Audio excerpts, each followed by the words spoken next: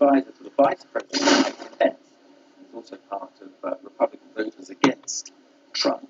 Thank you for being with us. So, Mike Pence, in some parts of the media, being hailed as some sort of hero. Do you think he should have spoken up earlier? He's been his vice president for some time, obviously, and persuaded him that this election was not stolen from him.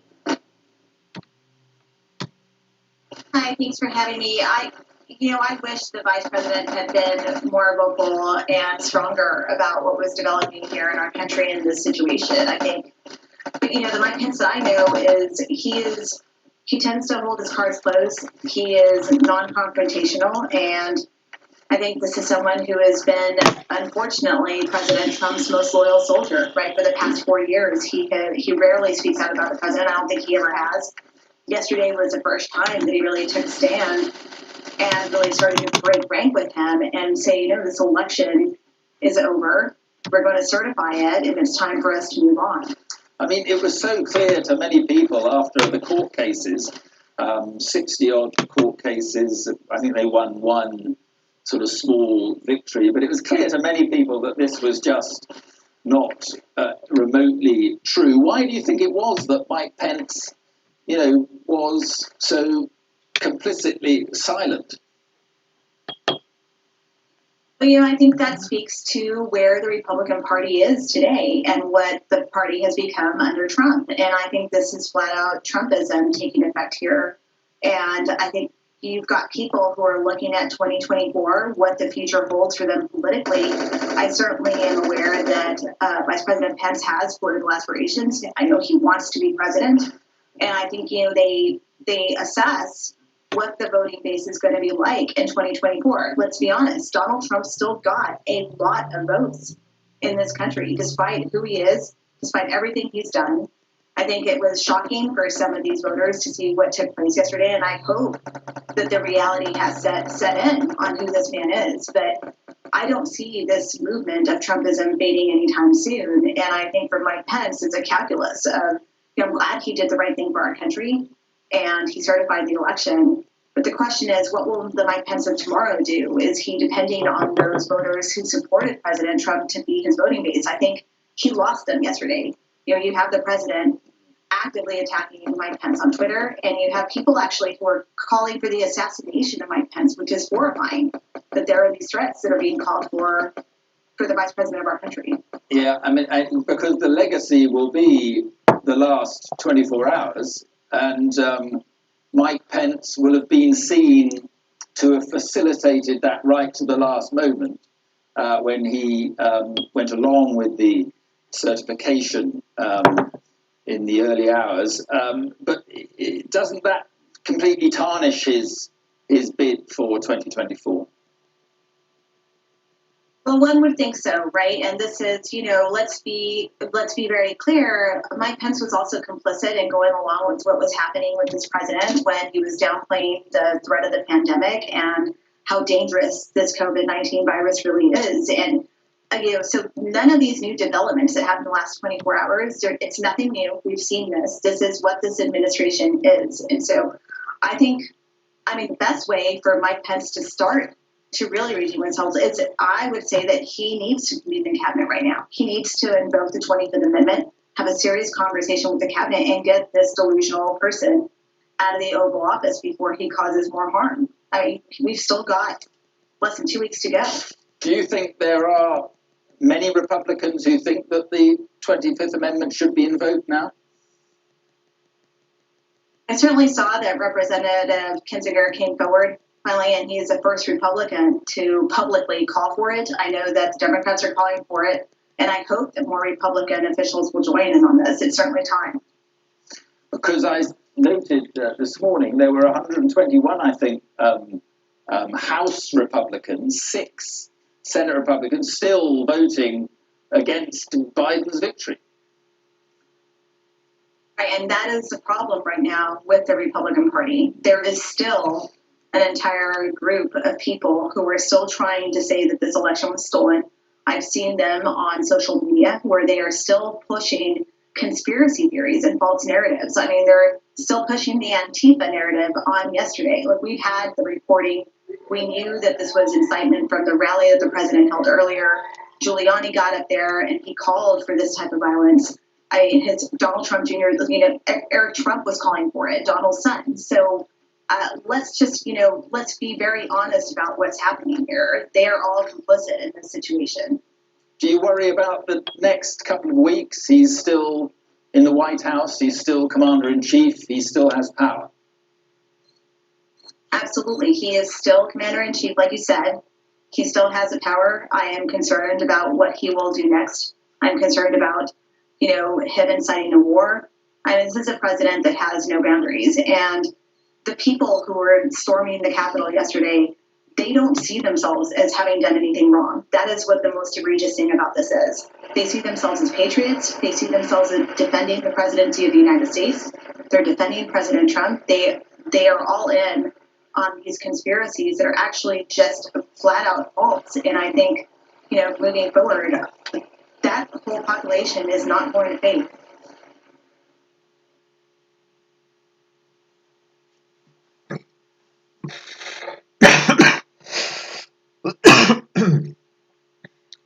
Has massive support, 74 million people voting for him. They still turned out for him at this rally yesterday. He could be a serious player in Republican circles for some time to come. Yes, and I think that's why you were seeing a lot of these Republicans that they're continuing to go along with this. They continue to express their support for the president. I saw that there was a donors meeting down in Florida where the president attended it virtually, and there was a room full of applause. So, I mean, there is still a whole group out there who is okay with the fact that there was basically a coup attempt yesterday at our nation's capital. Okay. Olivia Troy, thank you very much indeed for your time. Thank you. Thanks for having me.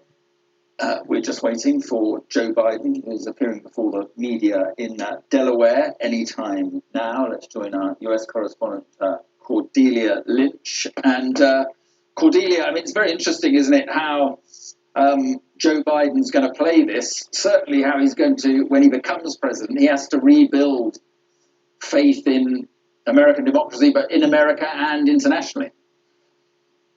Yeah, and faith in American democracy is an intensely low ebb, isn't it? After 4 years of Donald Trump, he always said that he wouldn't follow the political norms, and we have seen in the culmination of this violence him do exactly that.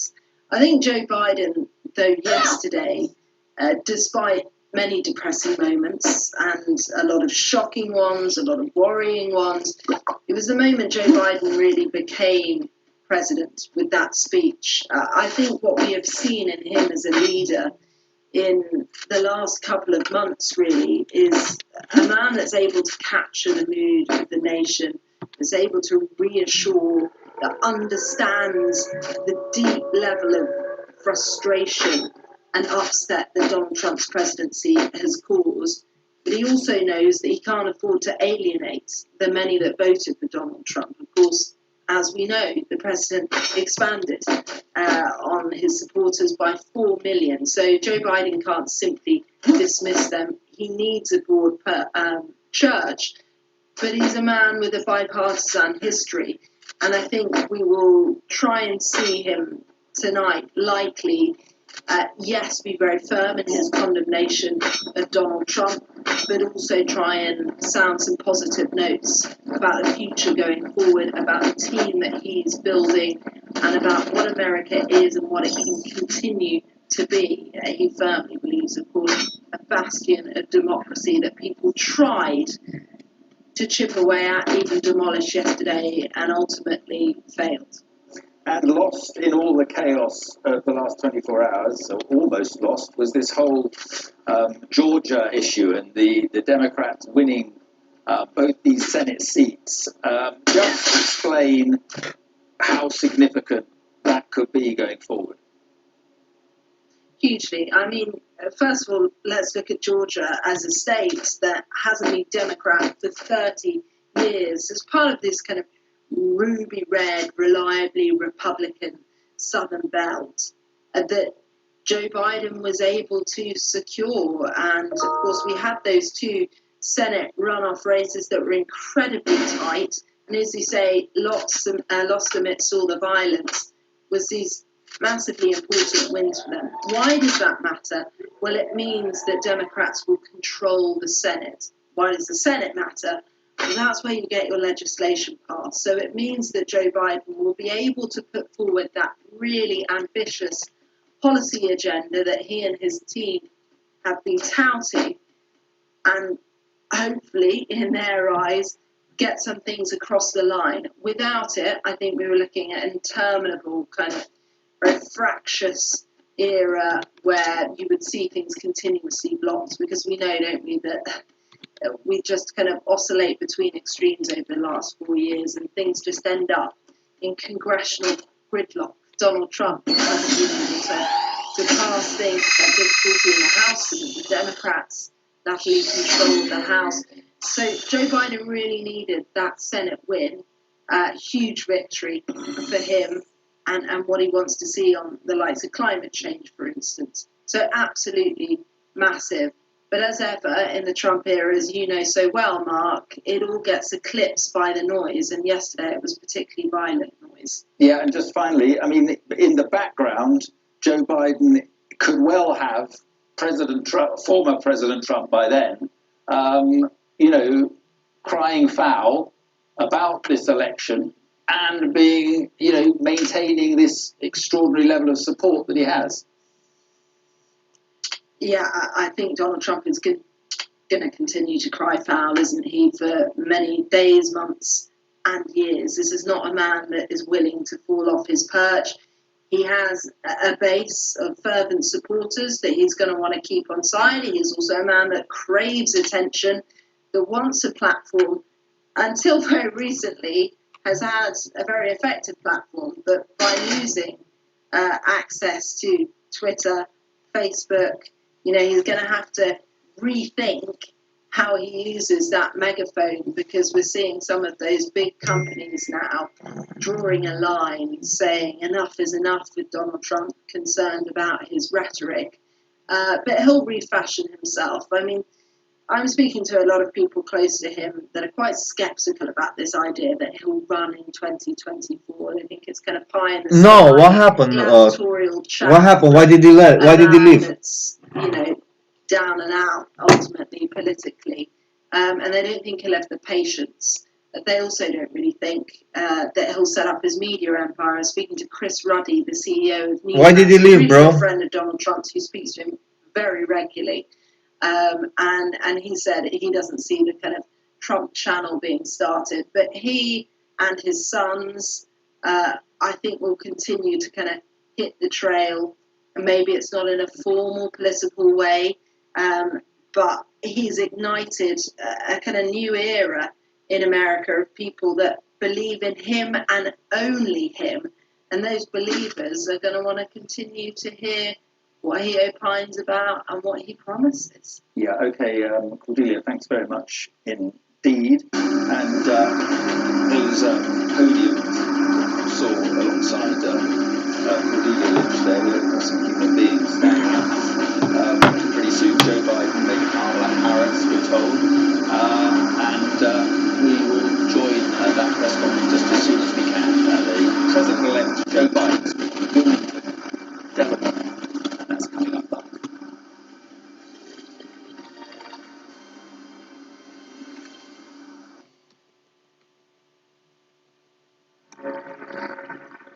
Yeah, man, unbelievable.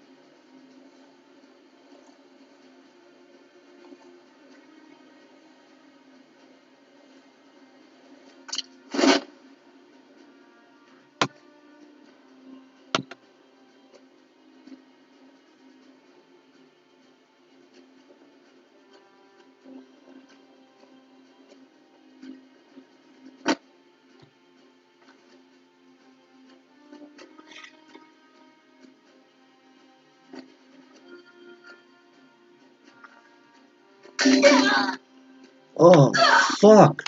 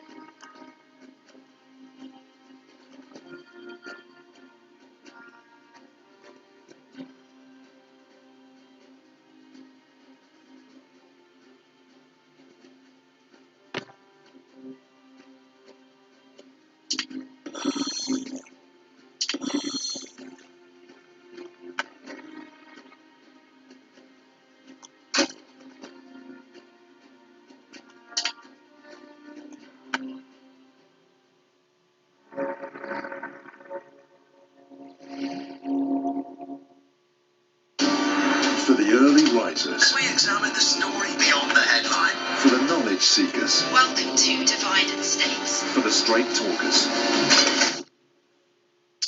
We're going straight to Wilmington, Delaware, where Joe Biden is about to speak. Attorney General's office.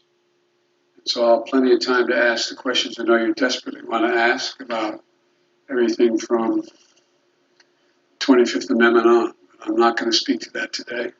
I want this to be the issue that we focus on because I think it's so important. Yesterday, in my view, one of the darkest days in the history of our nation. An unprecedented assault on our democracy.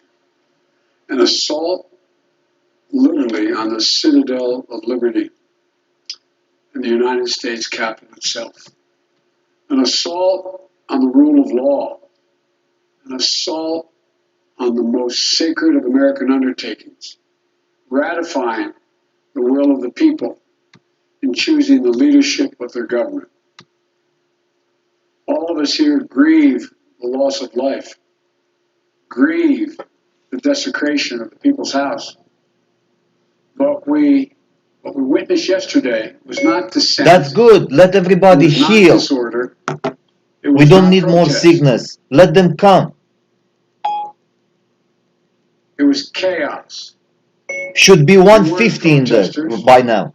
Don't dare call them protesters. They were a riotous mob, insurrectionists, domestic terrorists. It's that basic, it's that simple. I wish we could say we couldn't see it coming. But that isn't true. We could see it coming.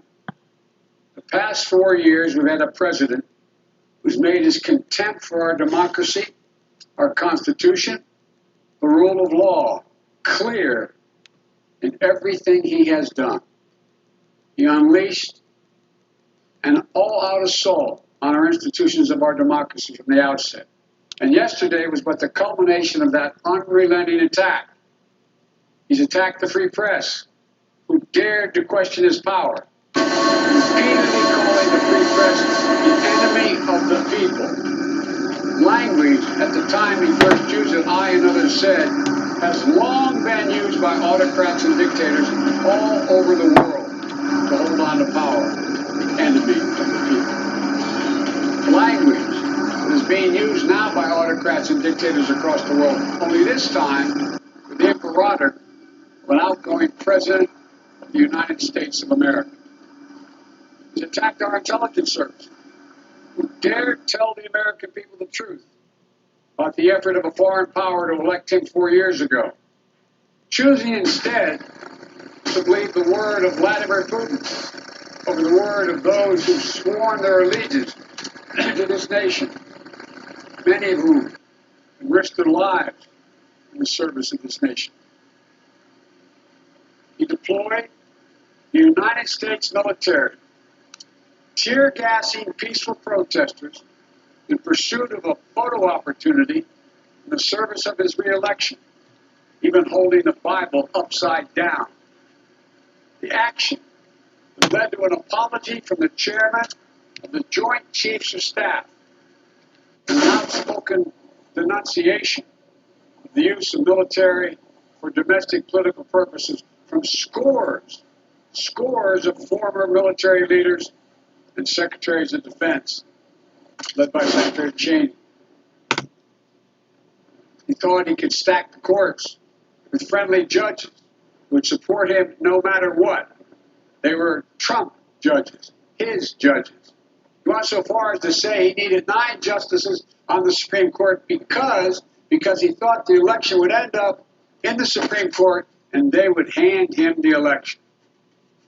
He was stunned, truly stunned, when the judges he appointed didn't do his bidding, instead acted with integrity, following the Constitution, upholding the rule of law, not just once or twice or 3 times, but over 60 times. Let me say it, over 60 times.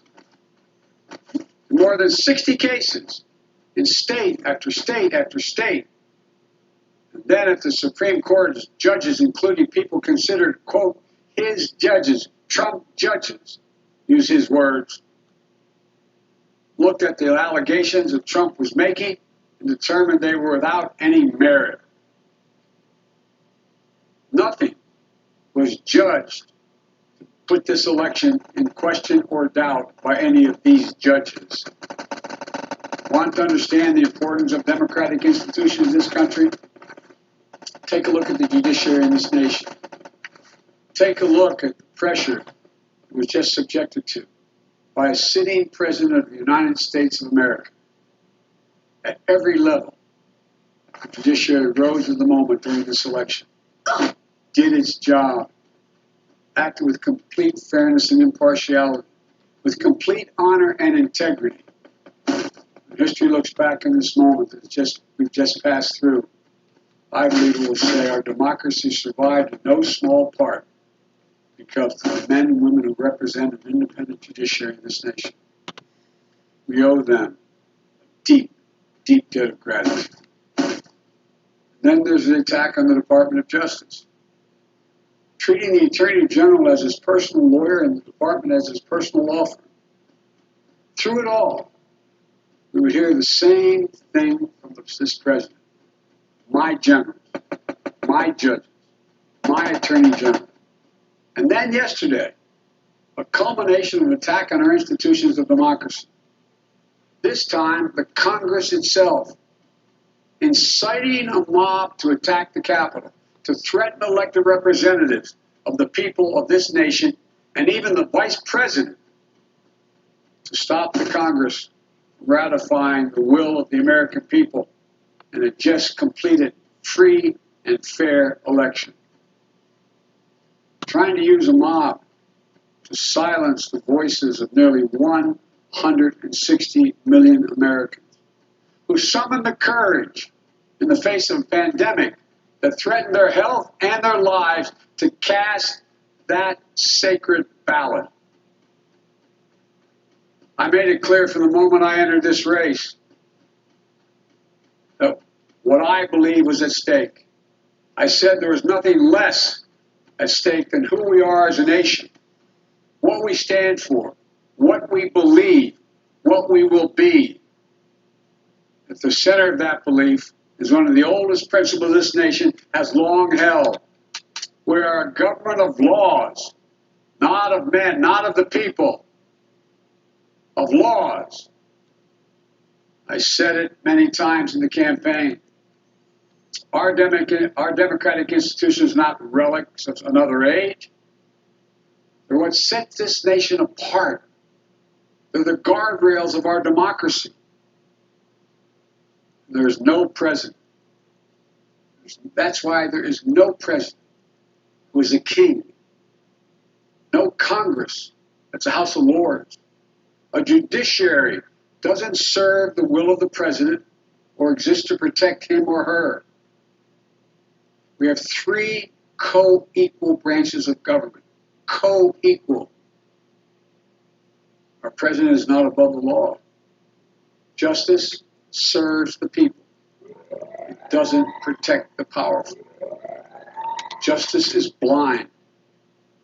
What we saw yesterday, in plain view, was another violation of the fundamental tenet of this nation. Not only do we see the failure to protect one of the three branches of our government, we also saw a clear failure to carry out equal justice. Should be used to say in the Senate, excuse a point of personal privilege. A little over an hour and a half after the chaos started, I got a text from my granddaughter, Finnegan Biden, who's a senior in her last semester at the University of Pennsylvania. She sent me a photo of military people in full military gear, scores of them lining the steps of the Lincoln Memorial because protests by Black Lives Matter. She said, Bob, no one can tell me that if had been a group of Black Lives Matter, they wouldn't have been treated very, very differently than the mob of thugs that stormed the Capitol. We all know this, and it is unacceptable. The American people saw it plainly. I hope it's sensitizing to what we have to do. Not many people know it. As Carl and I were talked about, I think he raised it. The reason the Justice Department was founded in the first place. Back in 1870, we didn't have a Justice Department before that. Okay. It was formed in 1870 to enforce the Civil Rights Amendment that grew out of the Civil War. The 13th, 14th, and 15th Amendments. To stand up to the Klan, stand up to racism, to take on domestic terrorism. This original spirit must again guide and animate its work. So as we stand here today, we do so in the wake of yesterday's events. Events that could not or have vividly demonstrated some of the most important work we have to do in this nation. Committing ourselves to the rule of law in this nation, invigorating our domestic and democratic institutions, carrying out equal justice under the law in America. There is no more important place for us to do this work than the Department of Justice that's so politicized. There's no more important people to carry out this work than the people I'm announcing today. More than anything, we need to restore the honor, the integrity, independence of the Department of Justice in this nation. It's been so badly damaged.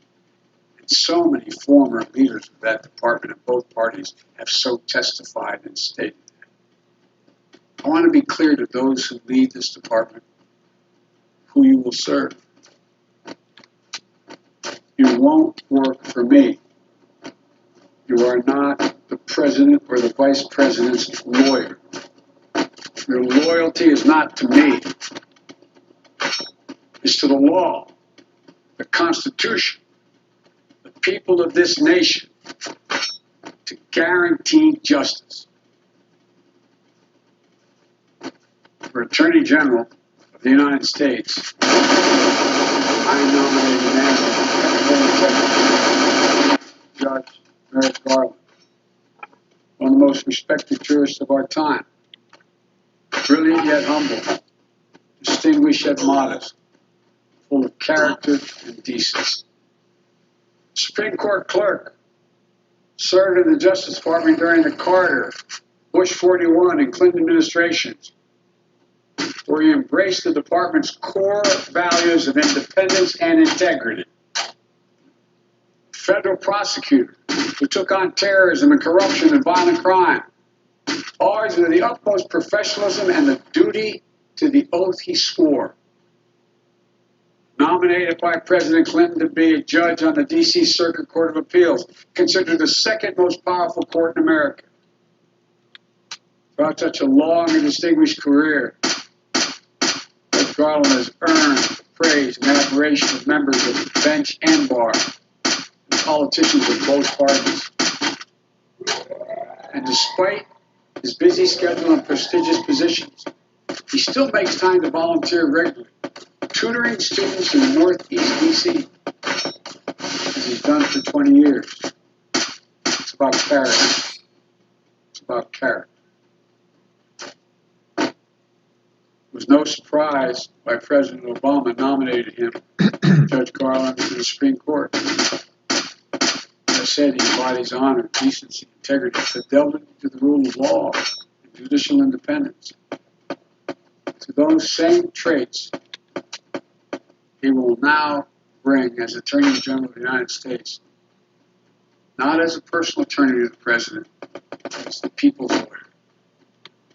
He'll restore trust in the rule of law and equal justice under law. And I fully expect, the discussions I've had, that he will receive a fair hearing and swift confirmation. And once he's confirmed, I will move promptly to nominate his replacement on the D.C. Circuit Court of Appeals. And I expect that the distinguished nominee will receive a prompt and fair hearing as well.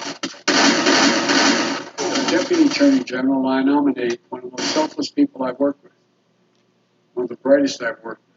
I worked with her during the last administration. A 15-year veteran of the Justice Department, Lisa Monaco. Lisa knows the department inside and out. She is a definition of what a public servant should be. Decent, trusted, honored. And I might add, I embarrassed her a moment ago with the other colleagues, and selfless. I offered her other positions, greater consequence, quote unquote, more prestige. But she wanted to work with you, Judge. She wanted to go back to the Justice Department. A top flight prosecutor, took on public corruption, corporate fraud, and violent crime.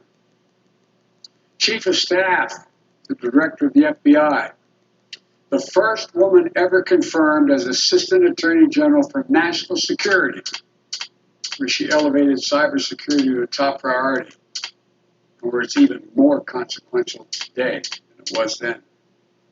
At the White House, she was the top Homeland Security and counterterrorism advisor to President Obama and me in every one of the national security meetings. She coordinated our fight against Al-Qaeda and ISIL. She helped lead our response to the Ebola crisis.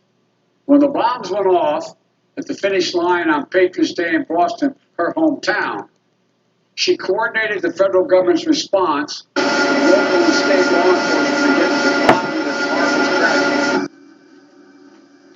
Lisa, I know you will help restore integrity and independence.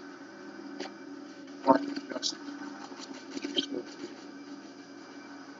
As Associate Attorney General, the number 3 job in the department, I nominate Anita Gupta, a woman I've known for some time, one of the most respected civil rights lawyers in America.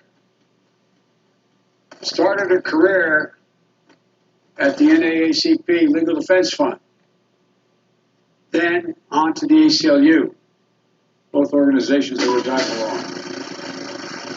And then to the Justice Department during the Obama-Biden administration, where she led the Civil Rights Division. At every step, with every case, she fought for greater equity and the right to right the wrongs of the justice system where they existed. And she's done so by bringing people together, earning praise from across the ideological spectrum for her approach to solving some of the thorniest problems we face. During the Obama-Biden administration, Anita was put in charge of investigating the abuse of power in police departments in Ferguson, Missouri, and other communities torn apart by acts of violence and racial injustice. She helped institute common sense police reforms to build greater equity, safety, and trust. She was commended for her work by both law enforcement and those advocating for changes in the criminal justice system. That's a rare achievement. And it speaks volumes about her capacity to unite people in common purpose, which is what this is all about, uniting the American people. Born in Philadelphia, a proud daughter of immigrants from India. That sound familiar? If confirmed, Benita will be the first woman of color to serve as Associate Attorney General. And I'm grateful Benita is leaving her current job, leading one of the premier civil rights organizations in the world, as she answers the call to serve once again to ensure that our justice system is even more fair and more equitable. Thank you. For Assistant Attorney General for Civil Rights, I nominate Kristen Clark, who has spent her career advocating for greater equality and equity in our justice system. The daughter of Jamaican immigrants. I don't think this has been designed here. I'm still looking for an Irish. All kidding aside, the daughter of Jamaican immigrants, Kristen, is also one of the most distinguished civil rights attorneys in America. Proud native of Brooklyn, New York, she began her legal career, in the very same office she's now nominated to lead. Her previous tenure with the Justice Department saw her take on some of the most complex civil rights cases, from voting rights to redistricting challenges to prosecuting hate crimes and human trafficking. She's earned accolades throughout her career, including as the head of the Civil Rights Bureau for her home state of New York, where she's led the charge to end the school-to-prison pipeline and root out discrimination in housing and in law enforcement. She currently leads one of the nation's top civil rights organizations, where she promotes greater equity in voting rights in our education system, in our housing system, in our justice system, and so much more. Now, she'll return full circle to pursue the vital work where her career began. The Civil Rights Division represents the moral center of the Department of Justice and the heart of that fundamental American ideal that we're all created equal and all deserve to be treated equally. I'm honored to accept the call to return to make real the promise for all Americans. To each of you, thank you for your service, and to your families. And to the American people, this is a team that will restore your trust and faith in our institutions' democracy. I chaired the Judiciary Committee for many years.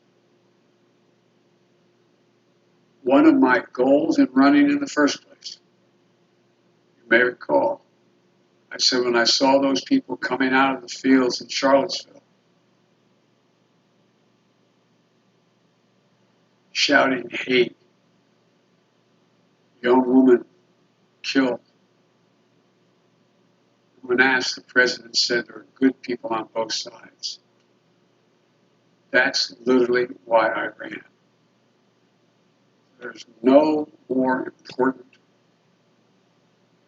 and heartfelt effort on my part than restoring the independence and integrity of our Justice Department. So may God bless you all. May God protect our troops, those who are sworn to protect the American people. Now I will turn it over to the team, starting with the next Attorney to the United States, Attorney General of the United States, Judge Merrick Garland. Thank you.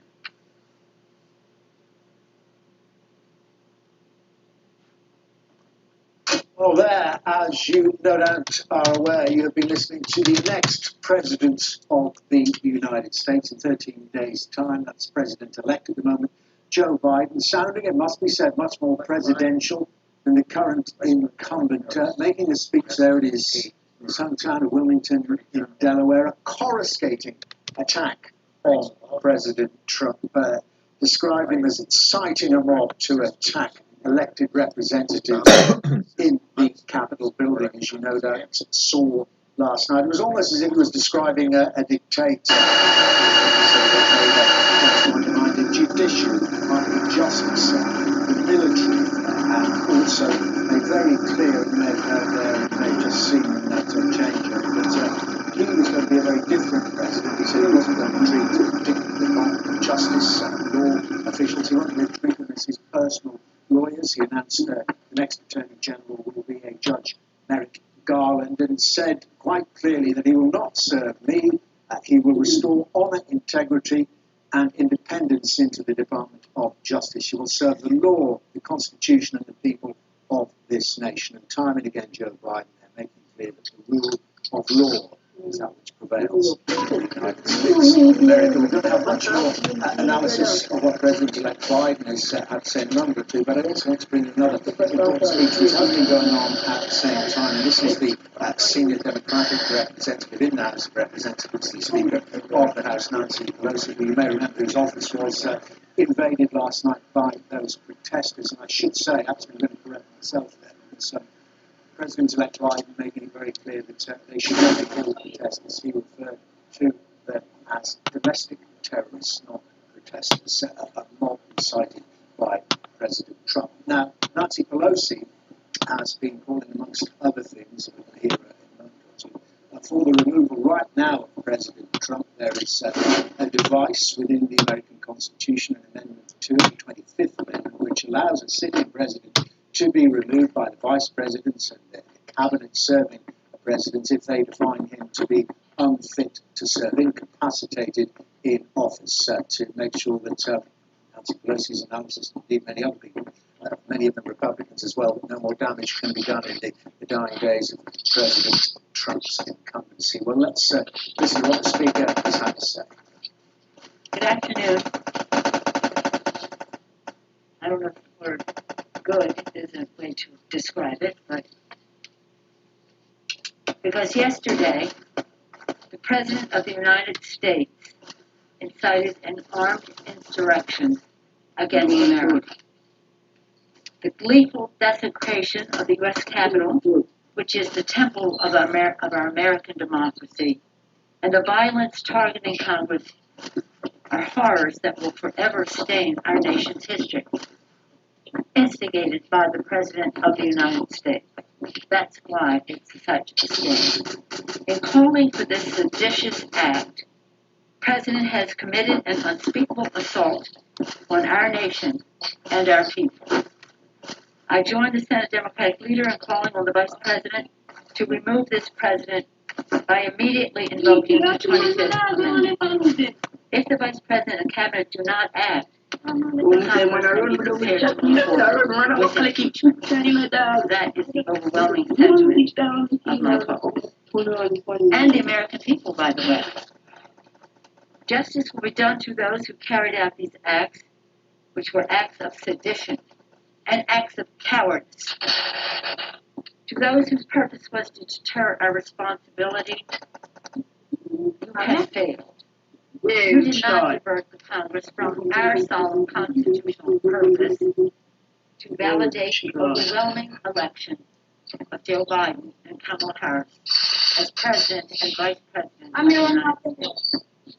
Despite the desecration of our Capitol, we upheld in front of the country and the world the bedrock principle that the people are sovereign and that they hold the power to choose their leaders through the ballot. Rejecting the on the part of President Trump and his supporters. Accountability is also needed for Republicans in Congress who promoted the extreme conspiracy theories that provoked the violence, encouraged the mob, and who, after desecration of the Capitol, went back to the House floor and continued to push the falsehoods and underpinned this assault. That underpinned this assault on our democracy. These Republicans abdicated their oath of office that was taken just 3 days prior to protect the American people and to support and defend the Constitution of the United States. The House worked through the evening and into the morning to nearly 4 a.m. to validate the electoral count again, proclaiming Joe Biden and Kamala Harris as the newly elected President and Vice President of the United States. I just want to say how proud I am of my members. For a while now, our four scholars, we call them, Jamie Raskin, Zoe Watson, the chair of the Committee of Jurisdiction, Adam Schiff, and Jonah Goose, set forth a plan that was about the Constitution. It wasn't about Donald Trump and all the reasons he shouldn't be president. He was not part of this. It was about the Constitution and how we are a country of law. We are not a monarchy, as Jamie said. I want to also thank the members of the Arizona delegation, led by Royale, and the Pennsylvania delegation, led by Royale, for the presentations that they made to refute the ridiculous statements being made by our colleagues. For what reason, I don't know, but it wasn't about reason. So I thank them for that. And we'll do all of this week. Our swearing in on Sunday, passing our rule and preparing for Wednesday, as the week began. The election of two Democrats in Georgia because of the overwhelming participation of people at the grassroots level. So many people. I'm so proud of our House members. Congresswoman Williams, the chair of the Georgia Democratic Party, Lucy McBath, of the newly elected Carolyn Bordeaux, David Scott, Mr. Bishop, who was the dean of that delegation, and Hank Johnson. They had their plan already, should they have objected to Georgia, as did Nevada, as did Michigan, as did Wisconsin. So we were prepared, members worked hard about defending the Constitution, honoring our purpose to count and ascertain the Electoral College numbers for the presidency. So I was proud of them. And I did over and over again. I'm very pleased now that we have the 13 days. President Joe Biden, a Democratic House majority, and a Democratic Senate majority that will work to heal and restore the soul of our nation. I will close by looking at the song of St. Francis, our patron saint in San Francisco, whose song of St. Francis is our city's anthem. Lord, make me a channel of thy peace. Where there is darkness, may we bring light. Where there is hatred, love, despair, hope. The list goes on. And so does the time for healing. Take us down a path of unity for our country. With that, I'd be pleased to take any questions. Well, that was the Speaker of the House of Representatives, the Democrat Nancy Pelosi, speaking a few minutes ago and echoing what her leader, the President-elect Joe Biden, was saying about that dark day in American history, the storming of the Capitol building, including Nancy Pelosi's office last night. Also suggesting there that the 25th Amendment to the U.S. Constitution should be employed against the sitting president, President Trump. This is the device, the constitutional device, which allows the removal of a sitting president if he is deemed to be incapacitated in office. Something I want to put to my next guest, and we also got the announcement from Joe Biden of his nomination for the next Attorney General, very important role in the Department of Justice, of course, of the United States. And talking next then to Alberto Gonzalez, former U.S. Attorney General in the administration of George W. Bush. Very good to talk to you, Attorney General. Obviously, want to put some of those specific points to you made by Joe Biden about restoring faith in the Department of Justice and the role in particular of Attorney General. But your overview of what you witnessed yesterday, described by President-elect Joe Biden as one of the darkest days in the nation's history. Do you agree? Well, I was dismayed by what I saw, and also very disappointed that there was was incitement, in my judgment, in the words uttered by President Trump, not just yesterday, but the days leading up to yesterday. Words have consequences, particularly when you're the leader of the United States of America. And I think more should have been done to prevent it from happening. And certainly after it began, I was disappointed that our president didn't do more to stop it, to condemn it. And so, yeah, it was a very, very serious day for us. I think it tarnished the image, the reputation, the standing of our great country around the world, not only amongst our allies, but amongst our adversaries. And I think that's very, very regrettable. So it was clearly a bad day. I'm just interested in what you said there, Alberto Gonzalez, about incitement. You're clearly using it in that legal sense. It's a criminal offence. Legally, you think the president was guilty of that, potentially something that could be pursued while he's in office, after he's left office? Possibly. It would be a very hard case to prove, quite frankly. Incitement. He did utter the words, go to the Capitol, ravage the Capitol, trespass against on U.S. property. So he wasn't as specific as the actions that followed. But nonetheless, he encouraged people to go to the Capitol to make their views known. He spoke about being strong, that the weak should lead. And so, I think one could fairly conclude that he encouraged people to go to the Capitol, and I think one could argue that perhaps should have foreseen what might happen. Now, of course, he might not have foreseen that the protection of the Capitol was so lax. I think many of us were surprised that the Capitol was breached that easily by individuals, and so that may be something, if perhaps he might make the defense, how could I have anticipated that? And so, as a legal sense, no. What I'm saying is I think he encouraged it, and I think that was improper for the President of the United States. Well, while we're on legal and indeed constitutional issues, let me put you, I know you very well aware that it is being discussed, the use of the 25th Amendment to the Constitution, just mentioned by Speaker Pelosi and indeed many others, many of them Republicans as well. I mean, do you see that as a possibility? Well, certainly it's a possibility. People are talking about it, certainly much more so than since I was in government service. But it's extraordinary. It's an extraordinary remedy to forcefully remove a president elected by the people. Now, one could argue that perhaps the arguments are stronger here because the people have already spoken.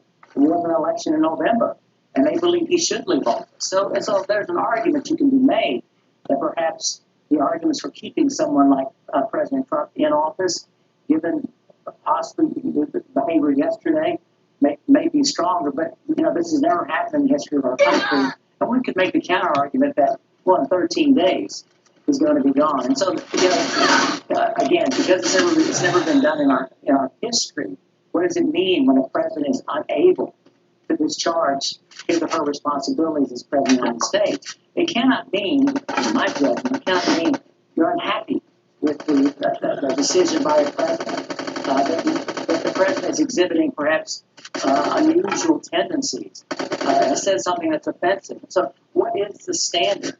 And I guess one could argue the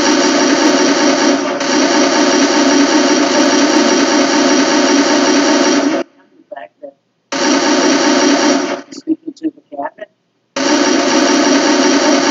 Vice President Pence, that the President of the United States is unable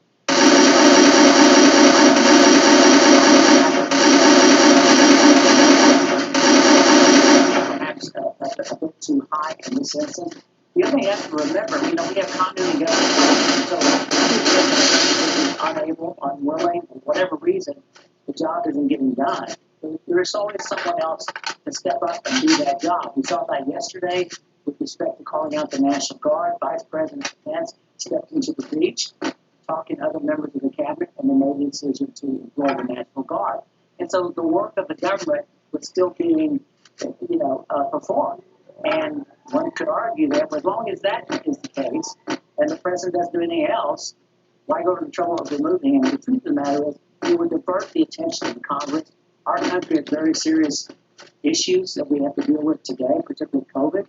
And so if this is something that isn't absolutely necessary, again, I would think very hard about employing the But said there, Alberto Gonzalez, if the president doesn't do anything else. 13 days left. He's the commander-in-chief. We all know what that involves and the powers he still has. As an American and an upholder of democratic principles, are you a little bit worried? I'd be less than honest if I told you. I don't. This is that I wonder about and that I worry about. I have to admit, and I think all the viewers and listeners need to also always remember that someone like yourself and like me, not in the government, we're unaware of all the facts in terms of, and the reasons why certain decisions are made, why certain statements are made. I don't know what I don't know. And if I knew the information that someone like the president or someone in the presidency. Well said, Michael Chertoff. We thank you so much for your expertise, former US Secretary of Homeland Security, of course. Now, let's return to the first word news. Let's begin with Mark Hampton. Caroline, thank you. President-elect Biden is denouncing yesterday's violence at the U.S. Capitol. Speaking from Wilmington, Delaware, Mr. Biden said it was, quote, an assault literally on the citadel of liberty. Don't dare call them protesters. They were a riotous mob. We try to be global and we try to be smart. But I want to hear authentic voices of people who are passionate, who are intelligent, and that's the consistency that we try to get at. Fareed Zakaria at GPS, Sundays on CNN. He's covered 18 elections and 5 presidents across all 50 states. John King takes you inside politics with the best sourced reporters. Is the president credible? Inside Politics, weekdays at noon and Sunday mornings at 8 Eastern. You know what's wrong with money apps? They make you do all the work. Albert manages your money for you, ensuring every dollar goes to the right place. Bills, savings, investments, going out, staying in, automatically, so you have more money left over. Whenever you need advice, just text our team of real human beings. Like me. Why trust your money with Albert? Users have an extra $400 saved in just 6 months. To get started, download the app. Many times my state has been the problem. I love it. That's what I want to dive in no government. Tim and I have a good relationship. I love Tim Scott. 1876, South Carolina, Louisiana, and Florida sent 2 slate of electors. They had 2 governments, by the way. And we didn't know what to do. Why did South Carolina, Florida, and Louisiana do it? To hold the country hostage to end Reconstruction. It worked. The commission was 8-7. It didn't work. Nobody accepted it. The way it ended is when Hayes did a deal with these 3 states. You give me the electors, I'll kick the Union Army out. The rest is history. It led to Jim Crow. If you're looking for historical guidance, this is not the one to pick. If you're looking for a way to convince people there was no fraud, having a commission chosen by Nancy Pelosi, Mitch McConnell, and John Roberts is not going to get you where you want to go. So it's not going to do any good. It's going to delay its credibility of Captain America. That's why I'm not with you. When I went back to my desk, we not doing it wrong. Other people have objected. I just think it's a uniquely bad idea to delay this election. Trump and I had a journey. I hate it being this way.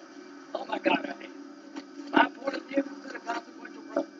But today, first thing you'll see. All I can say is count me out. Enough is enough. I've tried to be helpful. But when the Wisconsin Supreme Court ruled 4-3 that they didn't violate the Constitution of Wisconsin, I agree with the 3, but I accept the 4. If Al Gore can accept 5-4 and he's not president, I can accept Wisconsin 4-3. Pennsylvania, it went to the Second Circuit. So much for all the judges being in Trump's pocket. They said, no, you're wrong. I accept the Pennsylvania Second Circuit that Trump's lawsuit wasn't right. Georgia, they said the Secretary of State took the law in his own hands. He changed the election laws unlawfully. The federal judge said, no, I accept the federal judge even though I don't agree with it. Fraud. They said there's 66,000 people in Georgia under 18 voting. How many people believe that? I asked, give me 10, and I had one. They said 8,000 felons in prison in Arizona voted. Give me 10, I got one. Does that say there's problems in every election? I don't buy this. Enough's enough. We got to end it. Vice President Pence, what they're asking you to do, you won't do because you can't. Talk about interesting times. I associate myself with Rand Paul. How many times will you hear that? The mob has done something nobody else could do to get me and Rand to agree. Rand is right. If you're a conservative, this is the most offensive concept in the world that a single person could disenfranchise 155 million people. The President of the Senate shall, in the presence of the Senate and the House of Representatives, open all certificates, and the vote shall then be counted. The person having the greatest number of votes for president shall be president. Where in there does it say Mike can say, I don't like the results? I want to send them back to the states. I believe there was fraud. To the conservatives who believe in the Constitution, now's your chance to stand up and be counted. Originalism, count me in. It means what it says. So, Mike, Mr. Vice President, just hang in there. They said we can count on Mike. All of us can count on the Vice President. You're going to do the right thing. You're going to do the constitutional thing. You got a son who flies F-35s. You got a son-in-law who flies F-18s. They're out there flying so that we can get it right here. There are people dying. My good friend from Illinois. To make sure we have a chance to argue among ourselves. And when it's over, it is over. It is over. The final thing. Joe Biden. I've traveled the world with Joe. I hoped he lost. I prayed he would lose. He won. He's a legitimate president of the United States. I cannot convince people, certain groups, by my words, but I will tell you by my actions, that maybe I, above all others in this body, need to say this. Joe Biden and Kamala Harris are lawfully elected and will become the president and the vice president of the United States on January the 20th. Are you proud of what happened here today? Absolutely. I think we should have gone on in and yanked our senators out by the hair of the head and drug them out and said, no more. Let's go. Hey, let's go.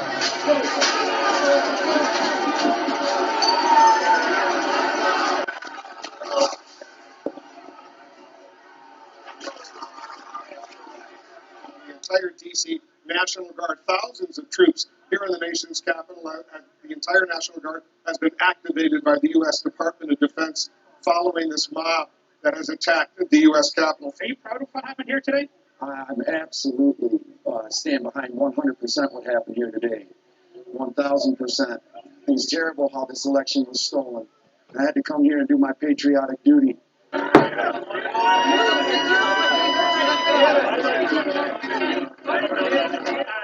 You guys just left the Capitol grounds? Yeah.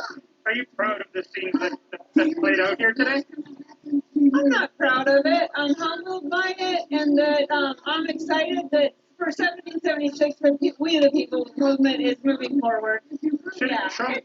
It's sad that it has to happen. Are you proud of what happened here today? I'm proud that the Patriots came out today to show their support for our president, because Donald Trump is our president. Well, I mean, but what does this achieve, this violence? Are we violent? There's no violence. There's no violent protest. People have been hurt. There's nobody here. You're wrong. There's no violence.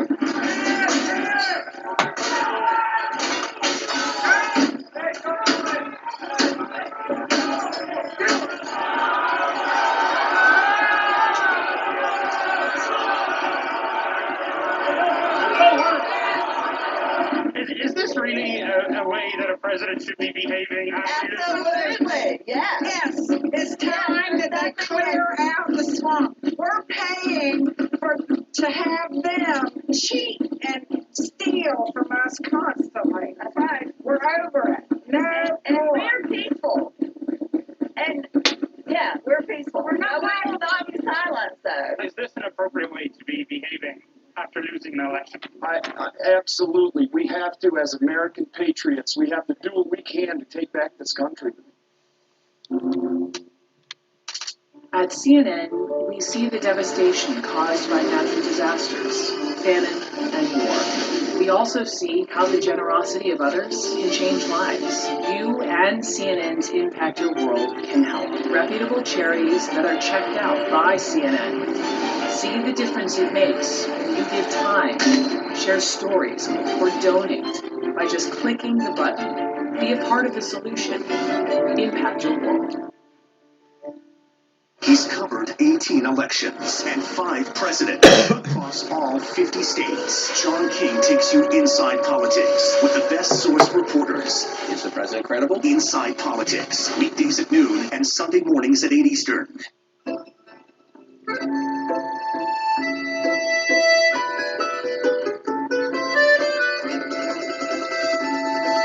I feel this is drafted. Complete college. And so that is a barrier to think about. So most of the people that you're looking for haven't even completed college at no point of their.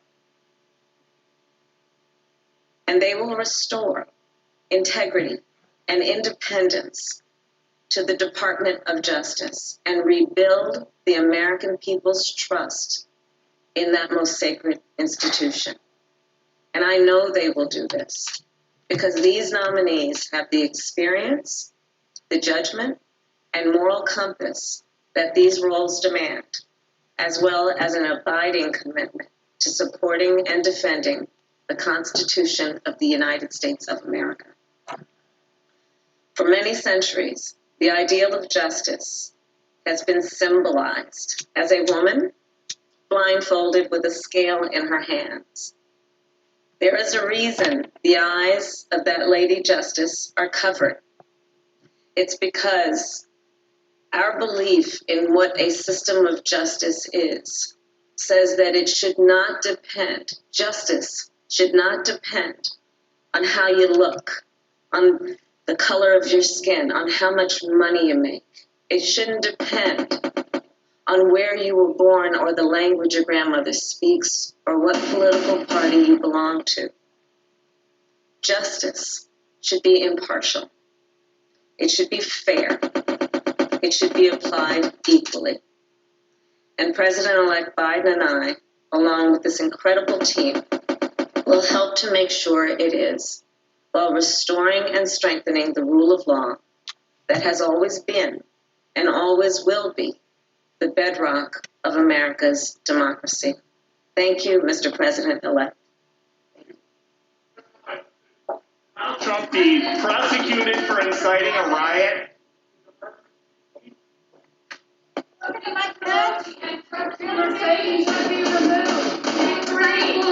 The president-elect said he was not going to address questions about what should happen to Donald Trump, and indeed he did not as he made his announcements for his team for the Department of Justice. We heard a lot in that special report. We heard from the president-elect, from Nancy Pelosi, and from Chuck Schumer. We heard president-elect announcing Judge Merrick Garland as expected as his nominee for Attorney General, as well as other nominees for Attorneys General, Assistant and Deputy Attorneys General, including those who would be dealing with civil rights prosecution.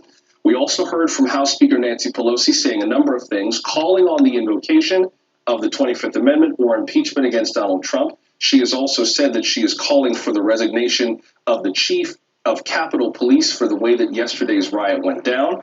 The chief has, or a spokeswoman for the chief has told NBC News that the chief has no plans to step down. Plenty to make sense of with NBC senior political editor Mark Murray, who joins us now. Mark, let me start before we get to the president-elect and the Justice Department with what we heard from Speaker Nancy Pelosi. As she put it, and I want to get the verbiage right of the way that she said it, but basically the entire House caucus is on her side in terms of going for some kind of proceedings against the president. But does that look politically viable to you? What's it sound like now? The clock is certainly running out. And Josh, as you just mentioned, what a gusher of news in just the last 2 hours or so. But I do think that Speaker Nancy Pelosi's comments are probably the most interesting and striking to me. And there is a sense of urgency, and they want accountability right now. And I do think it is interesting that they want to pursue this 25th Amendment first and basically say, Vice President Mike Pence, Trump's cabinet, you need to take action, as opposed to doing what is in Congress's hands, and that is the power of impeachment. And of course, you would actually need a supermajority of Republicans in the Senate to be able to convict President Trump in an impeachment trial. But the power of impeachment is in the House's hands, and that's in Congress's hands, and it is what the Constitution allows Congress to do in situations like this. And so I do think it is interesting that she wants the Trump administration and Pence and the cabinet to take action first. And they say if they don't, then we'll look to see if we can do impeachment. But there is a certain sense among rank and file Democrats that there needs to be some type of accountability even in these final few days. Let's listen to a quick clip of what the House Speaker had to say in that regard. Watch. My friends, we are in a very difficult place in our country as long as Donald Trump still sits in the White House. Mark, this almost feels like the tone from Nancy Pelosi. She's never been a fan of Donald Trump, but this felt a little bit different. I have never heard Nancy Pelosi refer to anyone as a tool, and she referred to him as a complete tool of Putin, this president is. When I was coming up, that was one of the meanest things you could call a dude. Like, there's connotations that come with that. So it feels like not only are the gloves off, but she's trying to make the point, this is it. This is our last chance for accountability, but still said she wasn't going to put a timeline on this. She wasn't going to say, Mike Pence, you need to make a decision by close of business Friday. She wouldn't go that far. That's right. And of course, we have 13 days left in this administration. And so if you want to have accountability, you need to actually take some action, and right now. As you mentioned, there's been no love lost between House Speaker Nancy Pelosi and President Trump. I'm reminded in the last State of the Union address that Trump ended up giving, where Nancy Pelosi ripping up that speech, of course. But I think what ended up happening yesterday on Capitol Hill, if you are House Speaker Nancy Pelosi, if you are a rank and file Republican or Democratic member, you have to be absolutely frightened and scared on what ended up happening. And hats off to them and all of our colleagues on Capitol Hill who ended up putting their job first. You ended up seeing the House and the Senate get back to business, not going to allow the rioters and the insurrectionists to actually disturb the work, the people's work, right as we get to inauguration day. But I think that, if you are House Speaker Nancy Pelosi, you are any House member or senator, you have to be incredibly jarred and upset with what happened yesterday. With regard to the president-elect's remarks, here is part of what he said, laying the blame, quite frankly, for yesterday's violence directly at President Trump's feet. I wish we could say we couldn't see it coming. But that isn't true. We could see it coming.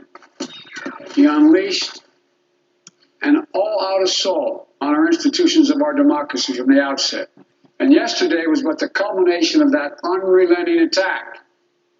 Mark, what did you make of those remarks, where he didn't want to go directly over what to do about this? You could hear reporters shouting questions, asking what do you think should be done as he left the stage, but not mincing any words today as yesterday, saying, Mr. President, this is on you. Yeah, we're no longer in a presidential campaign where normally you'd have the volleys back and forth between President Trump and Joe Biden. But what Joe Biden has done in the last month or two, and certainly since becoming president-elect, is really picking his battles very carefully. And so, it did, right after the Electoral College ended up certifying the results of the election on December 14th, you ended up seeing Joe Biden give a really pointed remarks at the president's legal efforts, all of his ways to kind of sow doubt about the election. And then, of course, yesterday we ended up seeing Joe Biden make remarks responding in time to what was happening on Capitol Hill. Today, doing that once again with the rollout of Joe Biden's Justice Department top picks. And so, he is picking his battles, when he wants to go, very carefully, but his words have been incredibly pointed and, of course, end up having parallels to the campaign that we just went through over the last several months. Briefly, Mark, before I got to go, one thing that stood out to me about his remarks was the way that he referred to the protests and said, referencing his granddaughter, that if this had been a Black Lives Matter protest, it would have gone down very differently. And he said, we all know that's true. I thought that was really remarkable. The fact that he was willing to say up front that this is about race, at least in some way, and the fact that he was announcing, among other things, civil rights attorneys was not lost on me. Yeah, Joshua, basically the power of that moment, and also Vice President-elect Kamala Harris making a similar talk about how the Justice Department is going to be different and priorities of the rule of law are going to be much different under a Biden-Harris administration. But clearly, Joshua, what you were just talking about was one of the central stories that we were also following yesterday on just how law enforcement treated those insurrectionists versus how law enforcement treated others and Black Lives Matter protesters throughout the summer. And so getting to the bottom of that and opening out a whole lot of eyes, we saw the president-elect do that. Thank you, Mark. That's NBC Senior Political Editor Mark Murray. Thanks. So, how are you feeling after what happened yesterday? You doing okay? If you're like many folks, you're probably feeling all the things all at once. I know I was. So last night I checked in on social media just to see if people were okay. Here's some of what folks wrote to me. Dawn wrote that it got to be too much to handle, but she wasn't surprised. Dawn writes, "This is America. There are terrorists among us. What happened today makes our adversaries grin and salaciously rub their hands." Shannon is among the parents, probably many parents, who spent yesterday having really tough conversations with her kids. Shannon writes, "Today's violence is all over the place, and it's probably pretty overwhelming for them to see. I have so many questions about how security was so lax when we've known of this for weeks. Sad, angry, hopeful, nervous." And video games came in handy for Silver Shoelaces on Twitter, who lives in the DC area. They write, "I stayed home today and made myself some hot soup, and now I'm going to play some Persona 5, that's a very big video game, where I can beat up fictional, objectively evil bad guys and make them apologize for their abuses of power." So, where does America go from here? NBC's Harry Smith shares his thoughts on the power and legacy of the United States Capitol.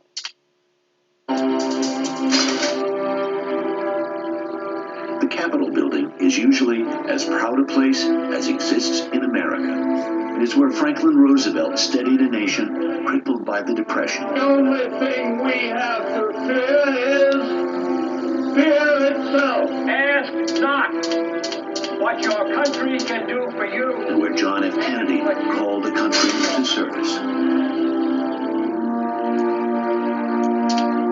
Anyone who has walked through it, be it on a school trip or a family vacation, can feel the Capitol's power.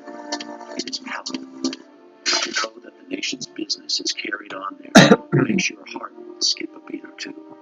Through times of peace and times of conflict, through times of want and times of plenty, most of us have believed or wanted to believe that the Capitol was a place where the people's business was conducted. We, the people's business. Throughout our history, representatives came from every corner of the country, and as the country grew, so too did the House and Senate. It grew to look more and more like we, a place where men and women would come to work as equals, where color and origin was no barrier. I have sat in the House chamber for a State of the Union address.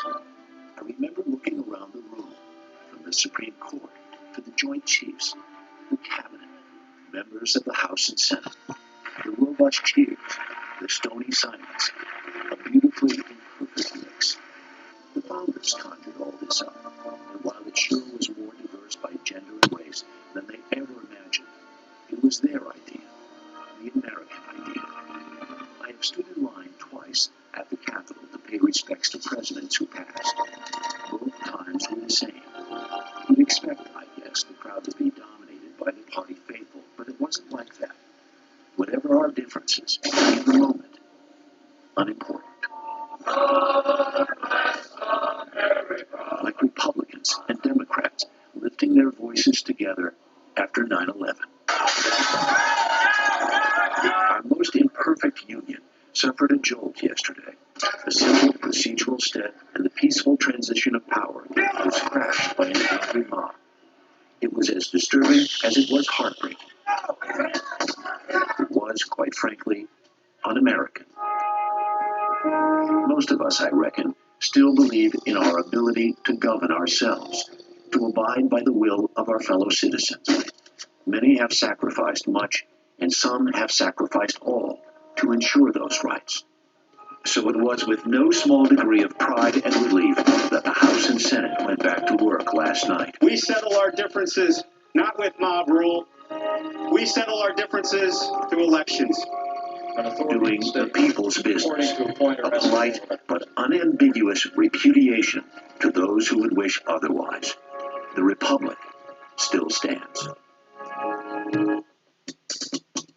When paying for your prescription at the counter, there are two types of people. Those who check the single care price to save money, and those who don't. See, more and more people are using the single care app to get a better price on their meds. Why would you pay this for your prescription when you can pay that? Insured, uninsured, paying cash, or have a copay. It doesn't matter. Single care can give you the better price. Free to join, always free to use. Take 10 seconds, download the free app, and check your savings today.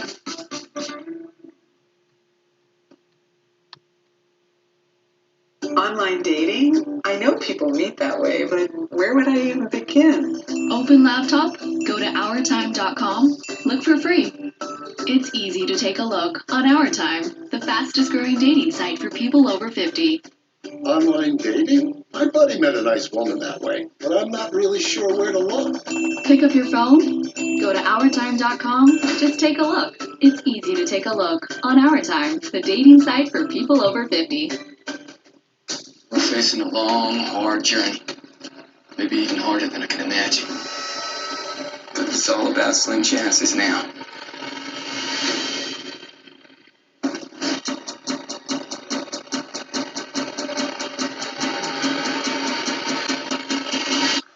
And a slim chance is better than none.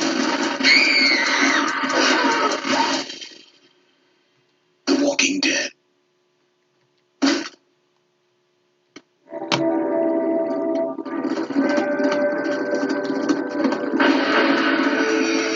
Ride along with the greatest cowboys of all time on Western TV. Death is everywhere. Dude, watch it! Every day we fight a new war against germs, toxins, injury, illness, and catastrophe. The fact that we survive it all is a miracle. Because every day we live, we face 1,000 ways to die. When paying for your prescription at the counter, there are two types of people. Those who check the single care price to save money, and those who don't. See, more and more people are using the single care app to get a better price on their meds. Why would you pay this for your prescription? Show Central. The better price. Free to join, always free to use. Take 10 seconds, download the free app, and check your savings today.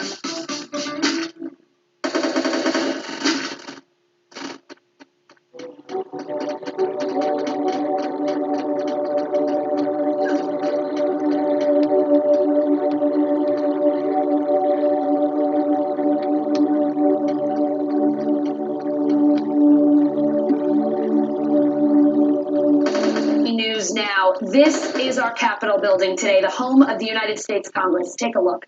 Tables are piled in front of doors. Glass is shattered on the ground. Windows are broken. Fire extinguishers set off next to a red flag with the word treason on it. Blood on the bust of President Zachary Taylor. The Capitol surrounded today by police and fencing. D.C.'s National Guard mobilized for the next 30 days. Mayor Muriel Bowser calling the mob breach yesterday textbook terrorism. She's extending a public emergency in Washington for 15 days. It will end just 2 days after the inauguration. Lawmakers, meanwhile, formally confirmed Joe Biden's presidential win in the middle of the night. Vice President Mike Pence reading the official Electoral College totals at 3:40 a.m. Eastern Time. President-elect Joe Biden saying today that President Trump released an all-out assault on our democracy.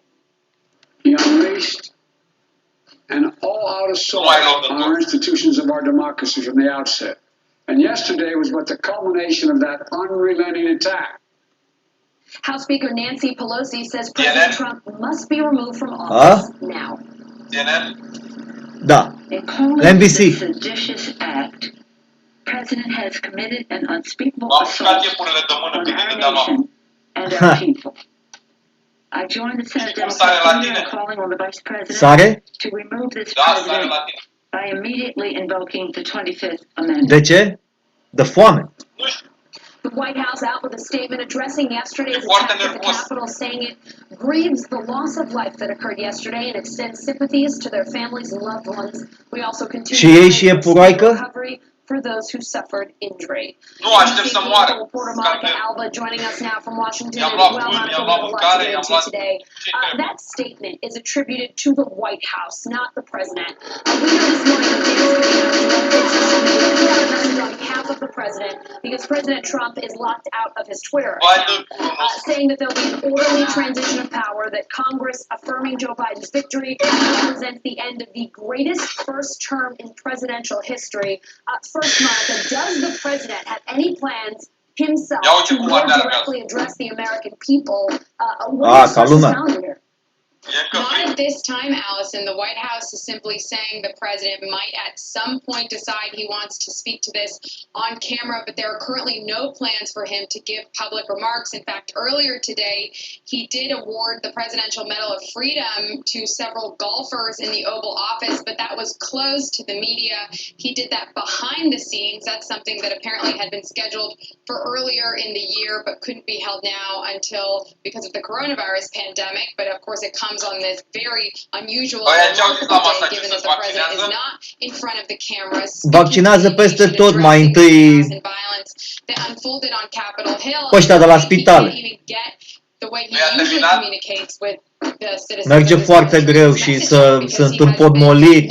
And his Twitter account has been suspended. E nebunie. Understood it could have been reinstated this afternoon, but Twitter laid out some rules that because those messages that he sent yesterday had the potential to incite violence or so inflammatory, they are stipulating that the president needs to remove those tweets before then his account could possibly be reopened. But you're right, it was quite remarkable overnight as we were watching Joe Biden and Kamala Harris receive that ultimate tabulation and certification on Capitol Hill, that just minutes later the president couldn't even send out his own reaction from his Twitter account. It had to come from a top. L-ai văzut pe Trump? Nu. A zis, duceți-vă acasă. Da, eu știu că va lua banii și că dați cu banii, dar duceți-vă acasă. Average Americans, those of us who moved from Washington are wondering what could happen while he is still the leader of this country. Ia să mă uit să-l văd și eu dacă apare, că pe Twitter nu mai apare, că i-a blocat contul. Păi nu, uite-te la anunțul lui care l-a făcut pe ieri. Ieri am văzut. Când nu a zis go home. Fewer and fewer people coming to work, sometimes related to the health crisis that's ongoing, sometimes because they can work from home more easily. But today, for example, yes, Kristen Welker has been reporting out of the White House all day long that when she goes and tries to talk to people to get any kind of information, she's not getting very much back from White House officials, and that some of them even appear visibly distraught and have cited yesterday's events as something that really concern them. That's why you're starting to see people have conversations about whether we may see more people leave. But it is only a very short time left in the Trump administration, less than 2 weeks. Here trying to make the calculation. What's better? Try to resign and take a stand and signal that this was unacceptable, or try to also work over the next few days to see whatever orderly transition can be done with the incoming Biden team. That's just a little bit of what really tears people in half in terms of how they want to remind those These are staffers who have stood by the president when he has done many controversial things before. Certainly, he has incited violence several times over the last 4 years, and we condemned these kinds of actions, but we hadn't seen it really take on the seriousness or really how large it was until we saw și câțiva din cabinetul lui s-au all those apucat să... people storm the Capitol yesterday. Monica, I want to ask you more about the resignations in a minute, but first I do have to ask, Kristen Welker also reporting that the vice president is at his residence and his chief of staff has indicated to reporters that he has been barred from the White House grounds. What do you know about that? And there's a little bit of confusion about this because, yes, the Vice President's Chief of Staff, Mark Short, is somebody who works out of the White House complex behind me frequently. He has an office in the Eisenhower Executive Office building, and he goes freely between the West Wing and on any normal day. Yesterday, we understand there was a request for him not to be around the West Wing, but he was on the premises for at least a short time. So whether, I guess, that request to not have him was effective, it seems it wasn't.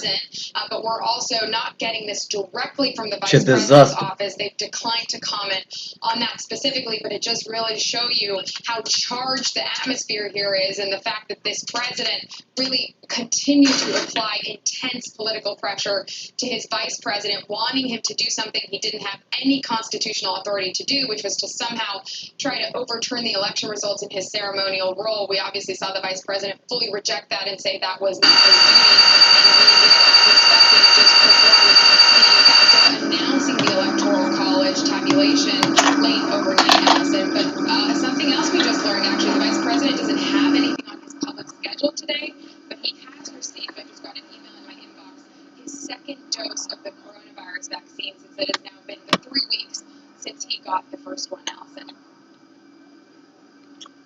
Monica, we are seeing a number of resignations today, as we were talking about before. A transportation secretary and wife of Mitch McConnell, Lane Chow, stepping down today. Mick Mulvaney, who served as the special envoy to Ireland, also one of the latest White House members to resign. Here's what he said on CNBC this morning. N-auzi cum că zic ăștia la radio care au demisionat?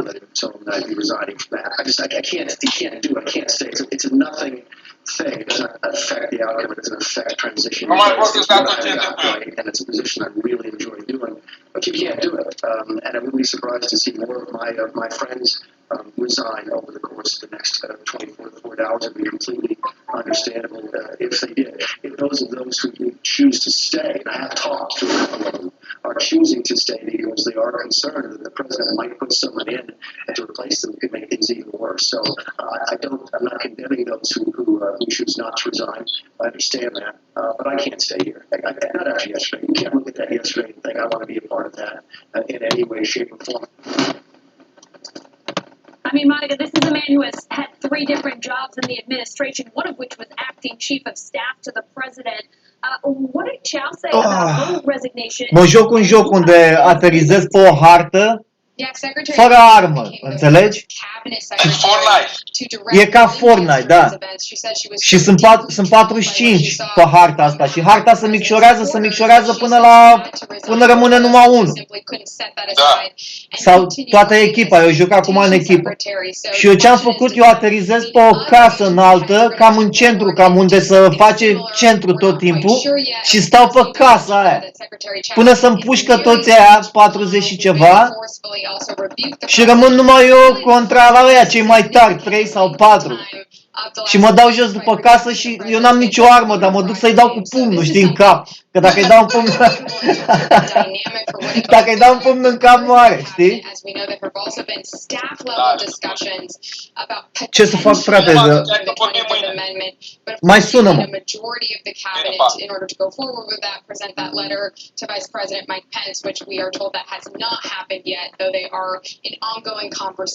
So Secretary Chow, Mick Mulvaney, we also have the Deputy National Security Advisor, Matt Pottinger, who submitted his resignation yesterday, as well as a couple of other more low-level staffers, some in the press shop. But the first of these yesterday was the First Lady's Chief of Staff and former White House Press Secretary, Stephanie Grisham, who said that she really was so perturbed by the violence yesterday that she wanted to be the first really high-level Trump aide and somebody who had been with the president since his 2015-2016 campaign, Allison. Monica, Acting Homeland Security Secretary Chad Wolf says he is not resigning, but he is condemning yesterday's events at the Capitol. In a statement, he said, "Well, I have consistently condemned political violence on both sides of the aisle, specifically violence directed at law enforcement. We now see some supporters of the president using violence as a means to achieve political ends. This is unacceptable. These violent actions are unconscionable, and I implore the president and all elected officials to strongly condemn the violence that took place yesterday." Now, Monica, the White House withdrew Wolf's nomination to the permanent post today, shortly after that. What can you tell us about that? Yeah, that raised a lot of eyebrows because it really happened and it looked like it was a direct response to Chad Wolf's statement, but the White House is pushing back on that, denying it, saying actually that this withdrawal was in the process and in the pipeline and was supposed to be out before today. So they're not linking these two things directly. It did also come as a bit of an unusual surprise because sending withdrawals to the Senate is usually a lengthier process. So the fact that it could have come so quickly meant we needed to check in and see. So the White House is claiming that, but of course the acting secretary of the Department of Homeland Security mincing no words, wanting the president to condone this violence. Further, of course, in those messages yesterday, the president embraced some of these people who were a part of the mob. He said, "You are very special and we love you," even while he was telling them to go home. So we're watching to see what other potential acting heads or cabinet secretaries may come out and forcefully say. But in the case of Chad Wolf, we don't believe it's entirely a response to his statement that the White House is withdrawing it. They claim they were planning to do that all along, at least for the last couple of days, Allison. All right, Monica, thank you so much for painting a picture of what is going on at the White House grounds. As far as we know, I went to bed watching you on the news late last night, and here you are again this evening. So thank you so much for all of your hard work over the last days and for sticking around to be with us today. My pleasure. Congresswoman Linda Sanchez called her husband to tell him where to find her will. That's just one account of how terrified lawmakers were when that mob moved into the Capitol building yesterday. Here are some more of the stories that Congress members and their staffers shared with NBC News correspondent Gabe Gutierrez. Allison, we are seeing a massive law enforcement presence here outside the Capitol. Authorities from Maryland, Virginia, and the surrounding areas backing up Capitol Police. Inside, lawmakers are describing what was a terrifying scene. In the halls of Congress, harrowing moments as rioters swarmed. Lawmakers and their staffs took cover.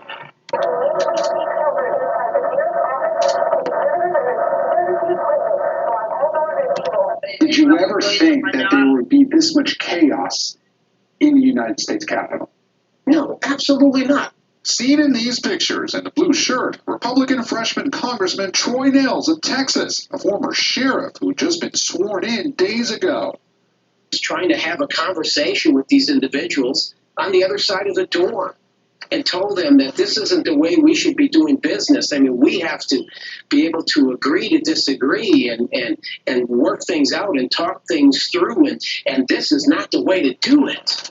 This was un-American. He and other members of Congress stared down the mob as the chambers were evacuated. I started to see Trump flags coming up the steps, and then I started to see people.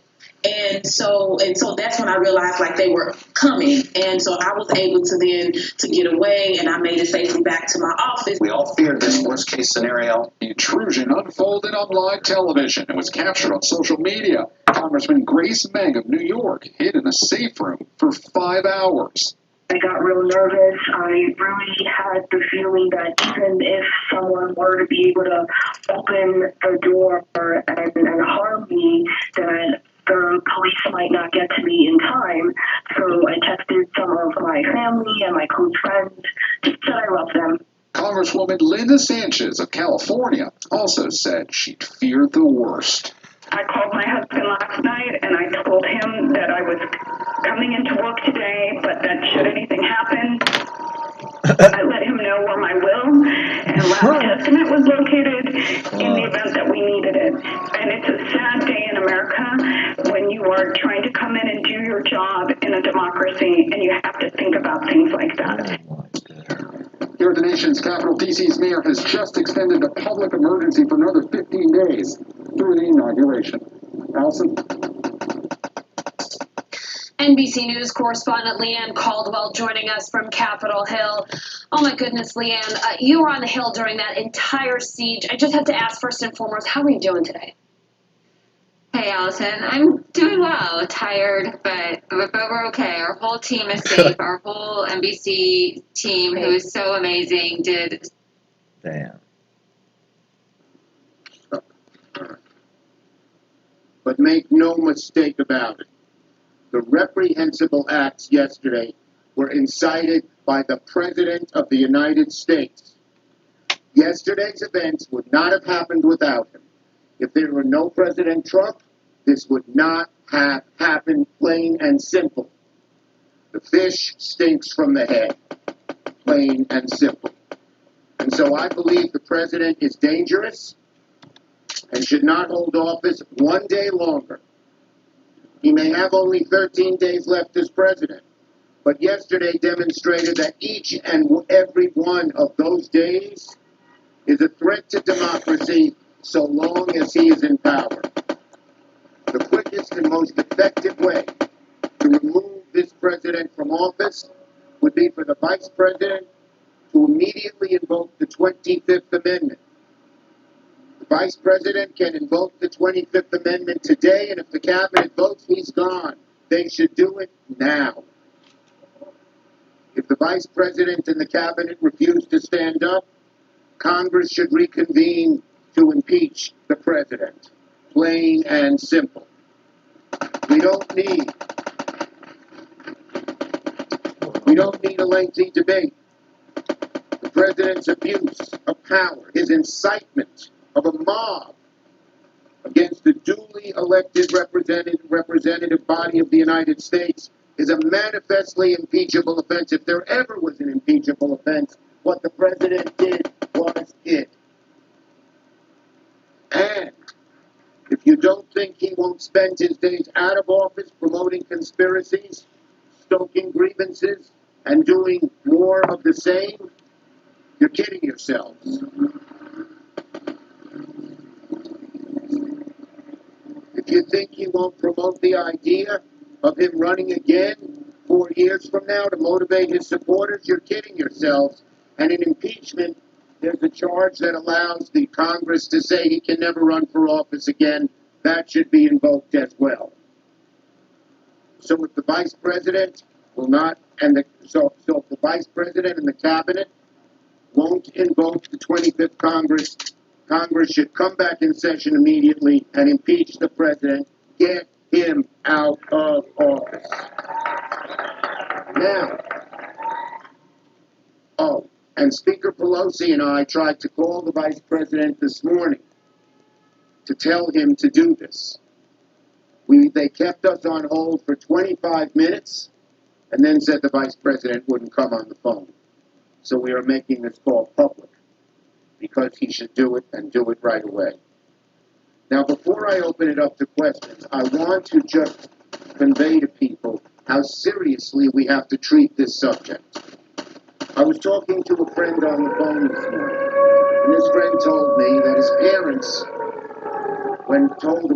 when they were talking about what happened, just shrugged their shoulders.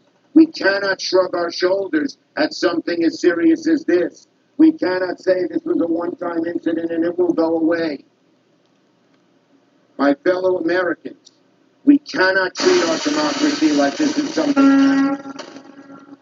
We cannot treat our democracy like this is something out of our control. If we just shrug our shoulders about violence and mayhem, if we shrug our shoulders about dangerous conspiracies and misinformation, the president, another president, or even this president, if he tried again, could do the same. Our democracy is at risk. If we shrug our shoulders when actions like this occur, mark my words, the days of our democracy are numbered. We have to fight this with all we can. And I'd like to make one other point on a related subject. That's not the whole statement. Okay. It was appalling how ill-prepared the Congress was for these attacks, which were known about in advance. I will dismiss the Sergeant at Arms the day I become Majority Leader, January 21st, if McConnell, who appointed him, doesn't get rid of him sooner. He must go. He did a terrible, terrible job. The men and women of the Capitol Hill Police, they're fine people. But they had no leadership, no preparation. Everyone knew this would happen. The Sergeant at Arms has been derelict in his duty. He doesn't deserve to be in office. Again, he was appointed by Mitch McConnell, because McConnell is Majority Leader. If McConnell doesn't get rid of him, I will, the first day that I become Majority Leader, January 21st. Questions, we're only taking questions on these two subjects, okay? Yes.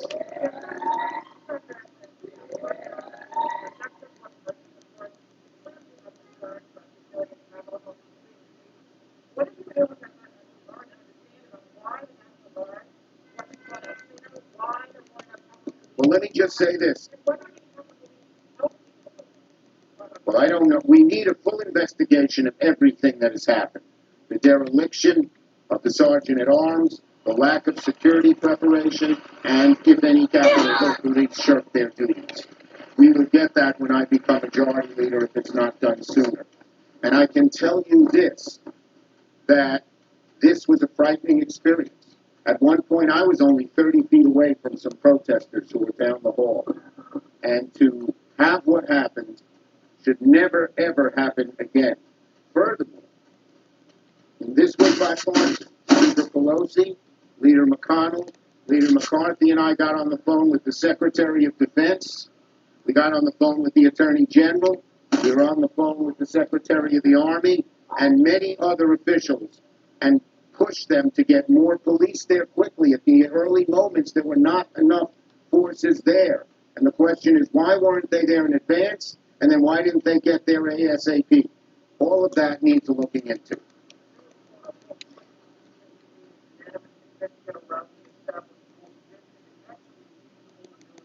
Well, Speaker Pelosi and the House initiated. A large number of her members have called for it, and we can do, and I leave it to them to do it ASAP. Then, once it comes over from the House, it has preference on the Senate floor. Well, what the best, I don't trust.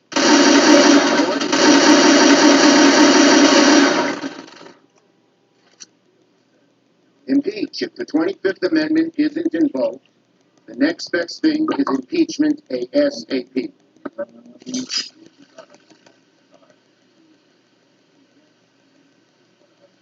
If people, I don't care if you're Democrat, Republican, liberal, conservative, from the Northeast, South, or West. If what happened yesterday doesn't convince you that the president should be out of office now, then something is very wrong with your beliefs about democracy. We'll see what happens. Okay, we got good support yesterday on the floor of the Senate, and hopefully they're thinking about it now.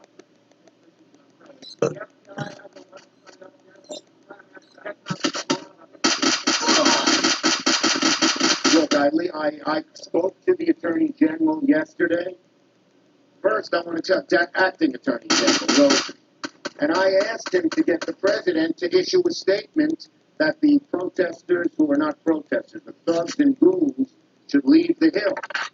I said, will you ask the president to do it? He said yes, that appalls me. And so Pelosi and I issued a statement, and then the president issued his statement. But his statement was not a good statement. It was not somebody who saw the danger, and that's typical of Trump. Well, I let him leave the rest up to the court. Look, I'm going to leave it to law enforcement as the best way to prosecute. But every one of them should be prosecuted with no leniency, plain and simple.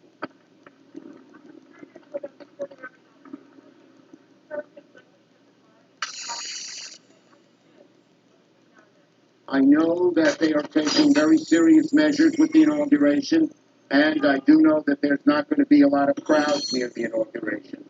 But they better look at what happened yesterday, and look at the inauguration with give it a double, triple, quadruple look.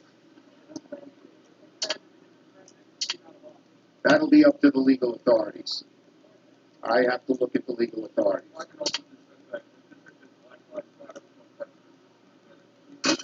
Well, look, we all know throughout America that racism is endemic, and so I tend to agree with Joe Biden's statement. Okay, in general.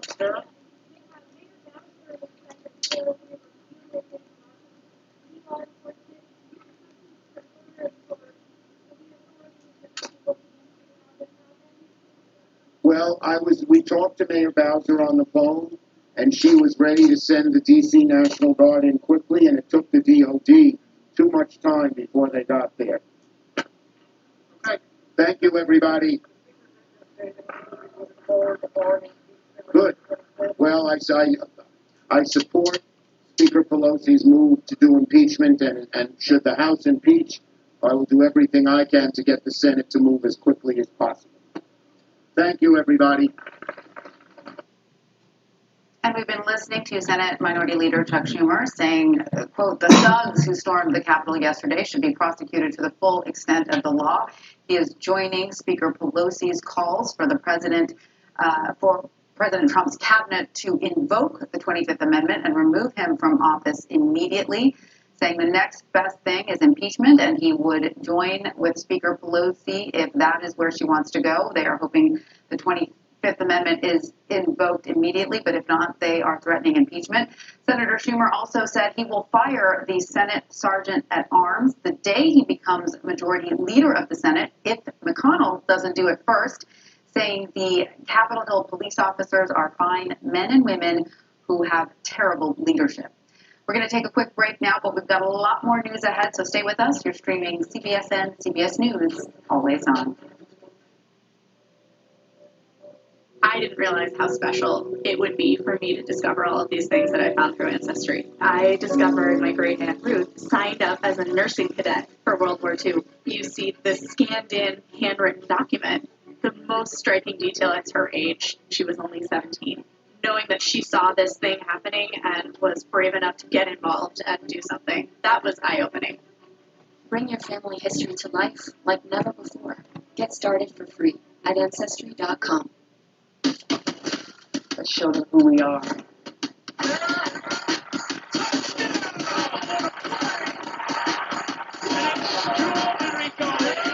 We will not abandon what we believe.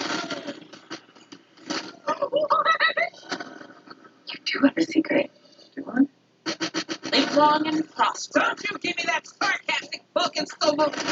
You must go and make your stand. You never buy my poker face. Why, that was smooth. I'm a conversation starter. Hands across the board.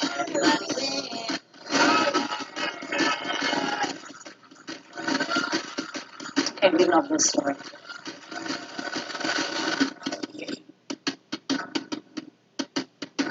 Engage. Oh, it's the best news ever.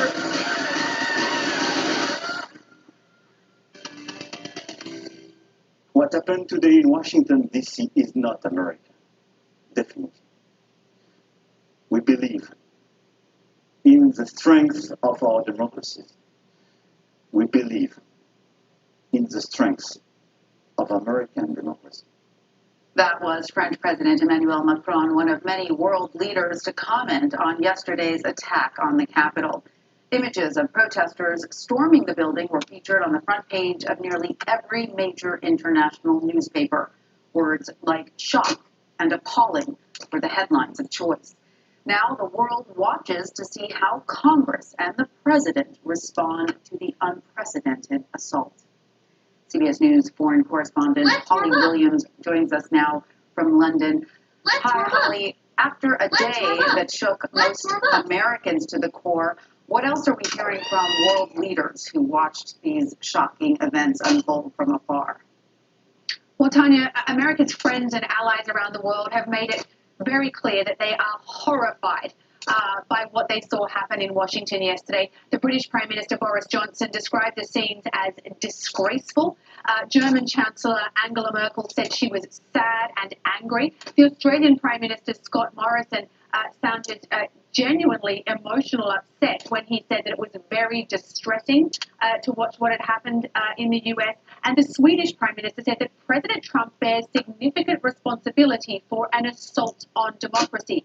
And we had a similar comment from the Norwegian Prime Minister. So to be clear, some American allies are calling out the leader of the free world, more or less directly, for this assault on democracy. And that, I think, is unheard of. But it's not just America's allies that watched what happened yesterday. It's America's rivals and its enemies as well. And they are already using it to justify their own authoritarian style rule. So China's state-controlled media, for instance, has at times seemed to revel in the pictures of chaos that emerged from Washington. And Iran's president, Hassan Rouhani, said this shows what a failure Western democracy is. And Holly, some are comparing the scenes in Washington yesterday to the coups and civil wars we see often happening overseas. Holly, you have, of course, covered these wars. Are there similarities? Not much, I think. Look, it was dangerous and destabilizing and clearly very unsettling what happened yesterday in Washington. And I don't want to downplay any of that at all. But the military has not seized control of the government, which is oftentimes what you see in a coup. Gunmen have not seized control of the broadcast media, which is oftentimes what you see. And although some of the violence was deadly, it wasn't on the scale that we've seen in countries that have spiraled into civil war. And Holly, from what you're hearing from world leaders, what do you think President-elect Joe Biden needs to do to restore the U.S.'s standing in the world?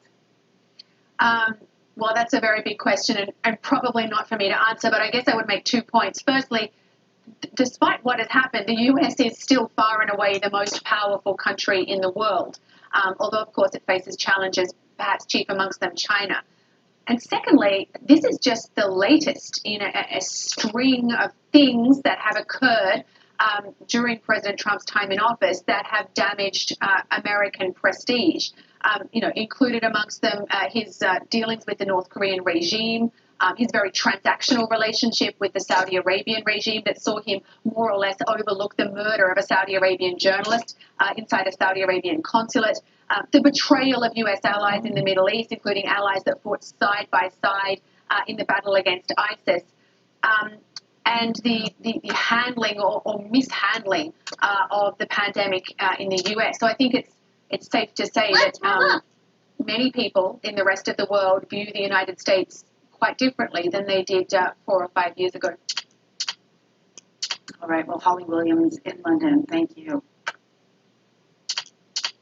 More people died from the coronavirus Wednesday than on any other single day during the pandemic.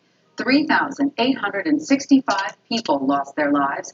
The record number of deaths pushed the number of fatalities in the U.S. past 361,000 people. Hospitals across the nation are completely overwhelmed, especially in California. The state reported more than 1 million new COVID-19 cases in less than a month. There are more than 132,000 people currently fighting the coronavirus in U.S. hospitals. Immunization rollout is happening, but much more slowly than expected. Many doses remain in freezers. Top health officials are urging states to open up vaccinations to more people if they have supply. The Labor Department released its latest round of unemployment numbers. While the numbers dropped slightly, they are still historically high. Officials say 787,000 people filed claims last week. That is down 3,000 jobs from the previous week. To give this some context, the Labor Department says pre-pandemic jobless claims were typically around 225,000. Experts blame the high numbers on surging coronavirus cases and COVID-19 restrictions. However, the Federal Reserve believes once the COVID vaccines are more widely available, the economy will begin to recover. Tokyo is in a state of emergency as coronavirus cases reach a record high for the second day in a row. Japan's capital and its surrounding areas reported more than 2,400 cases Thursday. The country's prime minister issued a state of emergency starting Friday. It will last until February 7th. Residents are asked to stay home, but no curfew will be enforced. Schools and shopping malls remain open. Entertainment venues are asked to reduce capacity. The order encourages all bars and restaurants to close by 8 p.m. Japanese officials say they're trying to keep the economy solvent while trying to control the spread of the virus. Calls to remove the president ahead on CBSN. The NAACP says President Trump is not fit to lead the country, even though he only has 2 weeks left in office. Our discussion with Derek Johnson ahead. And a figurative shot in the dark, pregnant women weighing the risk versus reward of taking the coronavirus vaccine with little to no research about potential side effects. We'll be right back. What are you doing? I'm practicing my TikTok. Wow. Size James Bond. 5. He has a prickly hair. 4. Well, that's a pretty image. 3. You're smoking again. 2. 1. Exactly. Hello? Anyone alive out there? I play Mother Abigail in The Stand by Stephen King. You come see me at Hemingford Home. I play Randall Flagg. He is very dark and mysterious. Calls himself a dark man. Mostly I just see his wolf. It's a lawless world, and he takes that opportunity to create his vision of the perfect society. She's motivated by God to find the people who are going to bring the earth back into balance. Mother A brought us all together in these uncertain times. What's happening in Boulder is they're just rebuilding the old society that wasn't working. The new day is you live out your fantasies as long as you obey. The Stand is one of the great post-apocalyptic books on the planet. It's epic. It's a hell of a fight.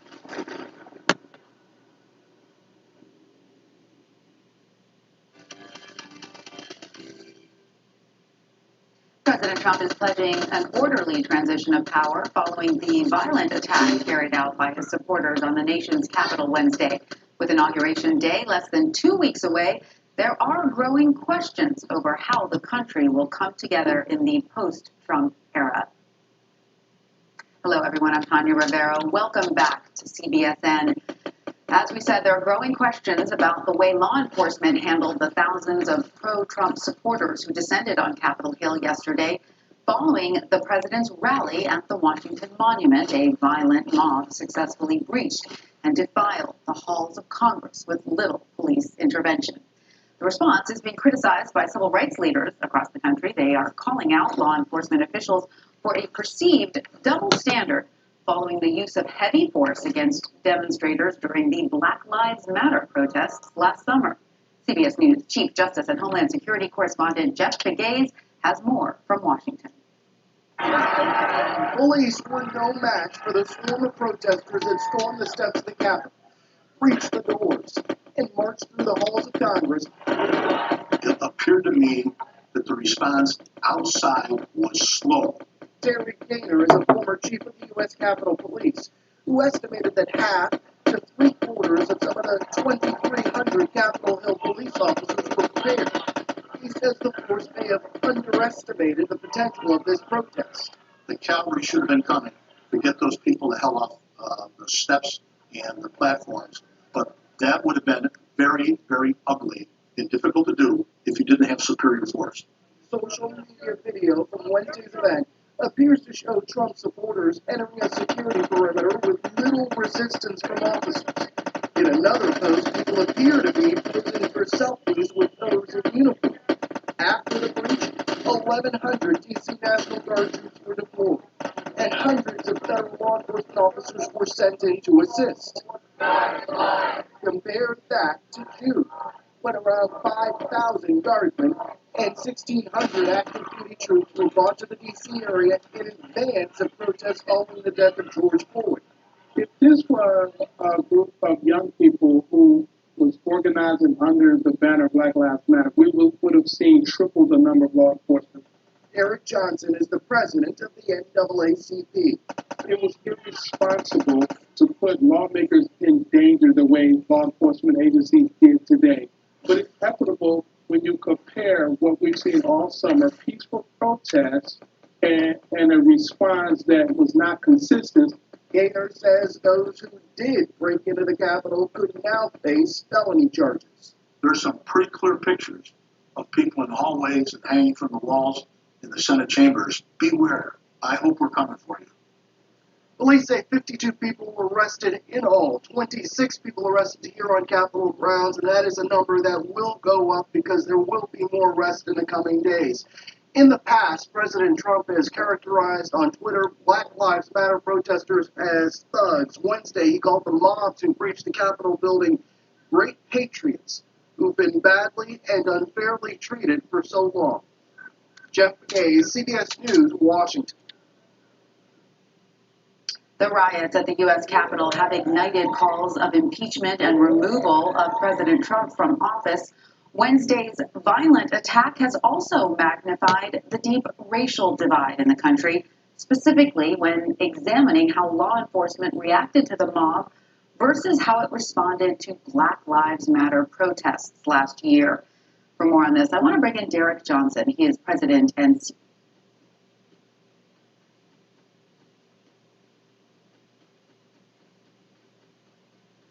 some eyebrows, but the rest is sort of like up to you. People said when they would talk to Fred that time would slow down. And that timing was something we really tried to play with in the movie. It was really one of the things that I noticed. I was like, wow, this movie just has a different pace. You're young and you loved Mr. Rogers. Loved. What was it? Like, what resonated with you? He was talking through the camera. Like, he was just talking to me and my brother. People have a tendency to either speak down to kids or to speak childlike. It was somebody who was just speaking. He just took time and made it interesting, and he felt special. Matthew Reese plays the role of Lloyd Vogel, a journalist tasked with interviewing Fred Rogers for Esquire magazine.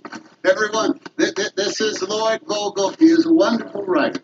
Matthew, your character, this hard-nosed, tough reporter, Mr. Rogers kind of opened him up and just loved on him. His whole mantra about journalism was to wait and to listen, because ultimately something will come. What I was interested in is where he was hiding behind questions. In meeting Fred, you had this meeting of two ultimately listeners.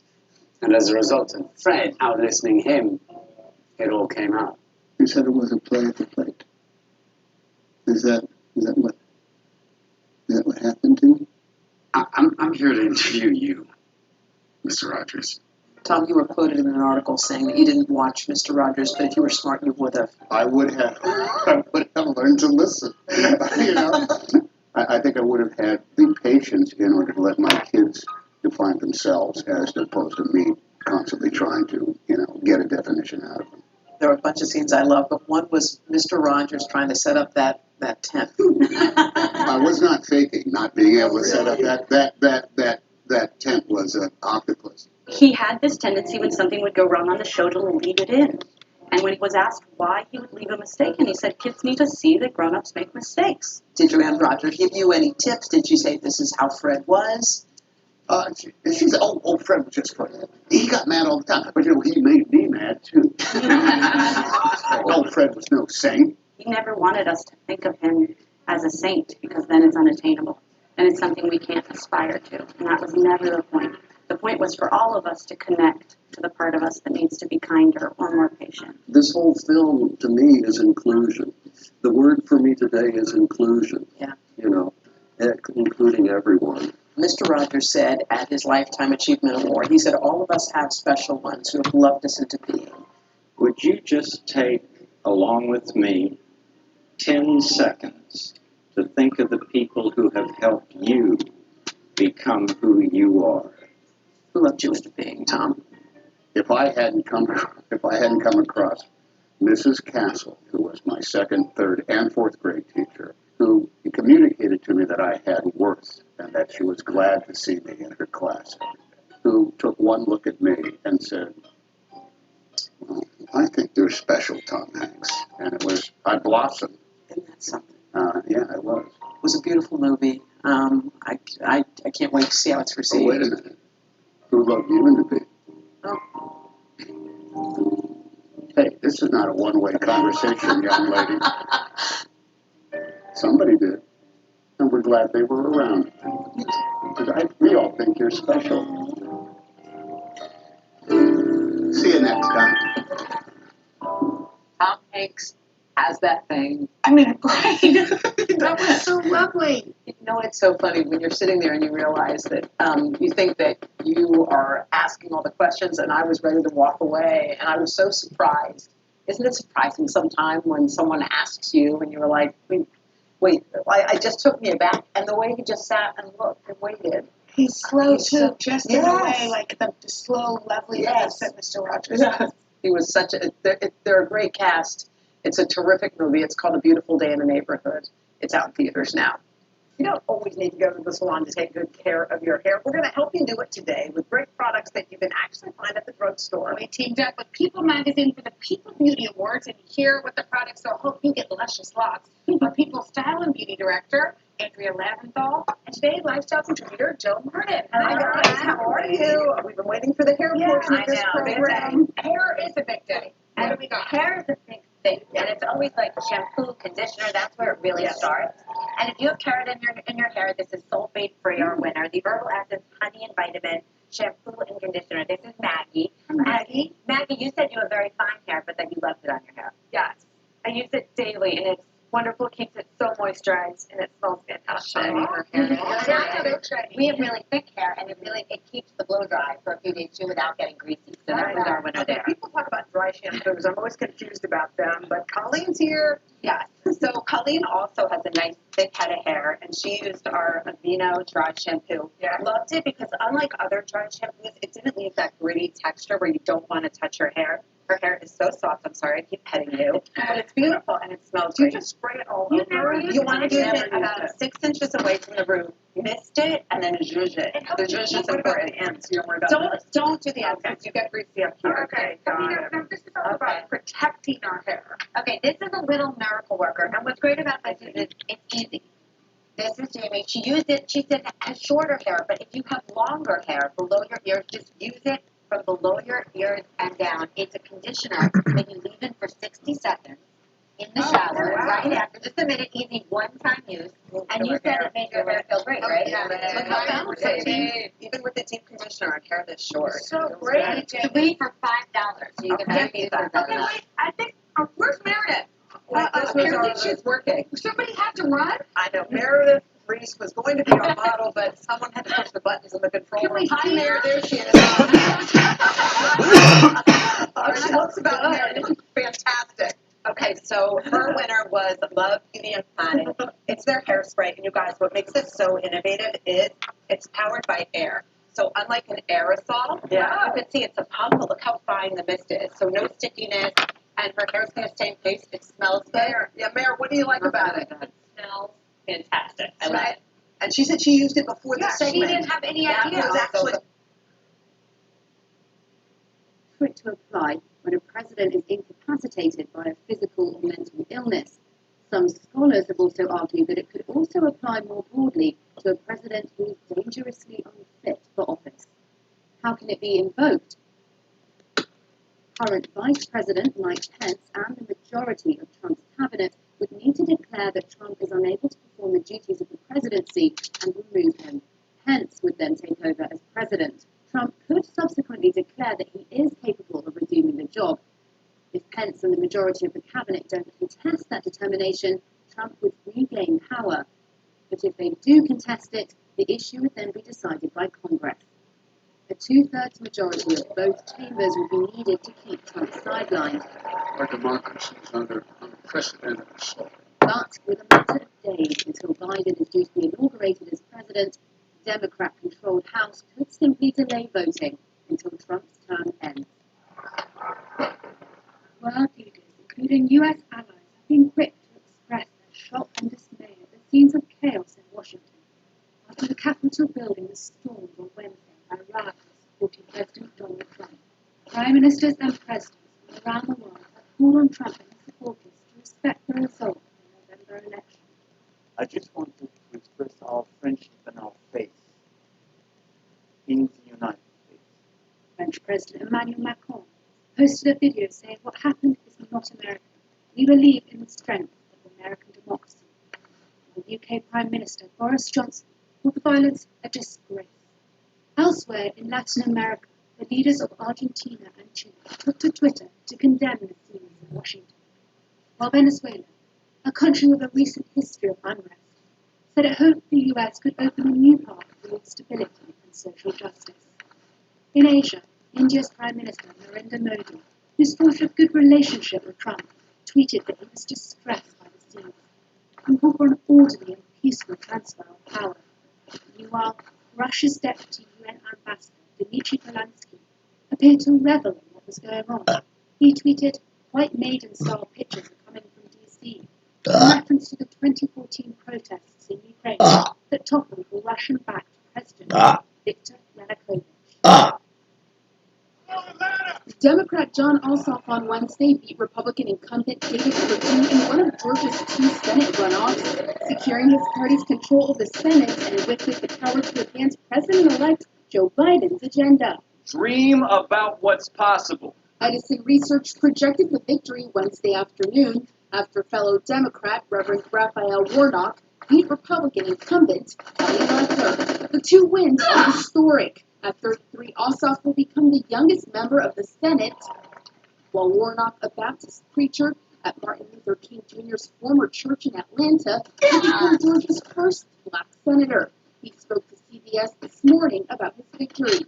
That I am serving in the United States Senate in a few days pushes against the grain of so many expectations, but this is America, and I want some young person watching this to know that anything is possible. Wednesday's results amount to a final defeat for outgoing President Donald Trump, who became the first U.S. president since 1932 to lose the White House and both chambers of Congress in a single term. His ongoing attempt to overturn his loss in the November election overshadowed the runoffs. On Saturday, he tried to pressure Georgia's Secretary of State, a fellow Republican, to, quote, find votes to reverse Biden's victory, arguing without evidence that fraud cost him the election. Hard work that was done. Asked early Wednesday who's to blame for Republican performance in Georgia, Senate election official Gabriel Sterling, a Republican, laid the blame on Trump. If you look over the last 2 months, the President of the United States spent more time attacking Governor Kemp and Secretary Raffensperger than he did Raphael Warnock and Senator to be probably Ossoff. The win split the Senate 50-50 with Vice President-elect Kamala Harris's tie-breaking vote, giving Democrats control of the chamber. It's the first time in a decade that Democrats control both chambers and the White House, dramatically shifting the balance of power in Washington. In the early weeks of COVID-19 vaccine rollout, vaccines are getting to the states, but not into the arms of people. The federal government had promised 20 million people would be vaccinated by the end of December, but just over 5 million people have received their first dose vaccinations. In some states, hospitals are opening up times for vaccinations, but getting an appointment is another challenge. It is the Hunger Games. Think about it. You have all these elderly people, and you say, here's a website, here's a phone number. Good luck. May you never be lucky. Have at it. In the first half hour or so, we received over 10,000 calls. Others have been at the right place in the right time. When broken freezers or missed appointments had vaccinators not wanting to waste doses. I was walking through a grocery store on New Year's Day, and the pharmacist had extra doses that would have gone to waste. So she asked my friend and I if we wanted them. We went through all the paperwork, got our injections, and got signed up for the second dose at the end of this month. Operation Warp Speed officials are blaming the Christmas and New Year holiday season for the low number of people actually getting shots. HHS head Alex Azar also said too much focus has been on who gets vaccinated first. Those are simply recommendations, and they should never stand in the way of getting shots in arms instead of keeping vaccine in the freezer. Azar also said that there's a time and data lag from places giving vaccines, not reporting them to the CDC. 40% of the pharmacies are not yet reporting into the system. But much of the planning has been left to the states and local governments, who relied on hospitals to handle the logistics. They were strapped already by COVID case surges. We distributed vaccine to hospitals, and the hospital said, first come, first serve. If you show up, we'll do it. So they didn't use a registration system. There wasn't anything that was done. Some health departments are still working on their plans for priority groups like seniors. For example, in Boulder County, Colorado, a plan will come late next week. We hope we can work out a situation with some pharmacies locally and have them be able to provide it to this older adult population, but we're still working on that. And we would ask residents, please don't call your pharmacy because they don't have the information either. As soon as that vaccine comes in, getting it given to people. South Dakota leads the nation, using 62% of its doses so far. They're using electronic medical record systems to contact eligible people via email or text. Pace-wise, Operation Warp Speed officials hope to get at least 20 million of Pfizer doses and 20 million of Moderna doses out by the end of January. By March, they expect 200 million doses of both will be available. 23 Macy, Denver. When paying for your prescription at the counter, there are two types of people. Those who check the single care price to save money, and those who don't. See more and more people are using the single care app to get a better price on their meds. Why would you pay this for your prescription when you can pay that? Insured, uninsured, paying cash, or have a copay. It doesn't matter. Single care can give you the better price. Free to join, always free to use. Take 10 seconds, download the free app, and check the savings today.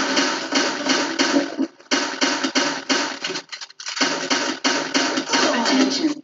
Every day, families across the United States make a difficult decision to place loved ones in the care of nursing homes and long-term care facilities. They might trust these facilities to provide a safe environment and quality care for their residents. But it is important to know the warning signs of potential nursing home abuse and neglect, which may help to ensure your loved ones are receiving proper care. Some of the warning signs may be broken bones, unexplained bruises, skin tears, back sores, dehydration, and malnutrition. If you suspect a loved one is suffering abuse or neglect in a nursing home or long-term care facility, you can report it immediately for investigation and to speak with an attorney to try and help protect their rights. Call Sokolov Law today for a free legal consultation at 1-800-934-8153. Again, that's 1-800-934-8153. I'm a non-attorney spokesperson. ET Style Feed has you covered. We've been seeing this trend all over the runways and on our favorite It girls. This is Fashion Penny.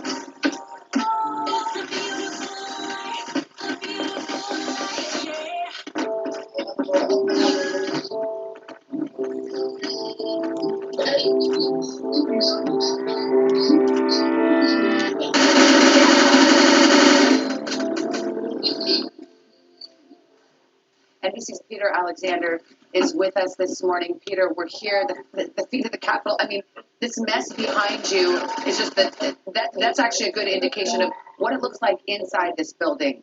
These were looters, rioters, and ransackers who made a mess of the place. You're exactly right. This is the leftover debris. Only a matter of hours ago, this place was overrun by these pro-Trump loyalists, these rioters. Now, as you see, it is quiet with the exception of us and our cameras here. It's just a cordon of National Guard and police and others. It was a striking scene that took place at 3:42 in the morning where Congress, frankly, the Vice President Mike Pence ultimately confirmed President-elect Joe Biden as the next President of the United States, as well as Kamala Harris to join him as the Vice President-elect by 306 to 232 electoral votes. But it came after what was that dramatic day. You saw the violence that took place there, and Pence was presiding alongside Pelosi at that very same dais where only a matter of hours earlier you saw some of these rioters standing up there, some taking photos, taking selfies from inside. The president, for the first time, Savannah, now is acknowledging his defeat. We heard from him in a statement that came out overnight just after it was confirmed. And he says, in part, even though I totally disagree with the outcome of the election and the facts bear me out, nevertheless, there will be an orderly transition on January 20th. which is notable because this president before had not committed to a peaceful transfer of power for the first time, acknowledging defeat, even if he's still not convinced. It's notable because he did, as far as he could, concede the election and recognize reality. What about inside the White House? When we saw a spate of resignations yesterday, you have sources inside the White House. What were they saying about their own reaction to this, but also the president's mindset? I think they were stunned. From the conversations I had with the series of White House officials, they couldn't believe what they were witnessing up here. Despite all the reporting we've done over recent months and all the coverage with the president's loyalists who bought into everything he said, and they said,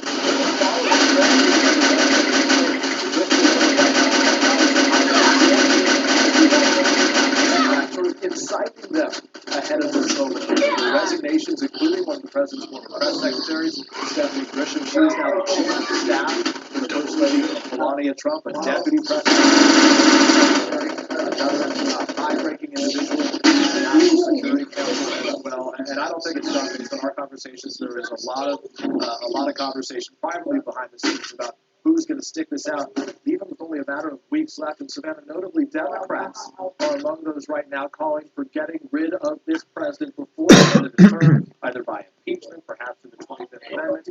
Some Republicans, frankly, calling for censure before he leaves office. Well, I've heard Republican congressmen, as this was all unfolding, pleading with the president on cable, call it off, tell your supporters to stop, to leave the Capitol. And I think a lot of Republicans we spoke to on the air yesterday were disappointed. Simply on protesting, but on taking over and shutting down the vote count. The second question is why it took so long to get reinforcements inside to control and clear the building. And many of the early people deployed did not have riot or protective gear. What concerns many in law enforcement this morning is that the extremists in these groups may now feel empowered by what happened. They will view what happened on Wednesday as a victory, getting onto the House and Senate floors and forcing a shutdown. Now, the inauguration at the Capitol is just 13 days away, and the events of the past 24 hours will certainly cause a rethinking of those arrangements.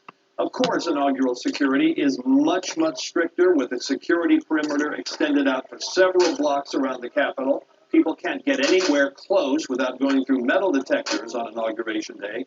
But the Secret Service and the D.C. police will very likely assess whether they will need an even larger force to protect that ceremony and those people taking part in it, Savannah.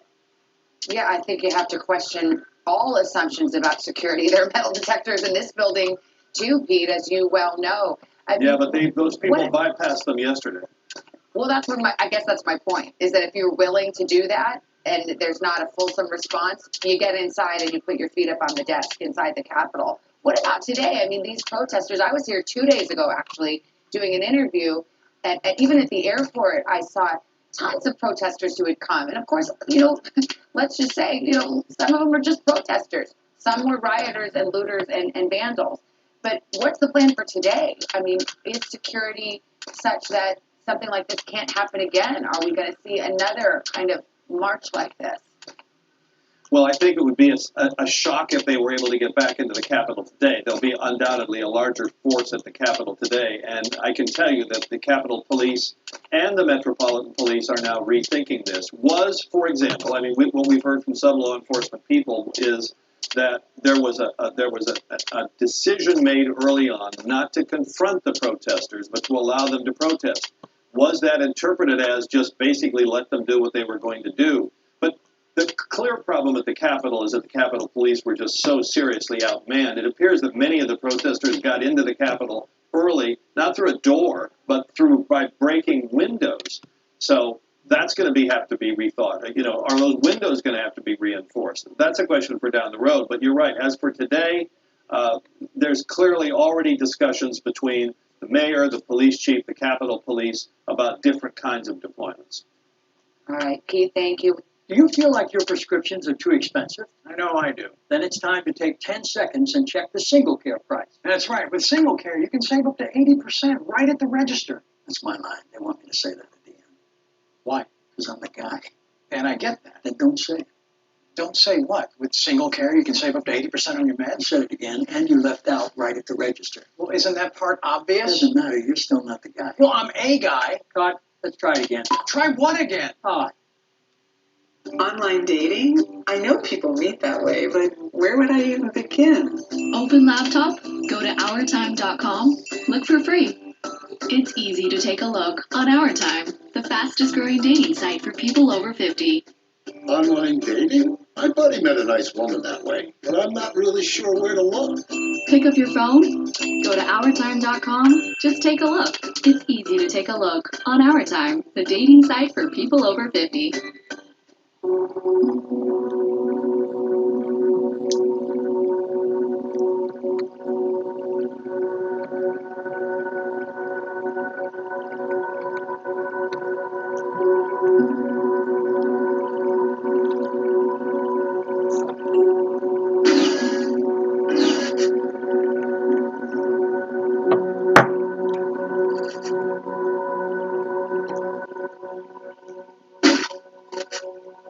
Here's an important message from the Diabetes Solution Center. Diabetics understand all too well the pain of pricking your fingers, but now, by wearing a small remote device called a continuous glucose monitor, or CGM, you can immediately reduce your pain. It's easy to use and helps you make more accurate diabetes treatment decisions. If you're injecting your blood sugar 4 or more times daily, injecting insulin 3 or more times daily, or using an insulin pump, call the Diabetes Solution Center right now. Images are astonishing. Rioters on the Senate dais in House Speaker Nancy Pelosi's office, ransacking the hallowed halls of our government. It was embarrassing, even replacing the stars and stripes with the Trump flag. It was an unprecedented culmination of a day that started with thousands of supporters caravans from all over the country to contest what they called a rigged election, and to hear President Trump one more time. We will stop the steal. Apparently spurred on by strident rhetoric from the president and his supporters. Let's have trial by combat. The rally turned into a march at the president's urging. We're going to walk down to the Capitol. Some of the protesters believing incorrectly the president was marching with them. President Trump is actually leading the crowd. Once at the Capitol, the crowd, which included members of groups Women for America First, the Silent Majority, the Proud Boys, as well as QAnon supporters, became unruly. You think that this election was rigged, stolen, it was fraud? Pushing past overmatched and outnumbered Capitol Hill police. Once inside, mayhem. Protesters became looters, turning the Capitol inside out. Sadly, 4 people died in the chaos. 14-year-old who was shot and killed as rioters attempted to break into this locked corridor.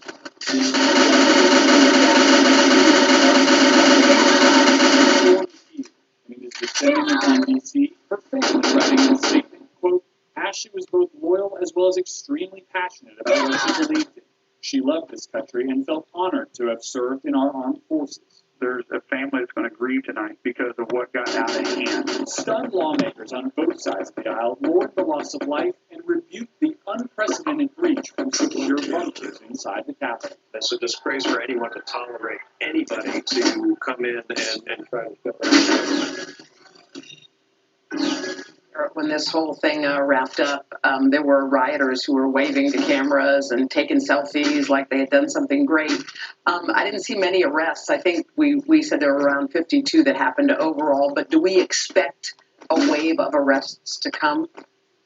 But some of that lack of arrest may be because police were simply undermanned here yesterday. But I've covered protests in D.C. for a long time, and I suspect there will be significant additional arrests. There is so much closed-circuit television footage from the Capitol, video footage. Social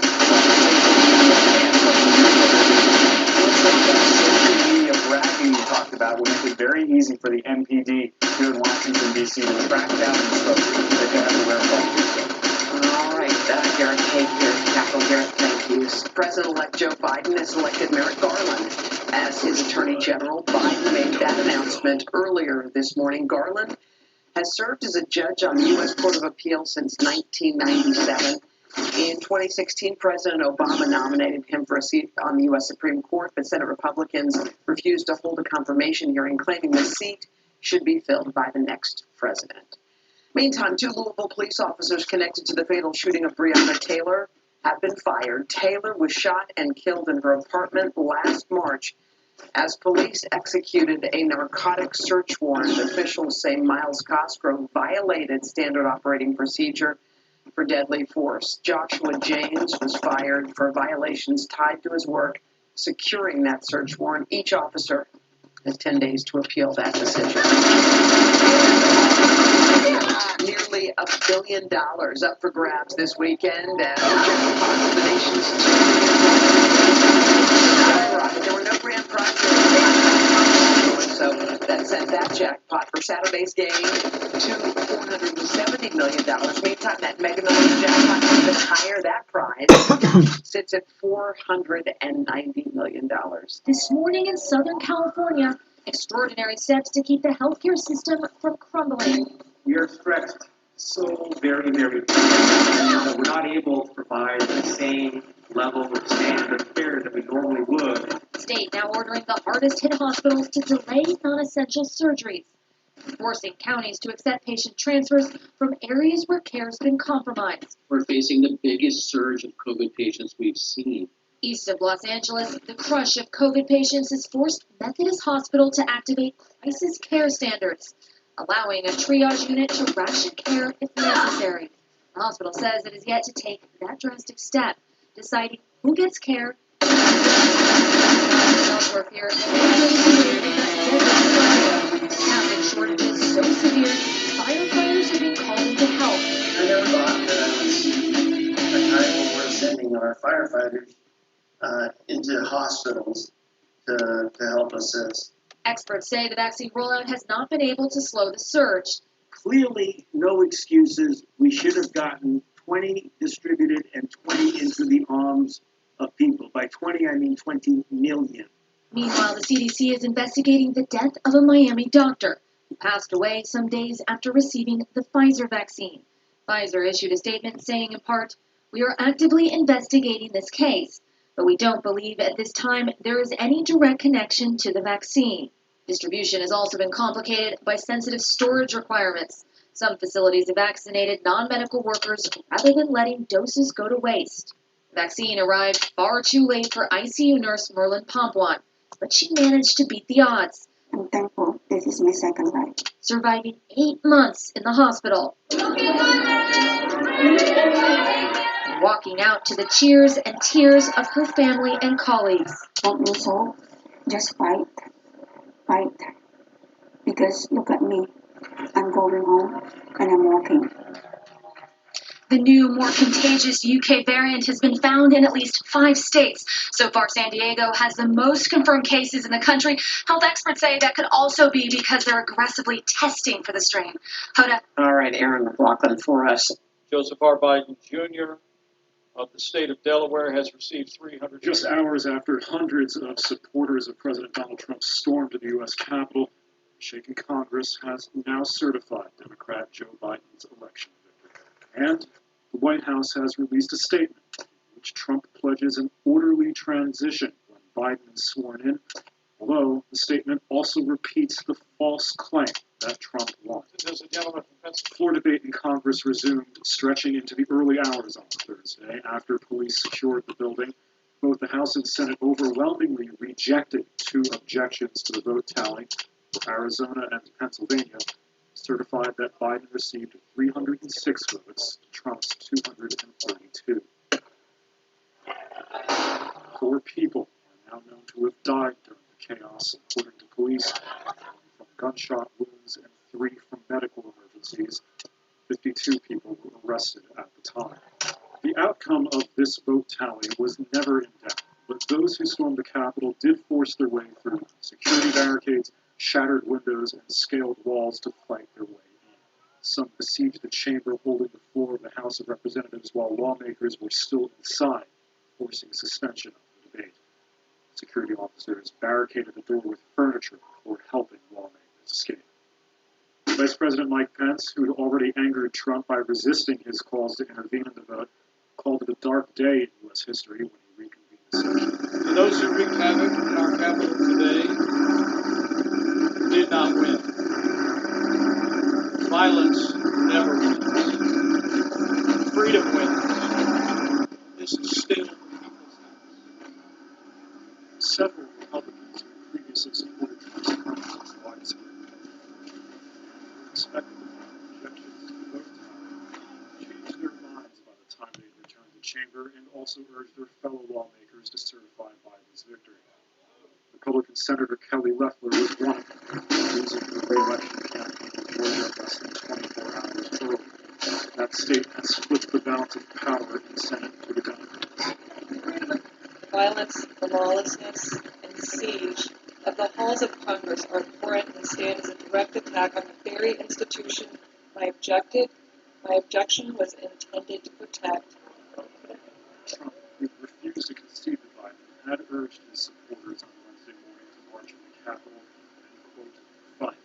The challenges to Biden's victory have been rejected by folks across the country. Do you feel like your prescriptions are too expensive? I know I do. Then it's time to take 10 seconds and check the single care price. That's right. With single care, you can save up to 80% right at the register. That's my line. They want me to say that. Why? Because I'm the guy. And I get that. Don't say what? With single care, you can save up to 80% on your med. Said it again. And you left out right at the register. Well, isn't that part obvious? Doesn't matter. You're still not the guy. Well, I'm a guy. God, let's try it again. Try what again? Oh.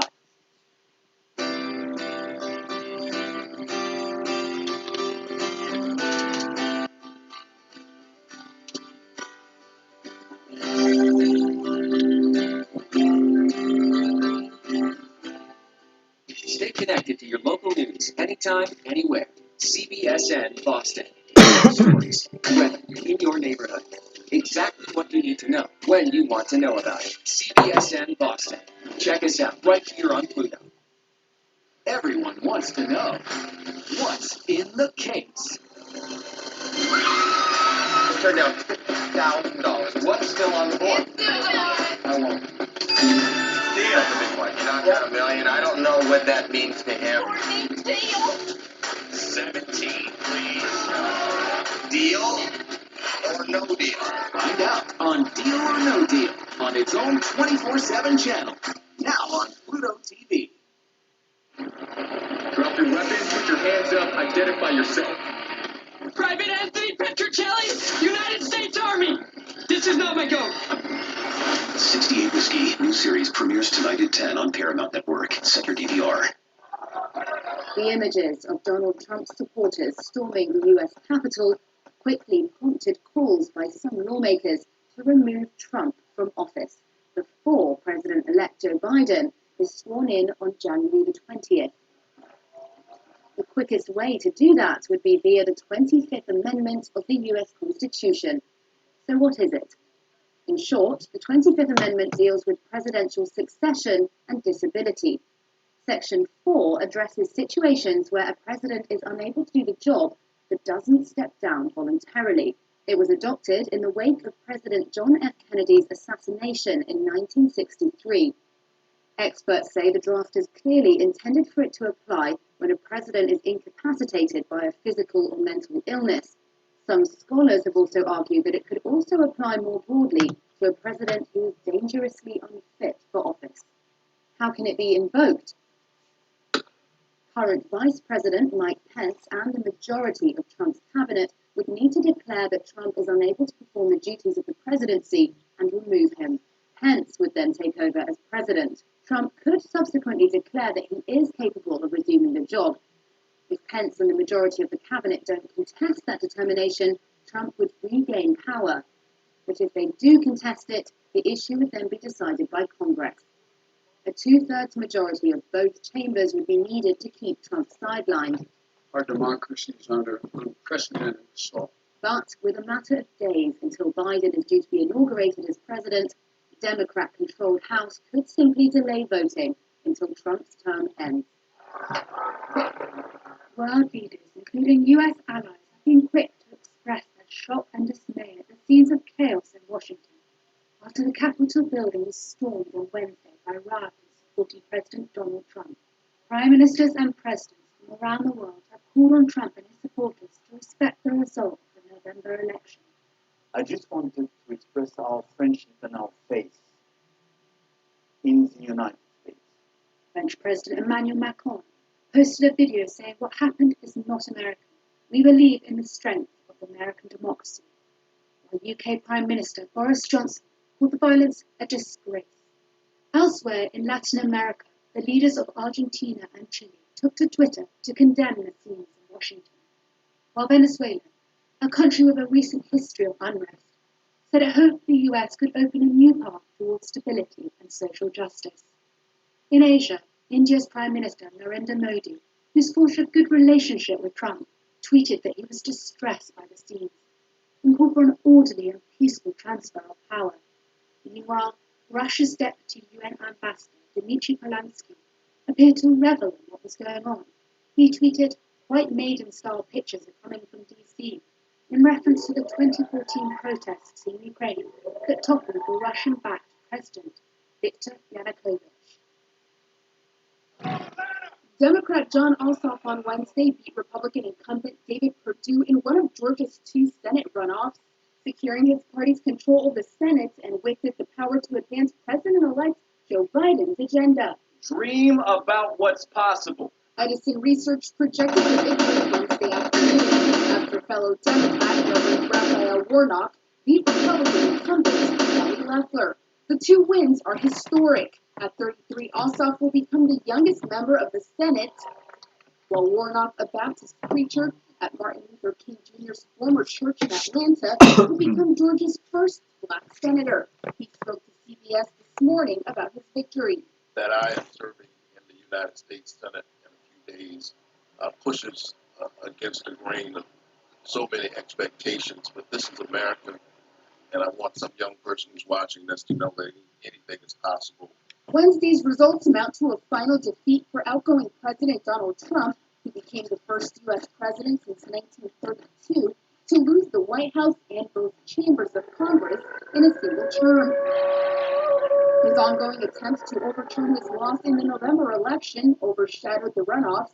On Saturday, he tried to pressure Georgia's Secretary of State, a fellow Republican, to, quote, find votes to reverse Biden's victory, arguing without evidence that fraud cost him the election. Hard work that was done. Asked early Wednesday who's to blame for Republican performance in Georgia, Senate election official Gabriel Sterling, a Republican, laid the blame on Trump. If you look over the last 2 months, the President of the United States spent more time attacking Governor Kemp and Secretary Raffensperger than he did Raphael Warnock and Senator to be probably Ossoff. The win split the Senate 50-50 with Vice President-elect Kamala Harris's tie-breaking vote, giving Democrats control of the chamber. It's the first time in a decade that Democrats control both chambers and the White House, dramatically shifting the balance of power in Washington. In the early weeks of COVID-19 vaccine rollout, vaccines are getting to the states, but not into the arms of people. The federal government had promised 20 million people would be vaccinated by the end of December, but just over 5 million people have received their first dose vaccinations. In some states, hospitals are opening up times for vaccinations, but getting an appointment is another challenge. It is the Hunger Games. Think about it. You have all these elderly people, and you say, here's a website, here's a phone number. Good luck. May you never be lucky. Good, have at it. In the first half hour or so, we received over 10,000 calls. Others have been at the right place in the right time. When broken freezers or missed appointments had vaccinators not wanting to waste doses. I was walking through a grocery store on New Year's Day, and the pharmacist had extra doses that would have gone to waste. So she asked my friend and I if we wanted them. We went through all the paperwork, got our injections, and got signed up for the second dose at the end of this month. Operation Warp Speed officials are blaming the Christmas and New Year holiday season for the low number of people actually getting shots. HHS head Alex Azar also said too much focus has been on who gets vaccinated first. Those are simply recommendations, and they should never stand in the way of getting shots in arms instead of keeping vaccine in the freezer. Azar also said that there's a time and data lag from places giving vaccines not reporting them to the CDC. 40% of the pharmacies are not yet reporting into the system. But much of the planning has been left to the states and local governments, who relied on hospitals to handle the logistics. They were strapped already by COVID patient surges. We distributed vaccine to hospitals, and the hospital said, first come, first serve. If you show up, we'll do it. So they didn't use a registration system. There wasn't anything that was done. Some health departments are still working on their plans for priority groups like seniors. For example, in Boulder County, Colorado, a plan will come late next week. We hope we can work out a situation with some pharmacies locally and have them be able to provide it to this older adult population, but we're still working on that. And we would ask residents, please don't call your pharmacy because they don't have the information either. As soon as that vaccine comes in, we're getting it given to people. South Dakota leads the nation, using 62% of its doses so far. They're using electronic medical record systems to contact eligible people via email or text. Pace-wise, Operation Warp Speed officials hope to get at least 20 million of Pfizer doses and 20 million of Moderna doses out by the end of January. By March, they expect 200 million doses of both will be available.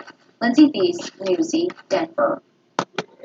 If you're living with diabetes and using insulin, you know the pain of pricking your fingers over and over again. By wearing a small remote device called the Continuous Glucose Monitor, or CGM, you can reduce the pain of pricking your fingers right away. If you're testing your blood sugar 4 more times per day, injecting insulin 3 or more times per day, or using an insulin pump, call the Diabetic Health Hotline today and learn about the latest CGM technology. Not only can a CGM immediately reduce pain, it's accurate, easy to use, and helps you make better diabetes treatment decisions. And if you have Medicare, you can get a new CGM at little or no out-of-pocket cost. We'll also provide free shipping of your new CGM, and we'll bill your insurance company for you. If you are testing your blood sugar 4 more times per day and injecting insulin 3 or more times per day, or using an insulin pump, call now and learn how to receive your new continuous glucose monitor at little or no out-of-pocket cost. My specialty? Microwave. Popcorn. Dog food. Brazilian. There's nothing I like better than a big steaming plate of hot Brazilian. Slightly, they are still historically high. Officials say 787,000 people filed claims last week. That is down 3,000 jobs from the previous week. To give this some context, the Labor Department says pre-pandemic jobless claims were typically around 225,000. Experts blame the high numbers on surging coronavirus cases and COVID-19 restrictions. However, the Federal Reserve believes once the COVID vaccines are more widely available, the economy will begin to recover. Tokyo is in a state of emergency as coronavirus cases reach a record high for the second day in a row. Japan's capital and its surrounding areas recorded more than 2,400 cases Thursday. The country's prime minister issued the state of emergency starting Friday. It will last until February 7th. Residents are asked to stay home, but no curfew will be enforced. Schools and shopping malls remain open. Entertainment venues are asked to reduce capacity. The order encourages all bars and restaurants to close by 8 p.m. Japanese officials say they're trying to keep the economy solvent while trying to control the spread of the virus. Calls to remove the president ahead on CBSN. The NAACP says President Trump is not fit to lead the country, even though he only has 2 weeks left in office. Our discussion with Derek Johnson ahead. And a figurative shot in the dark, pregnant women weighing the risk versus reward of taking the coronavirus vaccine with little to no research about potential side effects. We'll be right back. Whoa. Is this real gold? Where'd it come from? You know, I'm not sure. Who's Peter Samuel? Daddy? Yeah? Who's Peter? Well, sweetie, he's your great-great-grandfather. Does he look like me? Yeah. Yeah? Yeah. Turn questions you've always had into stories you can't wait to share with Ancestry. Because of the research that I've started to do on Ancestry, with documents, with photographs, I get to define myself through the scores of people who led to me. Bring your family history to life like never before. Get started for free at Ancestry.com. We all want a future that matters. Let us begin.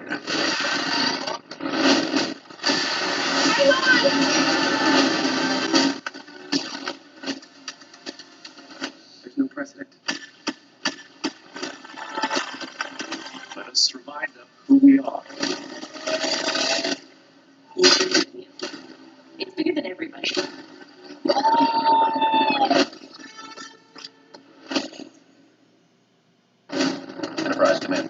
minute. You gotta follow your destiny. This is Dr. Fraser Crane, thanking you for joining us today.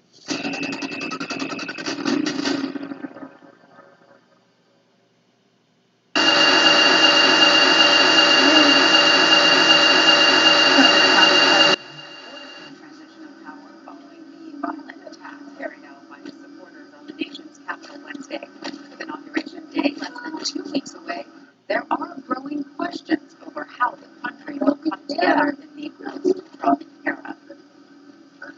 Hello, everyone. I'm Tanya Rivera. Welcome back to CBSN.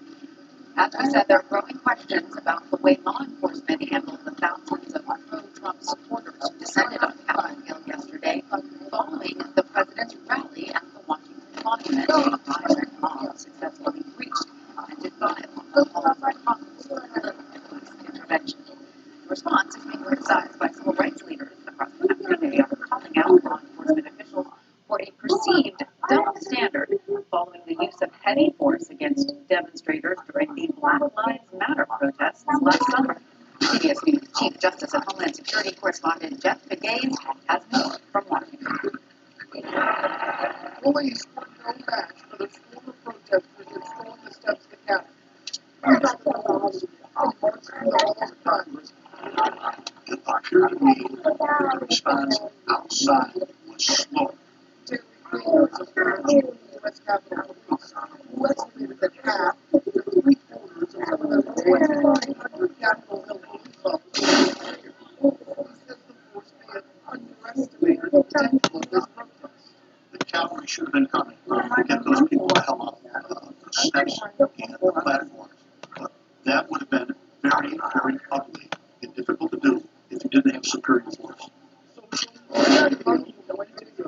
Appeared to show Trump supporters entering a security perimeter with little resistance from officers. In another post, people appear to be taking their selfies with those in uniform.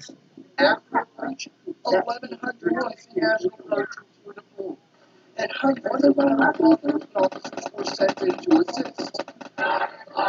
Compare that to June, when around 5,000 guardsmen and 1,600 active duty troops were brought to the DC area in advance of protests following the death of George Floyd. Here's a group of young people who is organizing under the banner Black Lives Matter. We would have seen triple the number of law enforcement. Eric Johnson is the president of the NAACP. It was irresponsible to put lawmakers in danger the way law enforcement agencies did today. But it's equitable to compare what we've seen all summer, peaceful protests, and a response that was not consistent. Gaynor says those who did break into the Capitol could now face felony charges. There's some pretty clear pictures of people in hallways hanging from the walls in the Senate chambers. Beware. I hope we're coming for you. Police say 52 people were arrested in all, 26 people arrested here on Capitol grounds, and that is a number that will go up because there will be more arrests in the coming days. In the past, President Trump has characterized on Twitter Black Lives Matter protesters as thugs. Wednesday, he called the mobs who breached the Capitol building great patriots who've been badly and unfairly treated for so long. Jeff Pegues, CBS News, Washington. The riots at the U.S. Capitol have ignited calls of impeachment and removal of President Trump from office. Wednesday's violent attack has also magnified the deep racial divide in the country, specifically when examining how law enforcement reacted to the mob versus how it responded to Black Lives Matter protests last year. For more on this, I want to bring in Derek Johnson. He is president and CEO of the NAACP. Derek, welcome. So great to have you with us. So you've now had some time to digest the shocking acts we all witnessed at the Capitol yesterday. First off, what are your thoughts? It's unfortunate that individuals who are domestic terrorists are able to come to the nation's capital and terrorize not only members of Congress, but staff and others. Our friends who work at the Capitol, they're staffers, and when they heard the mob come into the building, they had to run for cover, and they were in fear of coming out. But there's no way for anyone who's working for the people of this nation have to operate in fear of their life. Secondly, it is the culmination of what we've seen growing over the last 4 years with this president. We have been saying that racism and intolerance and xenophobia was germinated in the White House. He has been able to marshal a set of individuals to carry out disastrous activities using platforms such as Facebook and Twitter. It is an unfortunate occurrence, and this is not the America that any of us should be looking towards. And of course, lawmakers are vowing to investigate law enforcement's response, its slow response to the rioters, and how law enforcement handled the situation. Civil rights leaders such as yourself are saying, there's a double standard often in policing protesters, such as Black Lives Matter. What do you make of law enforcement's response to Black Lives Matter protests compared to the rioters we saw yesterday? I mean, there were scenes and video of rioters taking selfies with some of the police inside the Capitol building. So, first of all, there was much intel of what this group was coming to D.C. to do. They had been talking about it on social media. The president actually was promoting it. And the fact that law enforcement agencies, particularly the Capitol Police, was still equipped to deal with what their stated purpose was, and it was to disrupt the certification of the election.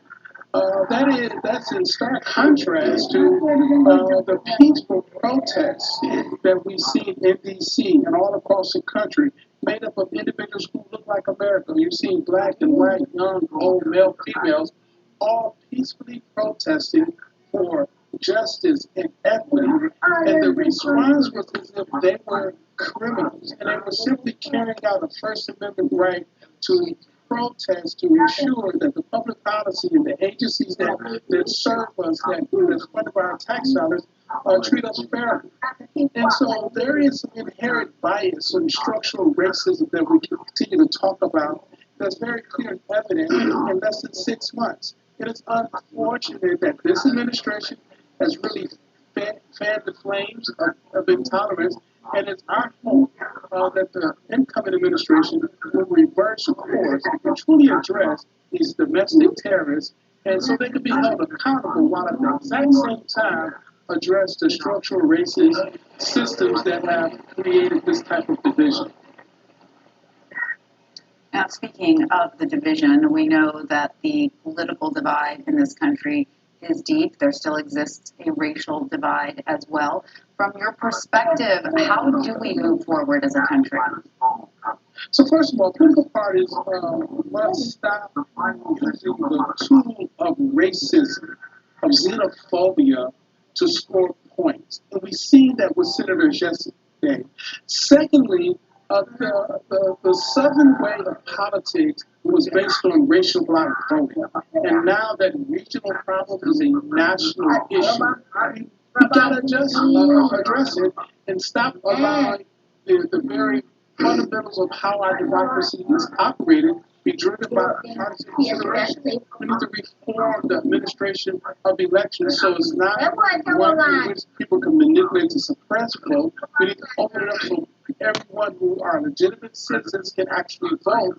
And then political parties must adjust their platforms to attract voters based on their interests and not try to eliminate voters because they disagree with them. All right, Derek Johnson, thank you so much for joining us. We appreciate it. Thank you for the opportunity. House Speaker Nancy Pelosi held her first news conference since yesterday's assault on the Capitol. She spoke about the escalation of yesterday's events and called for Vice President Mike Pence to invoke the 25th Amendment in removing President Trump. She said if that doesn't happen, Congress is prepared to begin the impeachment process. A threshold was crossed of such magnitude that there is no way that this president should be allowed to make any decision to rouse any troops of his Trumpites what's next? What happens today? Who knows? But what we do know that he must be contained. Senate Minority Leader Chuck Schumer is also calling for the removal of the president. He accused Mr. Trump of using lies to fuel the crowd, which he called rioters, insurrectionists, and domestic terrorists. While talking to reporters in New York, Senator Schumer urged the vice president to take immediate action and remove President Trump from office for the safety of the country. The reprehensible acts yesterday were incited by the President of the United States. Yesterday's events would not have happened without him. If there were no President Trump, this would not have happened, plain and simple. The fish stinks.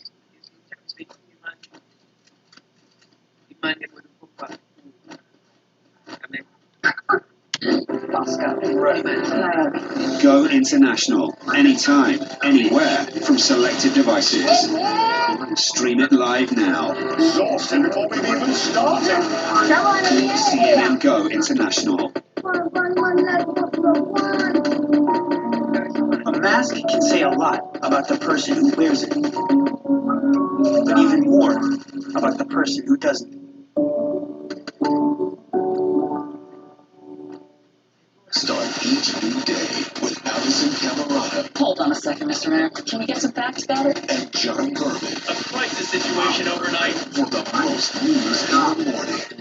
New day, weekday morning starting at 6 Eastern on CNN. This message is for persons exposed to the weed killer Roundup, who later developed non-Hodgkin lymphoma. Evidence keeps mounting that Roundup causes cancer, including 3 different juries awarding millions in damages.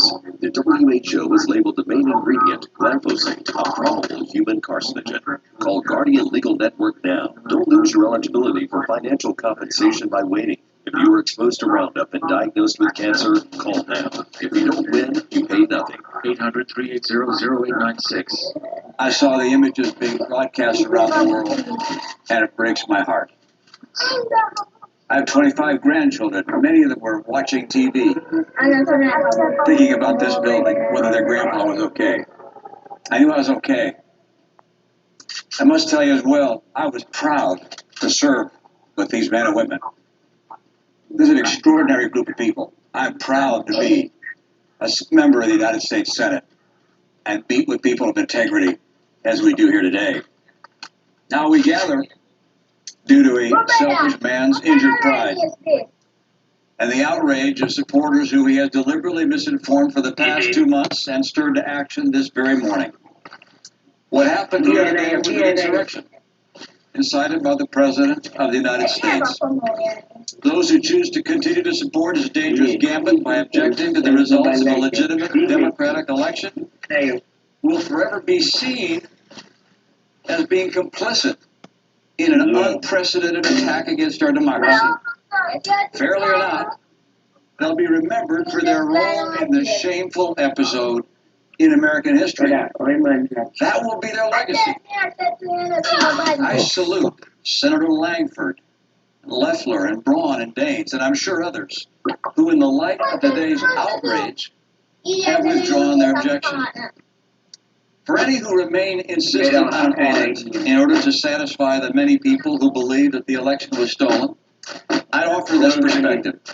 No congressional audit is ever going to convince these voters, particularly when the president will continue to say that the election was stolen.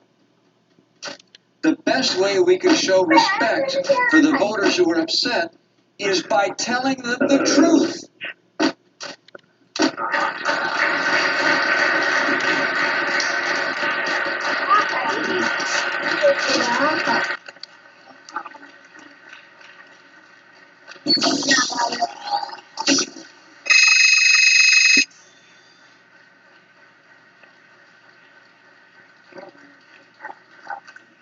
That's the burden. That's the duty of leadership. The truth is that President-elect Biden won the election. President Trump lost. I've had that experience myself. It's no fun. Scores of courts, the president's own attorney general, state election officials, both Republican and Democrat, have reached that unequivocal decision. And in light of today's sad circumstances, I asked my colleague, do we weigh our own political fortunes more heavily than we weigh the strength of our republic, the strength of our democracy, and the cause of freedom? What's the weight of personal acclaim compared to the weight of conscience?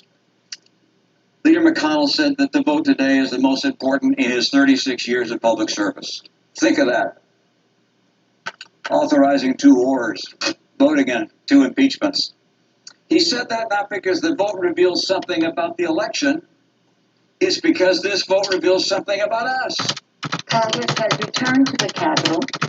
We always knew that this responsibility would take us into the night and will stay as long as it takes. Our purpose will be accomplished. We must and we will show to the country, and indeed to the world, that we will not be diverted from our duty, that we will respect our responsibility to the Constitution and to the American people. On Sunday, it was my great honor to be sworn in as Speaker and to preside over a sacred ritual of renewal as we gathered under the dome of the Temple of Democracy to open the 117th Congress. I said as we were sworn in then, we accept a responsibility as daunting and demanding as any previous generation of leadership has ever faced. We know that we're in difficult times, but little could we have imagined the assault that was made on our democracy today. To those who strove to deter us from our responsibility, you have failed. To those who engaged in the gleeful desecration of this, our temple of democracy, American democracy, justice will be done. Today, January 6th, is the Feast of the Epiphany. On this day of revelation, let us pray that this instigation to violence will provide an epiphany for our country to heal. In that spirit of healing, I evoke the song of St. Francis. I usually do. St. Francis is the patron saint of my city of San Francisco, and his song of St. Francis is our anthem. Lord, make me a channel of thy peace. Where there is darkness, may I bring light. Where there is hatred, let us bring love. Where there is despair, let us bring hope. We know that we would be part of history in a positive way today, every 4 years, when we demonstrate again the peaceful transfer of power from one president to the next. And despite the shameful actions of today, we still will do so. We will be part of a history that shows the world what America is made of. That this assault is just that. It shows the weakness of those who had to show through violence what their message was. My colleagues, it's time to move on. I wear this pin quite frequently. Actually, I gave it to our beloved John Lewis just a weekend or so before he left us. And it's a flag of our country, a flag of the United States of America. On it says, one country, one destiny. One country, one destiny. Written on the flag. That was also what was embroidered in Abraham Lincoln's coat that he had on that fateful night. Lincoln's party, Lincoln's message, one country, one destiny. So on this holy day of Epiphany, let us pray. I'm a big believer in prayer. Let us pray that there will be peace on earth and that it will begin with us. Let us pray that God will continue to bless America. We try to be global and we try to be smart. But I want to hear authentic voices of people who are passionate, who are intelligent, and that's the consistency that we try to get at. Fareed Zakaria, GPS, Sundays on CNN. Let's get after it. Cases are still going up. This virus has enormous capabilities. Our government's quiet on too much. Black lives do matter. Too many people are getting the infection.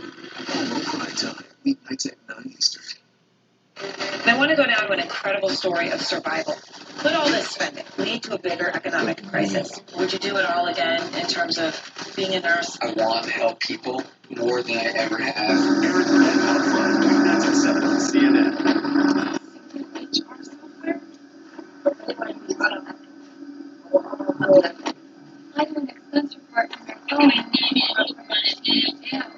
I just emailed my wife's social security number to the entire company instead of HR.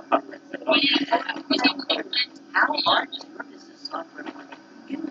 Paycom, please enter and manage your HR data in one easy-to-use software. Visit paycom.com for a free demo. Hi. First off, we love each other. CNN International is open to the world. I'm Christiana Monfort in Helsinki, Finland. I'm Becky Anderson in Abu Dhabi. I'm here in a remote part of southern India. From the New York Stock Exchange, Puerto Rico, Hong Kong,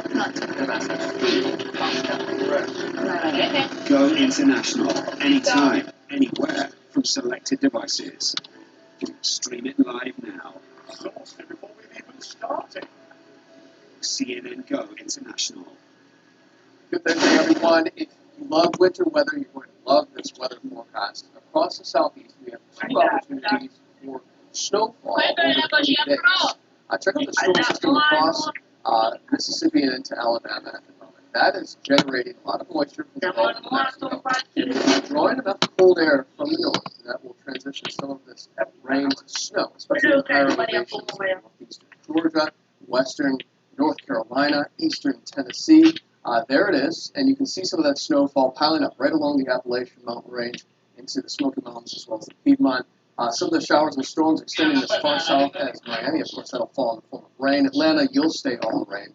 That's the first storm system. So the potential here exists for at least a couple of inches, if not more, up to a half a foot possibly on some of those favored slopes across the spine of the Appalachian Mountain Range. There it is on our snowfall total map. You can see those darker shades of purple indicating 4 to 6 inches. Again, Atlanta southward, that'll be showers. Rainfall to the coast of the Carolinas as well, Wilmington to Charleston, as we round out the early parts of the weekend. I mentioned the potential of another storm system bringing snowfall to the southeastern United States. Well, let's skip to the Intermountain West, where that is the storm that will be developing as we head into the weekend, Saturday, Sunday, into Monday. That will start to pick up some steam and some energy as well as it moves across the middle parts of America into the southeast. Look at the Pacific Northwest. Great storms continue. We've had at least 5 systems that have brought several feet of snow to the Cascades with rainfall and even hurricane-force gusts over the past several days to start off 2021.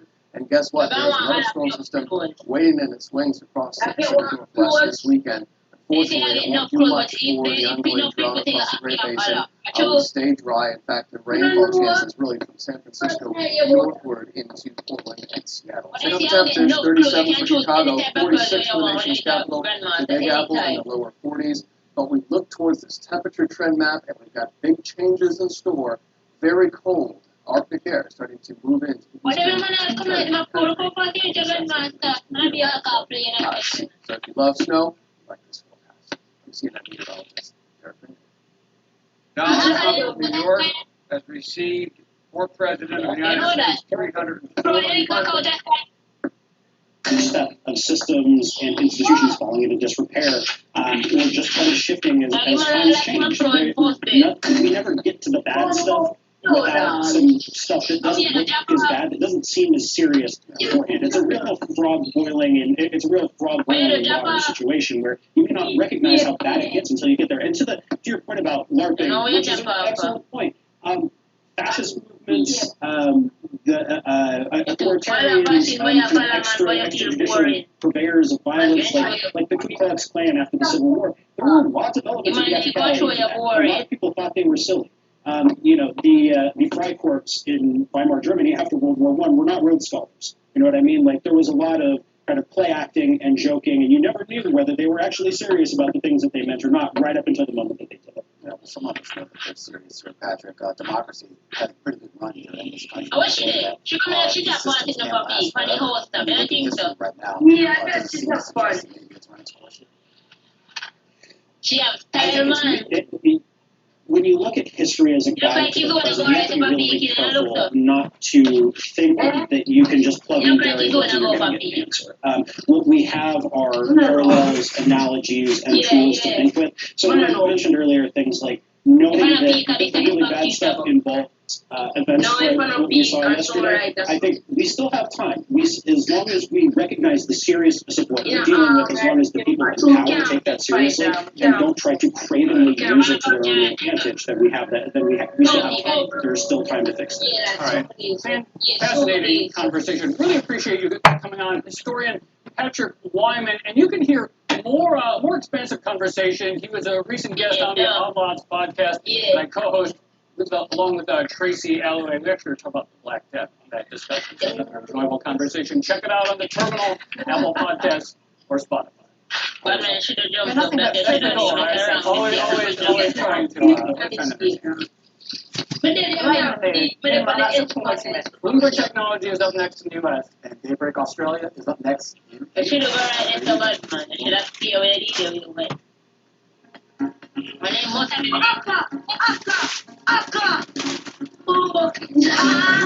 When paying for your prescription at the counter, there are two types of people. Those who check the single care price to save money, and those who don't. See, more and more people are using the single care app to get a better price on their meds. Why would you pay this for your prescription when you can pay that? Insured, uninsured, paying cash, or a copay. It doesn't matter. Single care can give you a better price. Free to join, always free to use. Take 10 seconds, download the free app, and check your savings today. Million come and so people can check it up and put me a print everything. Get knocked, you get knocked. You get knocked. Yeah. You said it,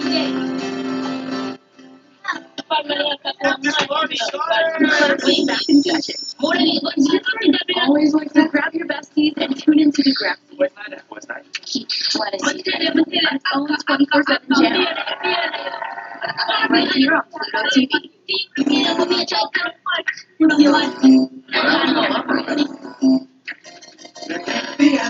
Coops, mysterious, they're all together, the Adams family. The Rubin Report with Dave Rubin. There's a series of comics now called the people that are calling everyone racist and bigots and all the conservatives are bad. Big ideas. Number one, the government setting prices or setting wages. That's supposed to be done by the free enterprise system. And uncomfortable truths. Gay people being executed in 50 Muslim majority countries. Why isn't this a conversation? Why hasn't anybody mentioned this?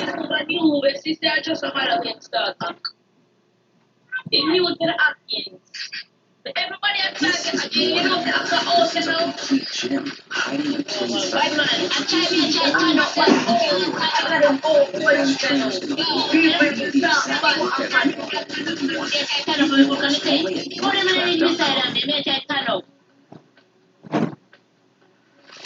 The Nordic Track Freeze-Dry Trainer is an elliptical at least me would have and a low-impact running machine that transports your workout. It's the most beautiful places on the planet, guided by personal trainers. The all-new Nordic Track Freeze-Dry Trainer. Nordic Track, the home of interactive personal training.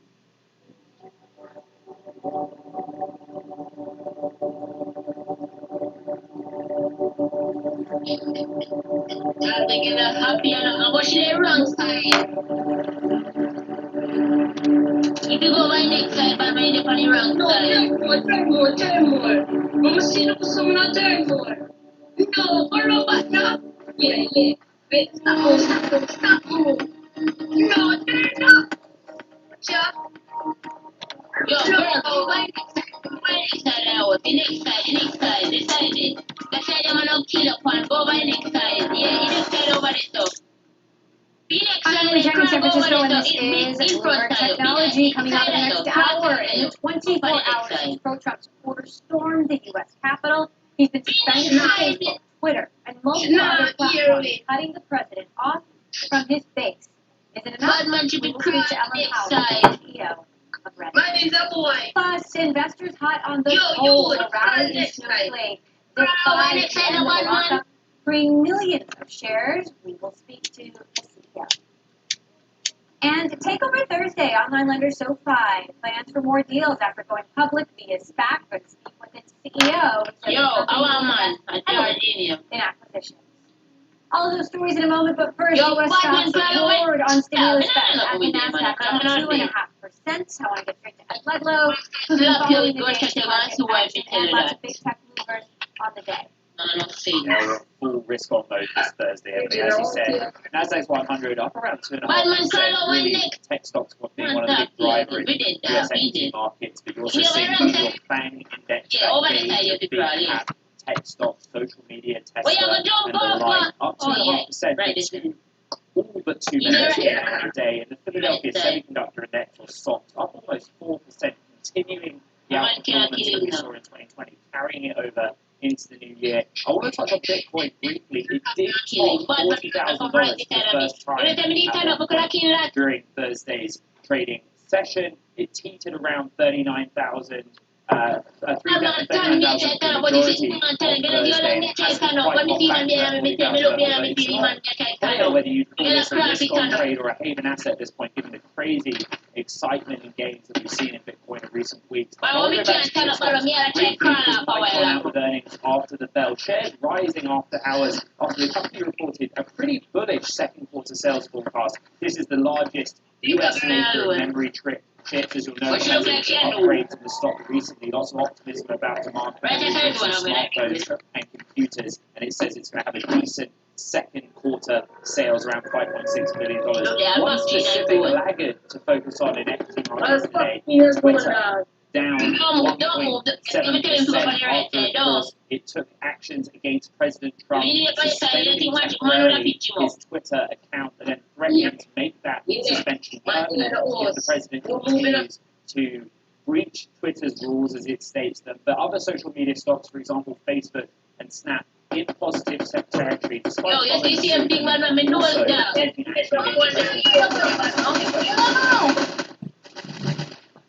All right, Ed Ludlow, thanks so much for that roundup. Now, the list of platforms that have decided to suspend President Trump getting longer Wednesday's final protest at the U.S. Capitol. That list includes Facebook, Twitter, YouTube, Snapchat, Shopify, and Amazon streaming service Twitch.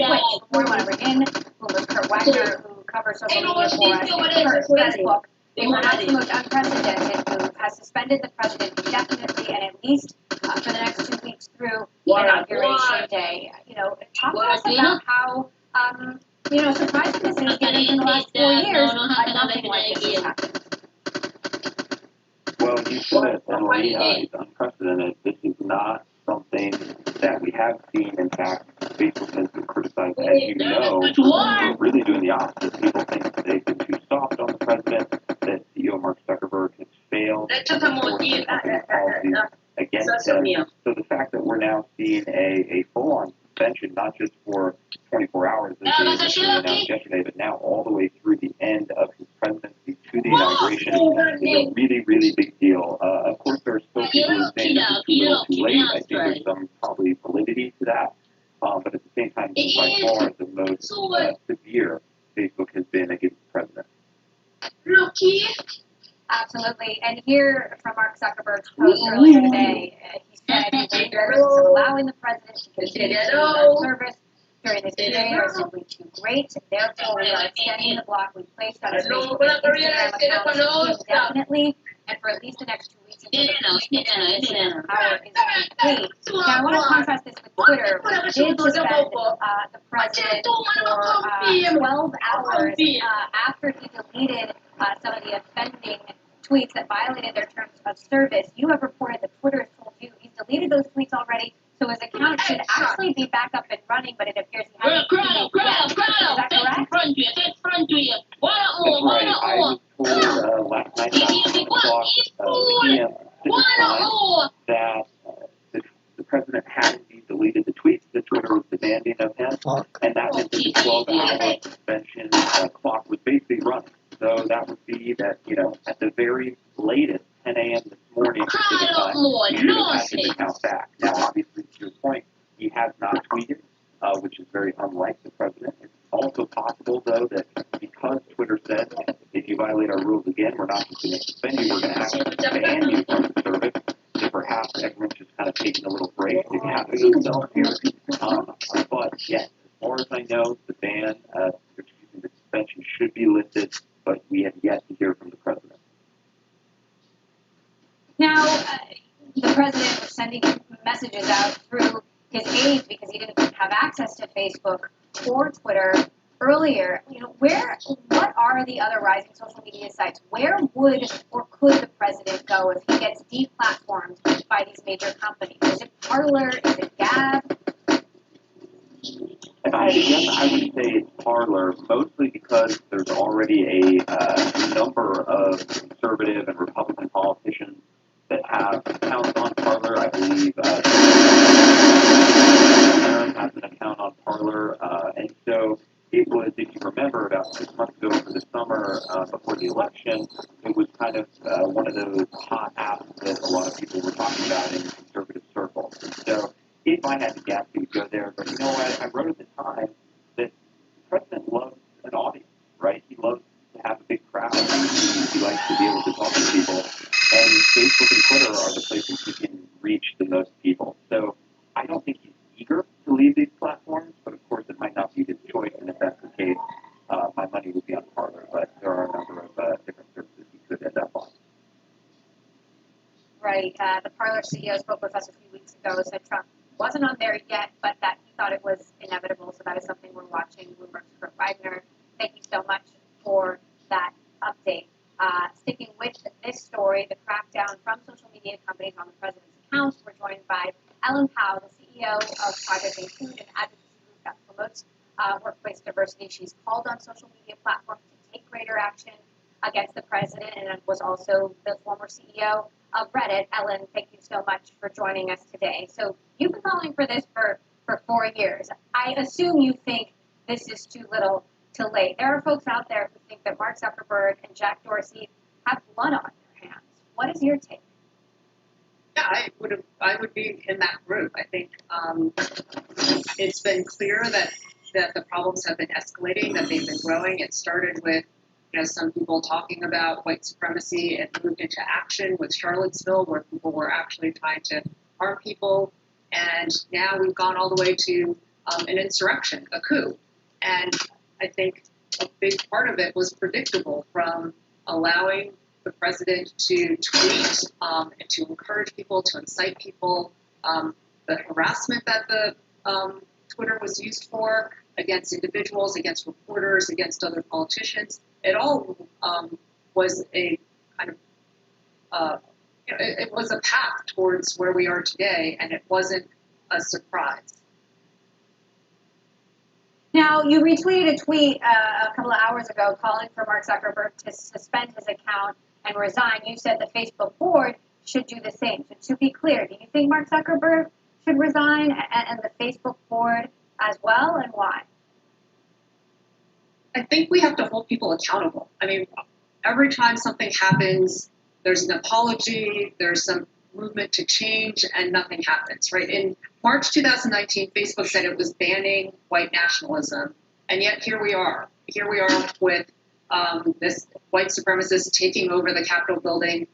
Are we actually going to hold people accountable this time? My guess is no. I don't think that he will actually be asked to leave. I don't think there will be any even super hard conversations that he's going to have. And I hope that the Facebook board really thinks about why this is. How do we allow the platform to be taken over and to be part of the weaponry in a white supremacist battle without any kind of guidelines, without any kind of control, without any kind of accountability. And that's the piece where tech isn't good at this. Tech isn't good at taking accountability. Tech isn't good at looking at its actions and seeing what they lead to. It's focused on, on engagement. It's focused on revenues. It's focused on stock price. Makes it really hard for things to change.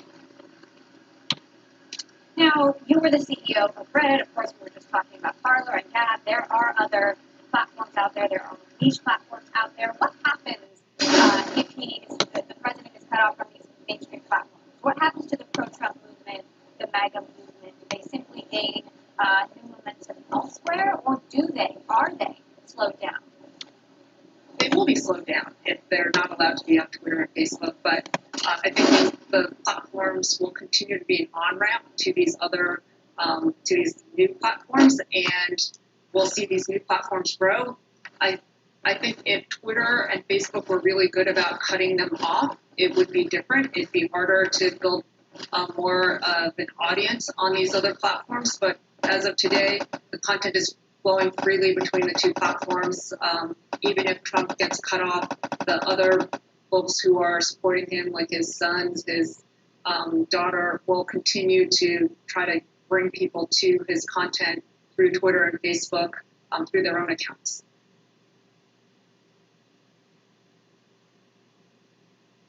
So at this point, what do you think Twitter and Facebook should do? I mean, they've been tagging posts. They've been relying on this idea of newsworthiness to let posts that others might find offensive stand. I mean, do they need to fundamentally rethink the rules for politicians in particular? Yeah, I think they have to go through a really, take a really hard look at what happened. How did we get here? How was, my platform, my product that I started as a way to connect people, as a way to promote free speech, actually used as a tool to take down a democracy for a day? Like, what happened there? Are these exceptions that I give to politicians and for newsworthiness actually having the impact that I want it to have, or is it actually exacerbating the problems that I'm trying to prevent? If you look, there's a lot of talk about Arab Spring and the role of Twitter in promoting democracy. This was the opposite. It's not working now, and this idea of free speech taken on by a private corporation where it doesn't really apply hasn't worked. The loudest voices are winning. Trump had one of the, if not the loudest voice, and he used it in a way that was incredibly harmful and incredibly toxic for years and years and years leading up to this point. Was that all worth it? Were those the right decisions? Should politicians be held to a higher standard because they have this public persona, because they have followers, because of their political office, and because people will follow them and people pay attention to them and they think that their behavior is something that should be emulated? So I think that they did it the wrong way. Instead of allowing for more rules, they gave fewer rules, and this is where we ended up.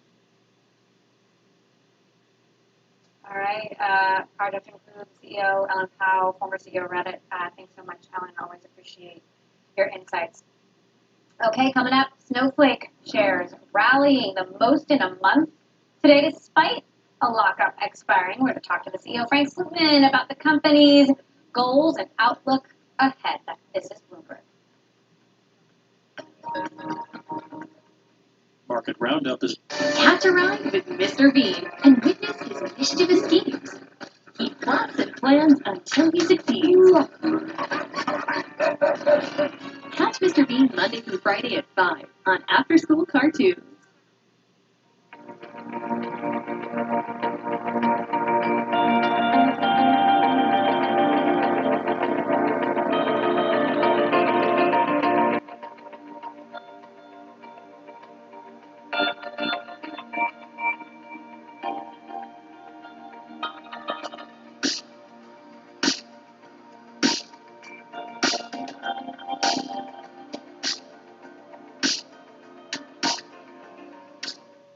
What's up, everybody? Tony Gonzalez here, urging you to stay at home, take care of your family, protect yourself.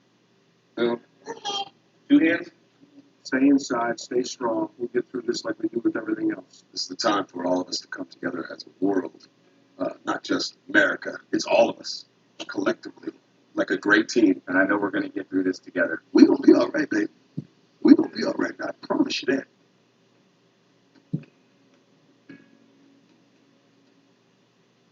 Catch a ride with Mr. Bean and witness his mischievous schemes. But it's all about slim chances now.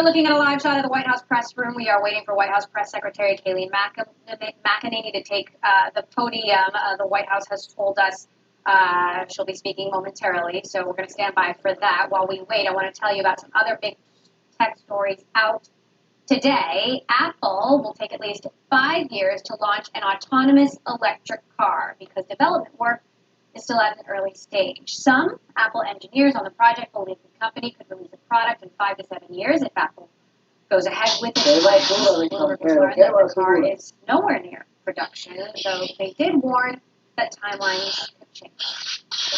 Bitcoin's wild price swings have resumed after the world's largest Thank you for coming on. currency climbed above 40,000 for the first time. Strategists have cited demand from speculative retail traders following quant funds. The rich and even institutional investors as much as are among the reasons for the surge. The market value of cryptocurrencies climbed beyond $1 trillion for the first time. And you can give another title to Elon Musk, the entrepreneur behind Tesla and SpaceX. He is now the richest person in the world. And I want to get to Kayleigh McEnany On behalf of the entire White House. Let me be clear. The violence we saw yesterday at our nation's capital was appalling, reprehensible, and antithetical to the American way. We condemn it, the President and this administration, in the strongest possible terms. It is unacceptable, and those that broke the law should be prosecuted to the fullest extent. I stood here at this podium the day after a historic church burned amid violent riots, and I said this: the First Amendment guarantees the right of the people to peaceably assemble. What we saw last night in Washington and across the country was not that, end quote. Make no mistake, what we saw yesterday afternoon in the halls of our Capitol likewise was not that. We grieve for the loss of life and those injured, and we hold them in our prayers and close to our hearts at this time. We thank our valiant law enforcement officers who are true American heroes. What we saw yesterday was a group of violent rioters undermining the legitimate First Amendment rights of the many thousands who came to peacefully have their voices heard in our nation's capital. Those who violently besieged our capital are the opposite of everything this administration stands for. The core value of our administration is the idea that all citizens have the right to live in safety, peace, and freedom. Those who are working in this building are working to ensure an orderly transition of power. Now it is time for America to unite, to come together, to reject the violence that we have seen. We are one American people under God. Thank you very much.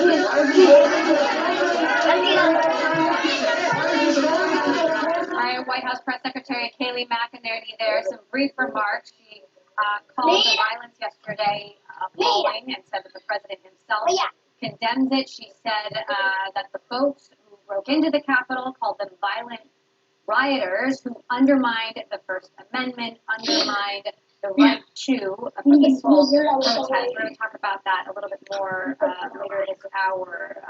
But the things that we are getting from the White House in a few hours. I do want to turn to Snowflake now. It was a record year for IPOs, and Snowflake was one of the hottest data management company made headlines for soaring more than 100% on opening day and topped $110 billion in market value last month. Thursday, shares jumped 14% despite the expiration of the second lockup. Joining me now, CEO Frank Lupin. Frank, thank you so much for joining us. So obviously, a big part of the Snowflake story has been the share price given the run-up. And I'm curious, as shares continue to rise, what do you see as the total addressable market here in terms of more room to run? That's actually a hard question to answer because it's incredibly fluid. It doesn't really do us any good to look at what the historical numbers have been, which is what analysts typically do. The reason it is so fluid and it's developing so quickly is because a platform like Snowflake is completely variable. There's no upper limit to how much and how frequently and how fast people can run workloads. So I'm not surprised to see revenue quickly growing in their consumption profile. So it's very hard to speculate for us on, geez, how big is that will really be? I mean, data is growing. Data operations is beating harder than modern enterprise. Really hard to tell, what is all ends up when it's all said and done. So that said, what are the adjacent markets that you see? Where are you looking or thinking about expanding? Well, we're looking to expand in our core markets first and foremost. I mean, we're overcome by the scale and scope of the marketplace. There's not much room for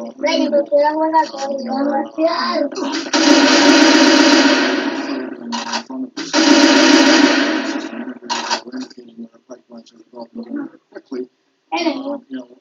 For one, because people are moving to the cloud. That's one of the long-term secular trends that we're fueled by as well. And then secondly, we're on the phone every single day with large enterprises. How do we accelerate a data like that?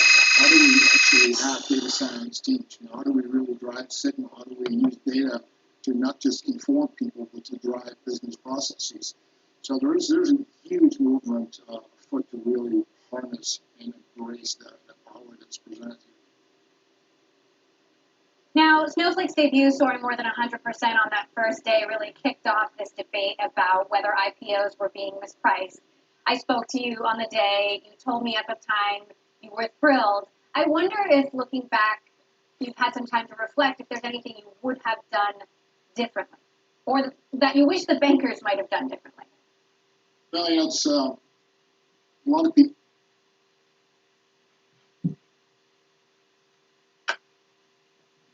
They can vaccinate thousands of patients here every single day, but only if they get those vaccines in time. The pressure on the health service has never been greater. GPs are having to plan and administer a mass vaccine rollout at the same time as dealing with soaring COVID-19 infections. Some are close to breaking point. It's absolutely unprecedented at the moment. Certainly yesterday was one of our busiest days ever. We were sending in patients into hospital, not just the elderly patients, but the patients without pre-existing conditions. We sent some young patients in, which is definitely a new thing. So we're being overwhelmed. And the government insists there are those infections. 1.5 million people have already been vaccinated. NHS says we'll roll out doses as quickly as possible. Not blame you. It is a race against time. It's a race can't she's judging Sky.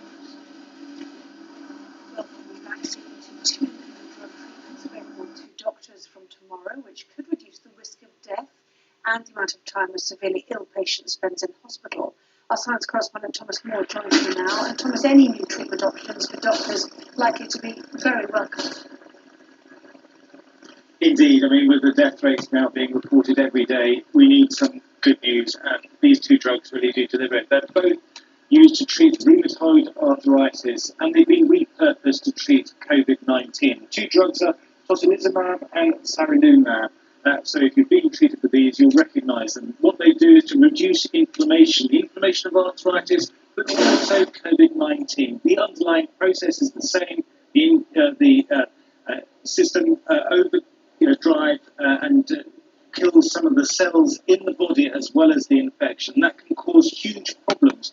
But what they found is that these drugs can reduce death by a quarter, and they also result in patients spending a week less in intensive care. So on both fronts, terrific news for doctors dealing with this second wave at the moment. And you may recall last summer there was another drug, a steroid called dexamethasone, which also reduced death by a third in these extremely sick patients in intensive care. So these new treatments are likely to be rolled out from tomorrow. It could be that quickly that these drugs start to save lives. Thomas Moore, thank you. Well, welcome back to Washington, where the dust is only just beginning to settle after what Joe Biden described as one of the darkest days in America's democracy. Nobody knows what Donald Trump will do in the days before his successor is sworn in, and while his successor will have full control of Congress, he inherits a country divided at home and now ridiculed abroad. Our diplomatic editor Dominic Waghorn reports. Americans have always believed their kind of government is a beacon for others to look up to and follow. The scenes of turmoil in Washington have set a very different example. US democracy apparently under siege from its own people. 国华盛顿警方刚刚透露，在6号早上， While the chaos was beamed around the world, allies have spoken out to condemn the assault. Britain's Prime Minister Boris Johnson prepared to criticise a man he's seen as a friend and ally. Unreservedly condemn encouraging people to behave in the disgraceful way that they did in the Capitol. And all I can say is I'm very pleased that the President-elect has now been duly confirmed in office and that democracy has prevailed. Donald Trump has still refused to concede defeat in this election. That, says German Chancellor Angela Merkel, makes him responsible for the lethal turmoil unleashed in Washington. Mich haben diese Bilder wütend und auch. These pictures made me angry and also sad, and I'm fairly convinced that I feel the same as most of the friends of the United States, as many millions who admire the democratic traditions of the US. Rivals and enemies have wasted no time exploiting the violence in the heart of US democracy. The head of Russia's Parliamentary Foreign Affairs Committee saying American democracy is obviously limping on both feet. This, alas, is actually the bottom. I say this without a shadow of gloating. America no longer charts a course and therefore has lost all rights to set it, and even more so to impose it on others. Perhaps most damning were reactions on the streets in Iraq and Afghanistan. Two countries where America fought to bring democracy, but now fails to impress. Our request to Donald Trump, his supporters, and the great nation of America is that they must accept the result of the election, and the one who got the most votes should come to power. What happened yesterday in the American Congress was a total fabrication of democracy. They claim that they have democracy for their own people, a false democracy, I would call it. The sight of Americans trashing their own Congress comes after 4 years of Trump damaging America's relations with allies. Joe Biden says he wants the US to lead the world as it used to. But to have the confidence of allies, you'll first need Americans to believe in their democracy again. Dominic Waghorn, Sky News. Back here in Washington, a reminder in the last 15 minutes, we've had that statement of condemnation of that violence from the White House press secretary. Still nothing from the president himself, and no response to those suggestions from some in the Democratic side of the House and Senate that he should be removed from office. From Washington, back to you. Greg, thank you. Well, that was News at 10. Coming up, the press preview, including this story on the front of the Financial Times. Their headline, Biden attacks Trump over Capitol riot. Plenty more on that to come. We're joined tonight by the Financial Times Whitehall editor, Sebastian Payne, and the Telegraph's assistant comment editor, Olivia Utley. That's coming up in just a minute.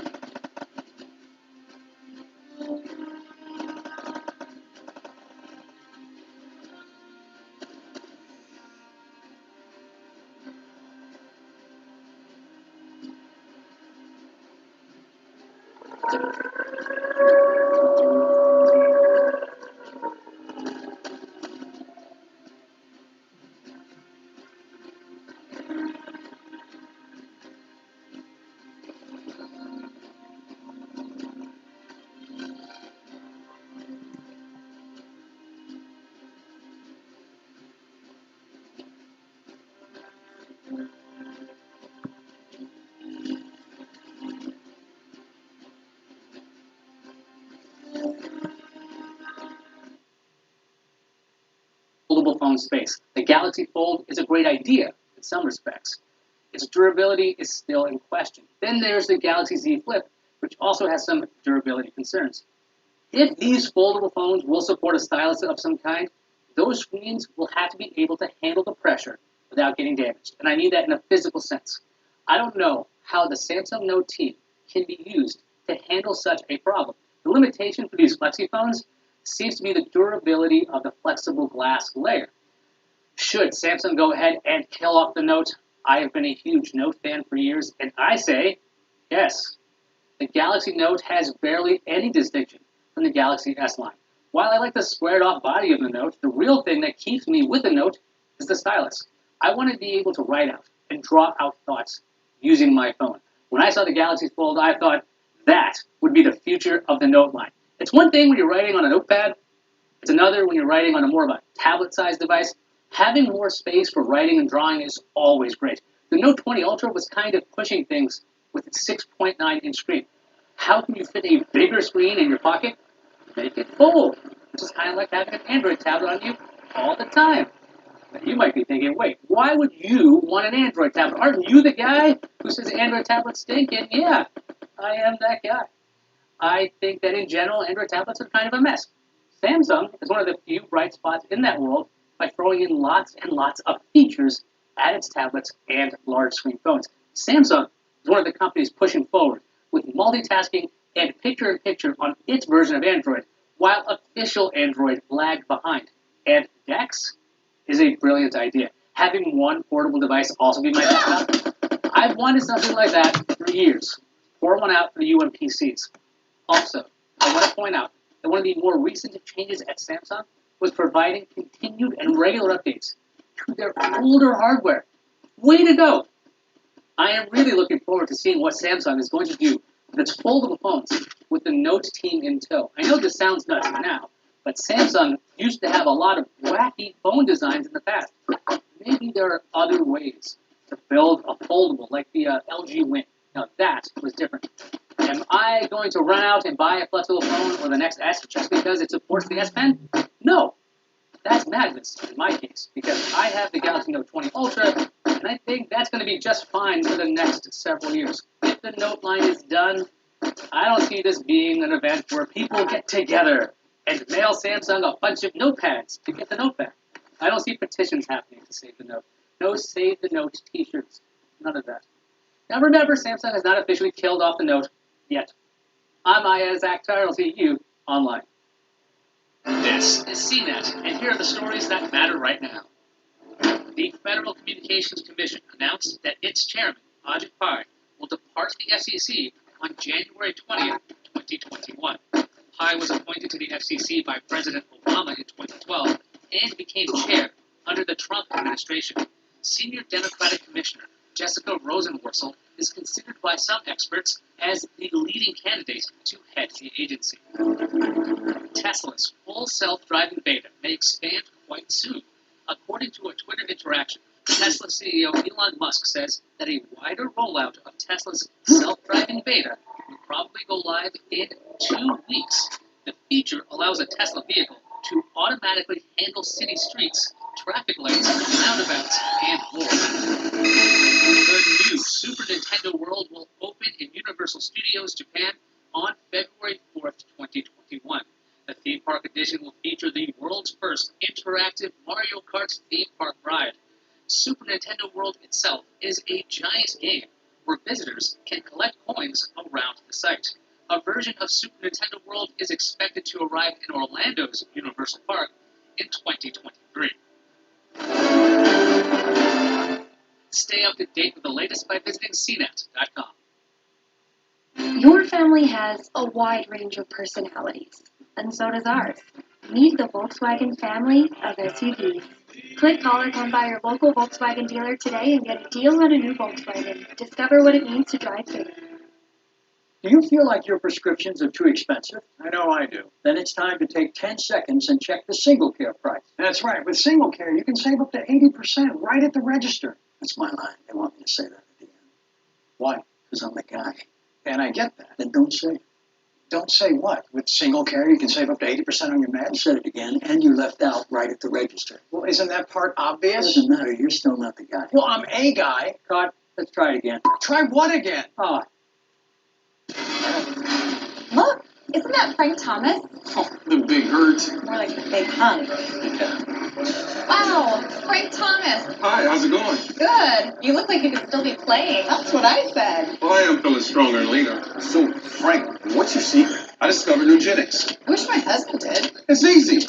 Just send a text. If you're a guy over 40, text 321321 and enter the word TEAM. Get a complimentary bottle of award-winning Nugenics, the #1 selling free testosterone booster at GNC. Nugenics is a unique man-boosting formula powered by Testosterone, a patented key ingredient clinically researched to help boost your free testosterone levels, to help you feel stronger, leaner, with more energy and drive, more passion too.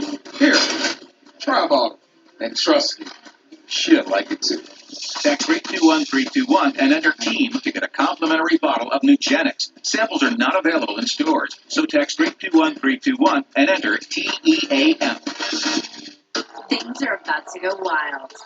MTV's Wild Out channel is now on Pluto TV 24/7.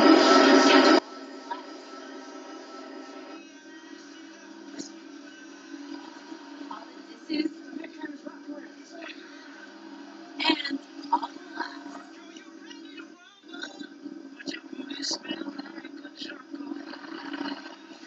Catch MTV's Wild Out channel on Pluto TV.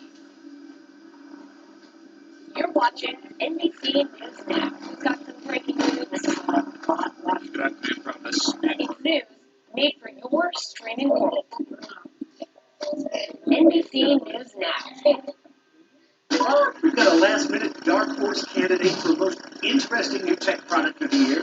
I'm going to tell you why you should be excited about the new ThinkPad X1 Fold. It's late in the year. We've already seen just about everything. We've seen all the new iPhones, we've seen the new PlayStation 5, and the Xbox Series X. What else is left? Well, something that I saw a prototype of back in January at CES and just arrived at my doorstep. It's this guy right here. It kind of looks like a chunky notebook or day planner, but actually it is a 13-inch full-fledged screen Windows tablet that, as you might be able to guess from the name, folds right in the middle. It's kind of like the Samsung Galaxy phone, Razr folding phone, except it's a Windows device that's sort of half tablet, half laptop. And having used all of these folding phones as well, I think there's a better case to be made for something that's in a bigger form like this, something that is more practical, because unlike those folding phones, you're not taking something that has a small footprint like a phone and then folding it open to get more screen real estate. What you're doing here is starting with a 13-inch screen, pretty standard for a laptop, and finding some interesting things to do with it. The first thing you could do is open it up all the way, fold out the little kickstand in the back, and then it's got a tiny keyboard in it. You put the keyboard right in front of it, it's got a touchpad, and it's got kind of a mini all-in-one computer, almost like a mini iMac with it.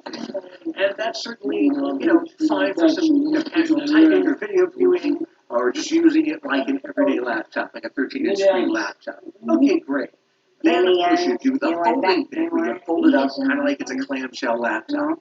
Then it asks you want your window that you have open, the active one, on the top of the screen, the bottom, you split it up, you want a full screen. So let's say you throw that on the top of the screen, and then you call up the on-screen keyboard on the bottom half of the screen. Then you're typing on this thing, a 13-inch screen, folded in half. The top is the keyboard, on the bottom is the keyboard. Okay, is typing on a keyboard ever a fantastic experience? No, it's not. But at least you can do it. I get it. Then I take that tiny keyboard again. You see, it's super small, super thin. Of course, it fits exactly on the bottom part of the screen.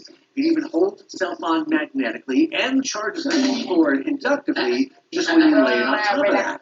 That's pretty cool. And then you can just use it as the keyboard and the touchpad while you're working on, again, that smaller top half of the screen. And when you're ready to go somewhere,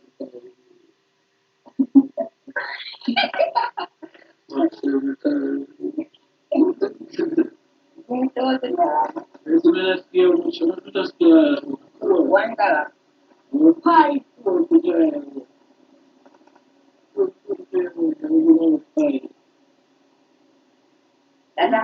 Well, what I'm saying is that Hong Kong as a part of China, as one country, two system, it's one country, one system now, isn't it? And well, let me finish. What I'm saying is that Hong Kong needs stability and, of course, law as well, because Hong Kong cannot be, for the last, 12, 6, 7, 8, 9 months, I mean, during the last year. Hong Kong is basically dysfunctional and is paralyzed, and the airport is blocked, the people will put on the oil to burn, on the 5 standards, and the legislature is stopped. No country in the world would allow that. And there's no people who, I have a lot of friends telling me that we don't feel secure in Hong Kong anymore. Did you think the government doing something? Did you think, Dr. Wang, that the people of Hong Kong would simply sit by and watch their freedoms erode and being eroded by Beijing and not do anything about it? Did you really think that? Then you miscalculated that. No, I think that, you have, there's certainly people in Hong Kong, have different opinions, of course. That is obvious. But also you have to really think that one is new national security law established. There's almost 3 million Hong Kongers, voted in favor of this law. So that is also a fact that we should not neglect. But let the time speak for itself. Let the market speak for itself. Let the people's final acceptance speak for itself. I think we shouldn't. There's only several 2 or 3 months from this law, but let's take a longer view. As you said, we can see the long effect. Well, we see what that longer view. We've already seen what that longer view is going to look like, because as I pointed out, dozens of pro-democracy figures have been detained. Not only that, but police have raided the offices of Apple Daily, one of the few news outlets that Beijing doesn't control. The paper's founder, Jimmy Lai, was arrested together with 8 other men. He was later released on bail, but the damage is already being done. Freedoms are being torn up. The basic law is being torn up. And you're having your new security law superimposed on top of it. So we can see which way it is going, and people don't like that. And if you think that the rest of the world is going to sit by and just praise the markets, you seem to have miscalculated, don't you? Because that's not the attitude of the rest of the world. Well, it's caused a lot of damage to China's reputation. Well, there's no perfect solutions, definitely. I think that the priority to maintain law and order and also the security. I think after all, Hong Kong, we're having no huge casualties or lives being lost in Hong Kong, even for this whole year demonstration. So I think the government will be quite reserved on that. And what we see at the U.S., I mean, we already have quite a number of casualties of it. So I think we have to really take into consideration that this is one country, 2 system is a new system. Nobody does it before. Nobody has done it before. It's always have a lot of trial and touching the stone, crossing the river, as Benjamin said. So we have to improving this process. But I think improving the process by arresting back order. Yeah, improving the process by arresting pro-democracy figures. Trust in China, as I mentioned a little while ago, is plummeting despite what's seen as your growing influence. A survey by the Bertelsmann Foundation showed that in the 4 months up to May this year, negative views of China had increased in several countries by double digits. A clear majority now in the US, France, and Germany now have adverse views about China's rise, the highest figure being 61% in Germany. Did you want your country to be so unpopular around the world? I think that's a problem that the perception of China outside China is negative and it's getting more negative now. But I think on the part of both China and the outside world, I think we really need to increase the communication. For example, China is doing quite well on all those KPIs in terms of if you measure the countries. China became the second largest economy in 4 decades.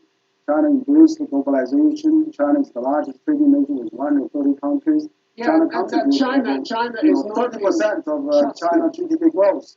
And China is also lifting 800 million people out of poverty, currently 70% of the world poverty level. So they have contributed enormously to the world. But I think we need to really explain that well, and then probably we need to have a better look at China. Because I think also the world, the Western countries need a bit more tolerance of China. If China is doing well, like Deng Xiaoping said, it doesn't matter if it's a white cat, black cat, as long as it catches mice. If they contribute to the 1/3 of the world GDP growth, China, never become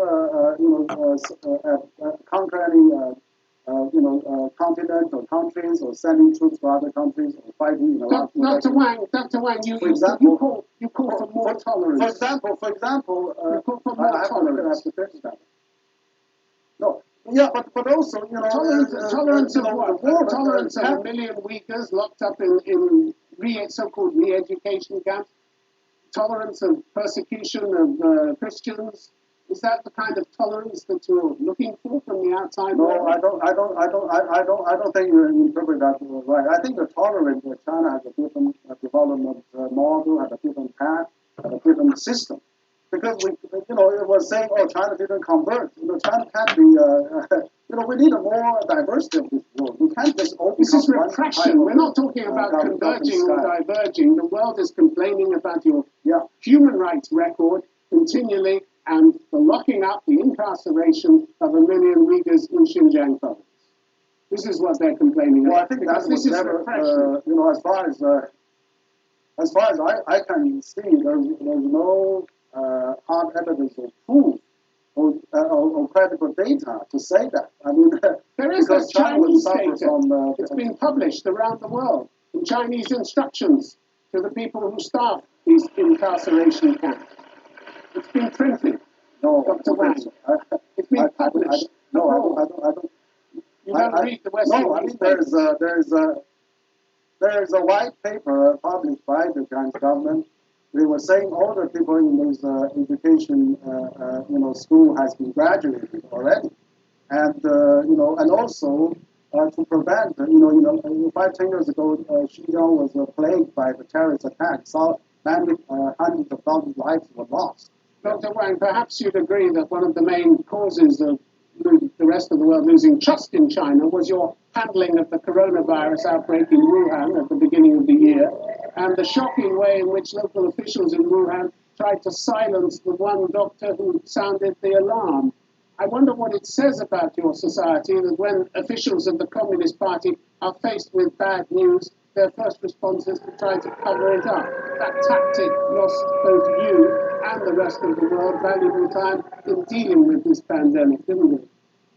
I understand what you seem to have all a very nice question, but what I try to answer is that I think that the COVID-19 when we first discovered in Wuhan, the Chinese authorities report that to the WHO, as they report that to the United States and all the other countries. Of course, the doctors that were supposed to find the disease at the beginning. But this disease never happened in the history of mankind. Nobody knows about that.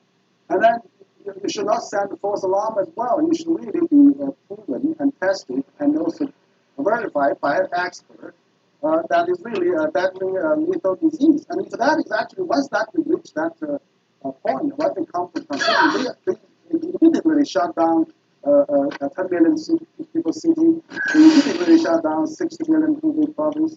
They actually, China now is doing the best. There's no single case of trade locally on a daily basis for the last month or two. So Just you ignore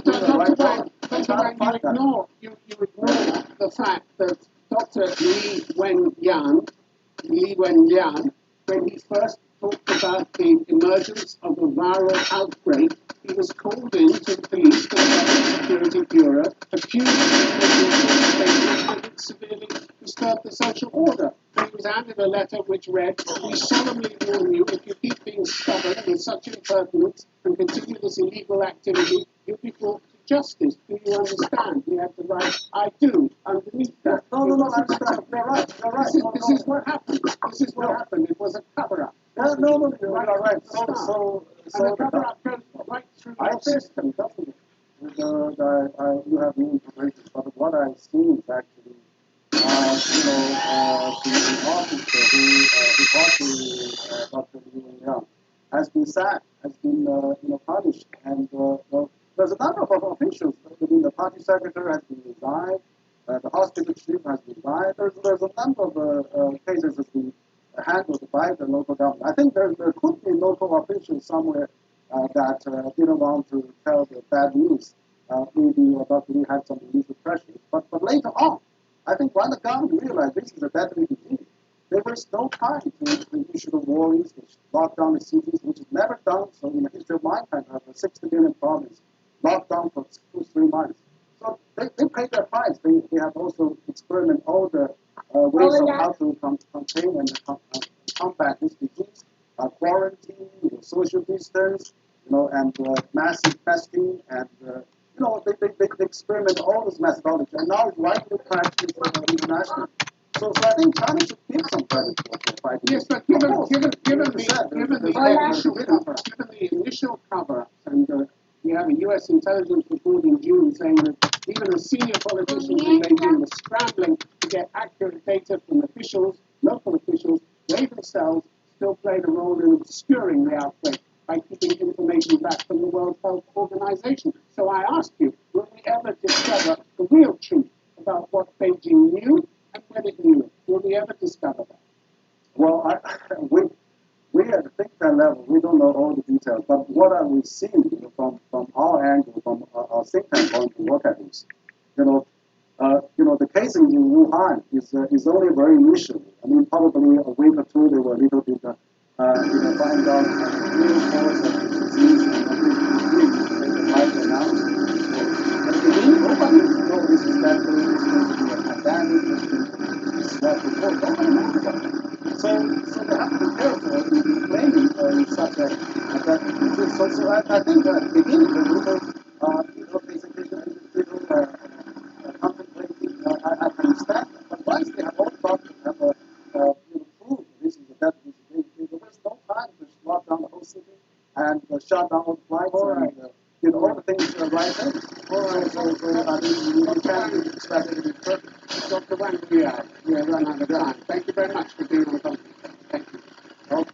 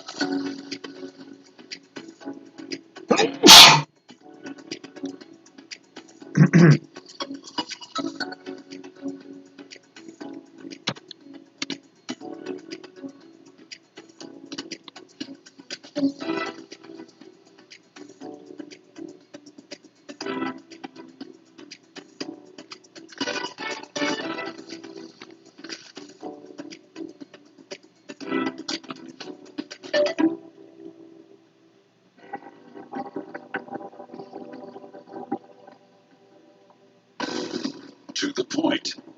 Strong opinions, clear positions, international perspectives. For the first time in its history, a member nation has left the European Union. The question is, though, can the United Kingdom really forge an independent future? And what impact is this all going to have on the EU itself?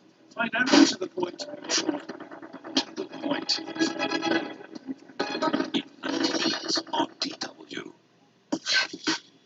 How does a virus spread? Why do we panic buy? And when will all this end? These are just three of the topics that we covered in our weekly radio podcast.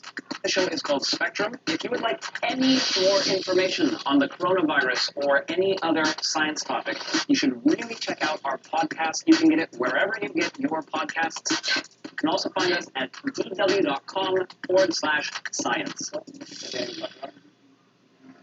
Young Moroccan immigrants. They know the police will stop them, that the road is not a solution, and their flight could be fatal. But going back is not an option. Ismail, Ayman, and Rabate are stuck in the Spanish border area. They're waiting for a chance that will probably never come. Shattered Dreams starts January 18th on DW.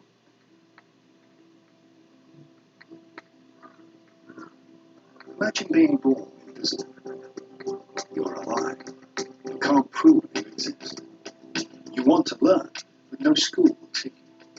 You want to be useful, but aren't allowed to work. When you're sick, the doctor ignores you. When you fall in love, they won't marry. You don't have children. For fear, they'll be invisible too. You are sure you're human. You have no human rights. And when you die, there is no proof you ever existed. Every 10 minutes, a person like this is born. 10 million people in the world are stateless. They have no nationality and are told they don't belong anywhere. But everyone has the right to nationality. Everyone has the right to say, I belong.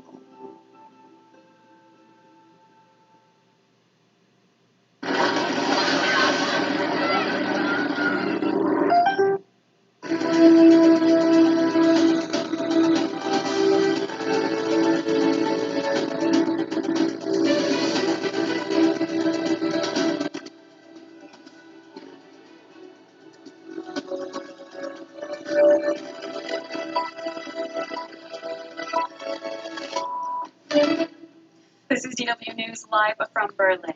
U.S. President-elect Joe Biden says Donald Trump is squarely to blame for encouraging Wednesday's attack on the U.S. Capitol. Could see it coming. The past 4 years, we've had a president who's made his contempt for our democracy, our Constitution, the rule of law clear. Biden called the scenes of rioters forcing their way into the Congress building one of the darkest days in the nation's history. Following the unrest, which temporarily disrupted Congress's certification of Biden's win, top Democrats are demanding consequences.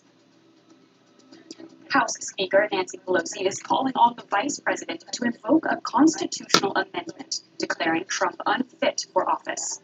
Or, she says, Congress will seek to impeach him.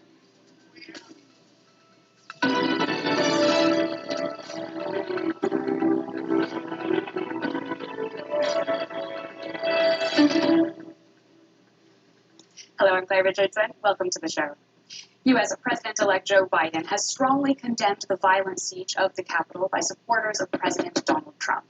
The attack on an icon of democracy has raised many questions. For one, the failure of police to secure the complex, and also Trump's fitness during the office with 2 weeks left until inauguration day, and what the Republican Party will look like once he goes. Meanwhile, calls for Trump's immediate removal from office are growing louder. In the American democracy, in the halls of Congress, an attack many here say was encouraged by the very man sworn to uphold the values enshrined in the Capitol, Donald J. Trump. Rioters were driven into the People's House by Trump's baseless claims of voter fraud in last year's election. Make no mistake, the violence we witnessed in this chamber today was the direct result of the poisonous lies that Donald Trump repeated again and again. Now, high-ranking members of government have started to call for Trump's removal from office, including former allies in his own party. Right. Here's the truth. The president caused this. The president is unfit, and the president is unwell. And the president must now relinquish control of the executive branch voluntarily or involuntarily. The 25th Amendment gives Vice President Pence and the cabinet the authority to remove Trump from power. But for now, the Vice President is staying tight-lipped. Mr. Vice President, would you support the 25th Amendment against President Trump? Do you believe he should be removed from office after today, sir? For her part, Speaker of the House Nancy Pelosi threatened to impeach Trump should Pence fail to act. As the clock runs out on Trump's time in office, America is more divided than ever before. With only 1/4 of Republicans saying they have faith in the American electoral system. A worrying legacy in one of the world's oldest democracies. Joining me now for more is Cynthia Miller-Idris. She lectures on far-right extremism at the American University in Washington, D.C. Cynthia, thank you for joining us. What's remarkable is that for days before the storming of the Capitol, far-right social media users had been posting hints of what was to come. Did law enforcement take these signs too lightly? They absolutely took these signs too lightly. I think this was an infuriatingly predictable event. Even if there wasn't an exact roadmap leading to it, we've certainly seen the signs even prior to the last several days, just over the past several months, the same kinds of plots against government officials and governors. We've seen assaults on local state capitals, and with the kind of rhetoric, the incendiary rhetoric, and the refusal to accept the election coming from the president, I think we should have predicted that this gathering would have the potential to turn violent. Now, is this a case of domestic terrorism? This is a case of domestic terrorism, but I think that it's also a case of insurrection or sedition. And, one of the things people sometimes want to call it either direct domestic terrorism or militia violence, or either domestic terrorism or white supremacist extremism. And I think domestic terrorism is an act in which people are using political violence to terrify the public, to create political change. This clearly fits that definition. The mayor of Washington, D.C. today put that definition up during a press conference and announced that it would be considered an act of domestic terrorism. So we have clear indications of that. But it also is an insurrection, and that's the kind of organizational form of plotted violence against that's trying to kind of overthrow the government or interfere with the democratic process. If it is both an insurrection and domestic terrorism, why are so few people calling it domestic terrorism?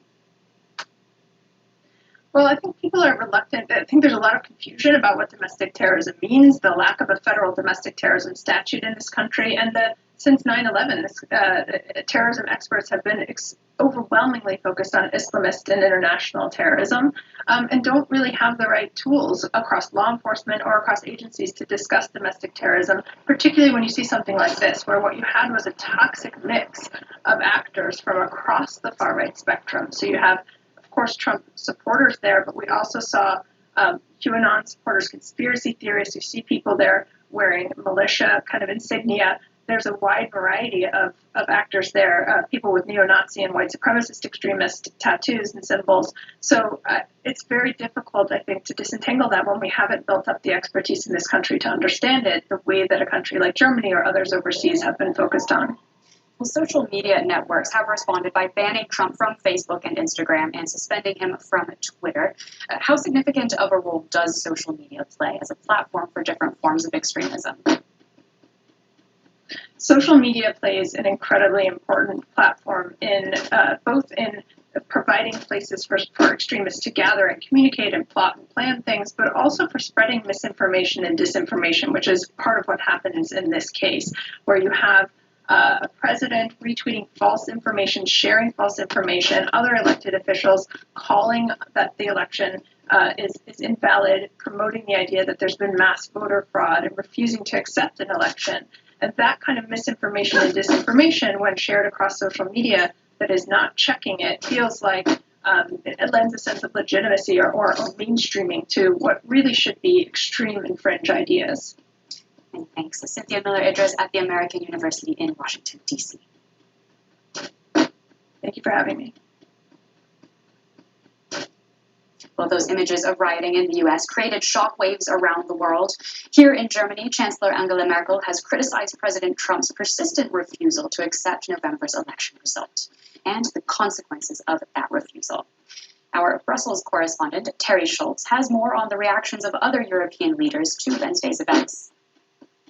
Well, certainly, we've seen these reactions trickle in starting last night. You've seen some of them there. I think the first one that was remarkable to me was NATO Secretary General Jens Stoltenberg, who is so hesitant to say anything about internal affairs of an allied country. And he called out the scenes as shocking and said the election results must be respected. But another thing that we should note is how few of these leaders actually called out President Trump by name. Many of them said, this is not America, this is not what we expect from our American partners. But so few of them said President Trump is responsible. Among those who did were the Irish Foreign Minister, Simon Coveney. He said, we have to call this what it is, and that is a deliberate assault on democracy by a sitting president and his supporters. So that makes it very stark how some leaders are seeing the view today. Of course, this could not be done most likely if President Trump wasn't on his way out of office or expectedly on his way out of office. But some of them are now today saying by name, President Trump is responsible and he needs to take responsibility for these actions. Let's get an update on the coronavirus. In the United States, over 5 million people have been inoculated. The UK has immunized more than 1 million. But the European Union hasn't been so fast out of the blocks. One reason is a slower and more in-depth vaccine approval process. The Netherlands is the last EU country to begin vaccinating its population, using the Pfizer-BioNTech vaccine, the first approved for use in Europe. People like this nurse are only now starting to get it. It seems the Dutch backed the wrong horse. The government was expecting the vaccine developed by Oxford University and AstraZeneca to come on stream first. Een enorme prestatie dat hier. It was no longer possible to adjust the planning accordingly. That has to do with all the careful steps we wanted to take. But we have succeeded in getting vaccination started, and they will not stop until the last person is vaccinated. Totdat de laatste gevaccineerd is. France's cautious approach has left many furious. Only around 500 jabs were administered in the first week. A complicated system of getting consent from patients is partly to blame.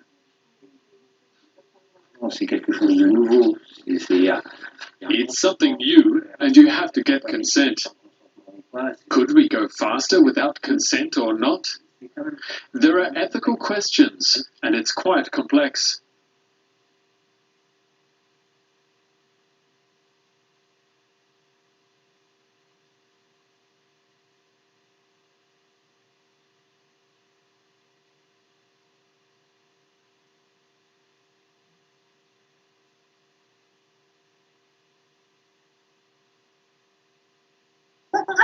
The Joe Rogan Experience.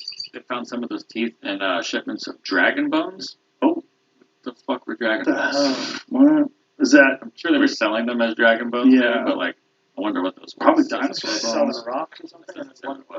Dragon bones. They collected 47 teeth among shipments of in quotes dragon bones. Speaking of dragon bones, anybody heard from Charlie Sheen lately?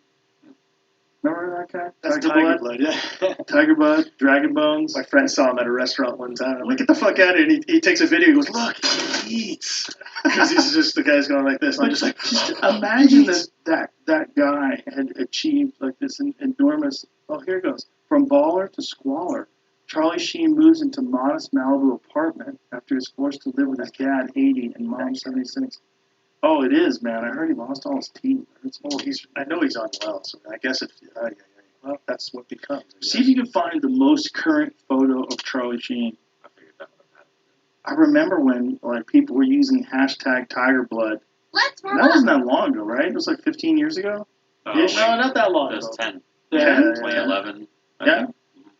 And he went off the rails. That was a crazy time. Well, when people found out that he had HIV, that's when they were like, not so funny anymore. And, he possibly given it to other people. Not the coolest thing, Well, Charlie. he was the guy that was like, when he did that interview? Where he was like, I fucking smoke crack. Yeah, I love it. I would Tiger Blood. Smoke grams of it, yeah. Hashtag winning.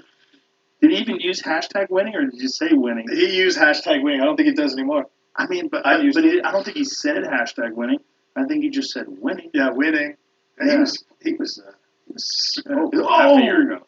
Jesus Christ! Please play that. Play that. This is let me get some volume.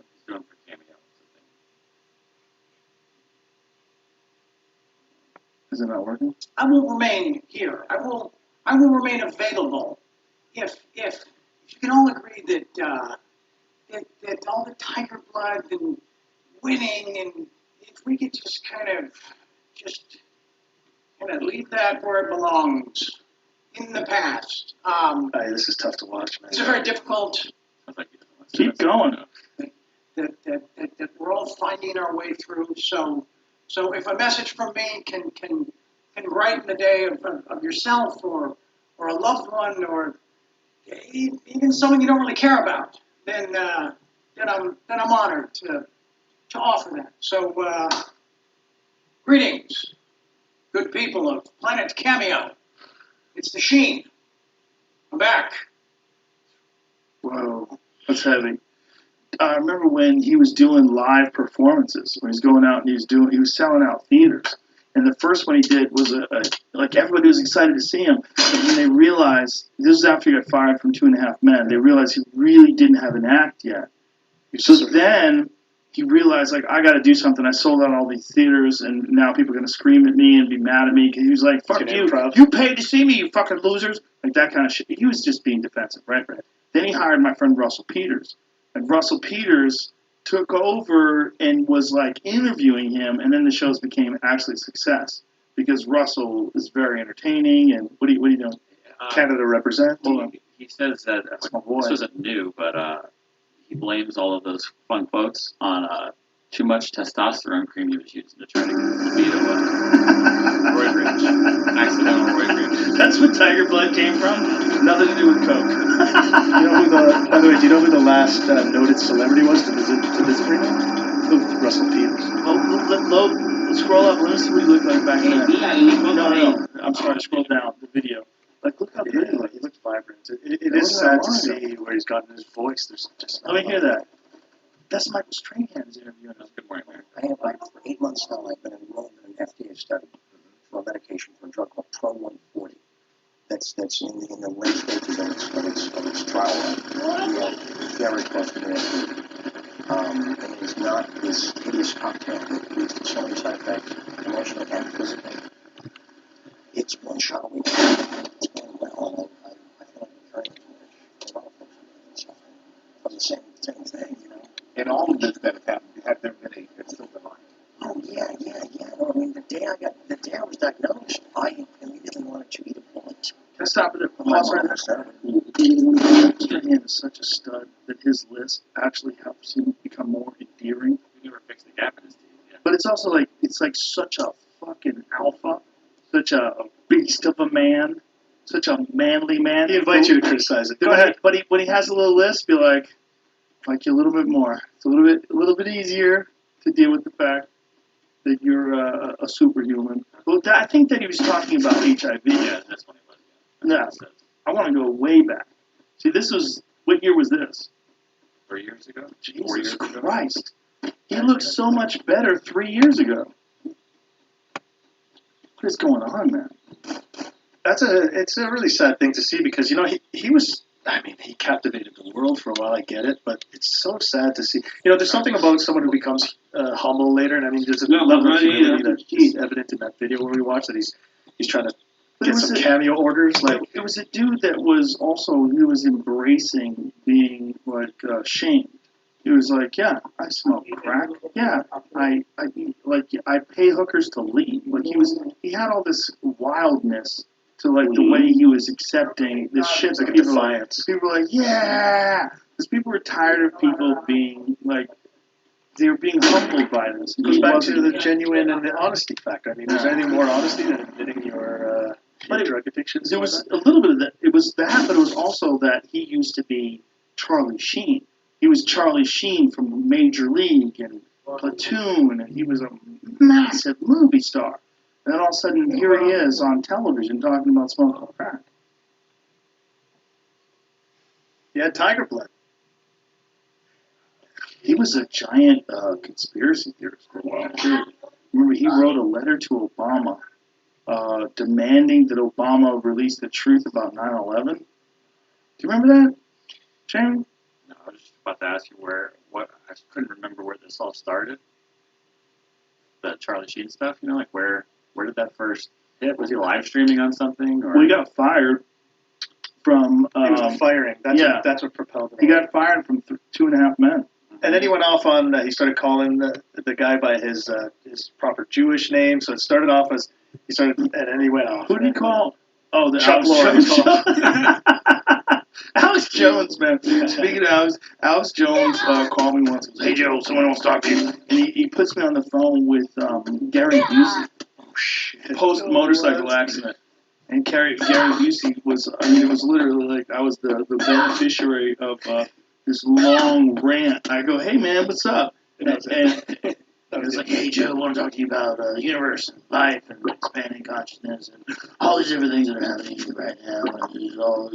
And Gary Busey just talked at me for a few minutes and then gave the phone back to Alex. And I go, what the fuck was that? I'll call you later, man. Catch new episodes of the Joe Rogan Experience for free, only on Spotify. Watch back catalog Joe Rogan Experience for free. What was that? I'll call you later, man. Catch new episodes of the Joe Rogan Experience for free, only on Spotify. Watch back catalog JRE videos on Spotify. Want to know where to invest $1,000 right now? Hi.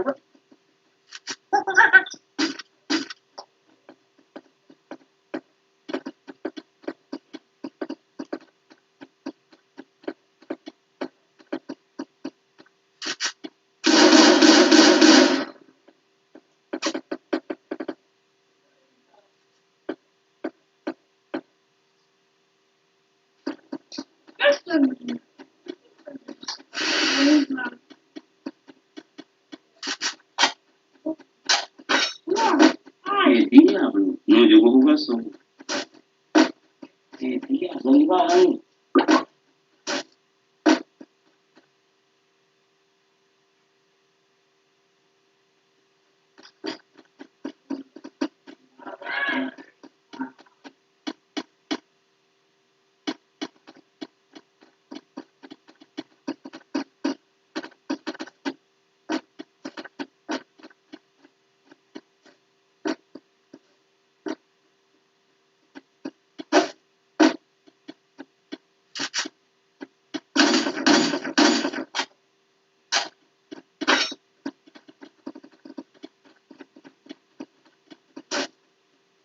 Of what has been going on over the last 24 hours. The bipartisan calls to remove President Trump from office really growing this afternoon. Senator Chuck Schumer saying in a statement, this president should not hold office one day longer. The quickest and most effective way it can be done today to remove this president from office would be for the vice president to immediately invoke the 25th Amendment. Congressman Adam Kinzinger is the first Republican to call for the 25th Amendment to be invoked. Here's what he said on MS this morning. As I woke up this morning, I had kind of gone to bed at 3 a.m. pondering on this question. And I woke up and realized that, this matters. And it's not the impeachment of the president. We don't have time for that. But it is ensuring that the federal government can continue, that conspiracies will not be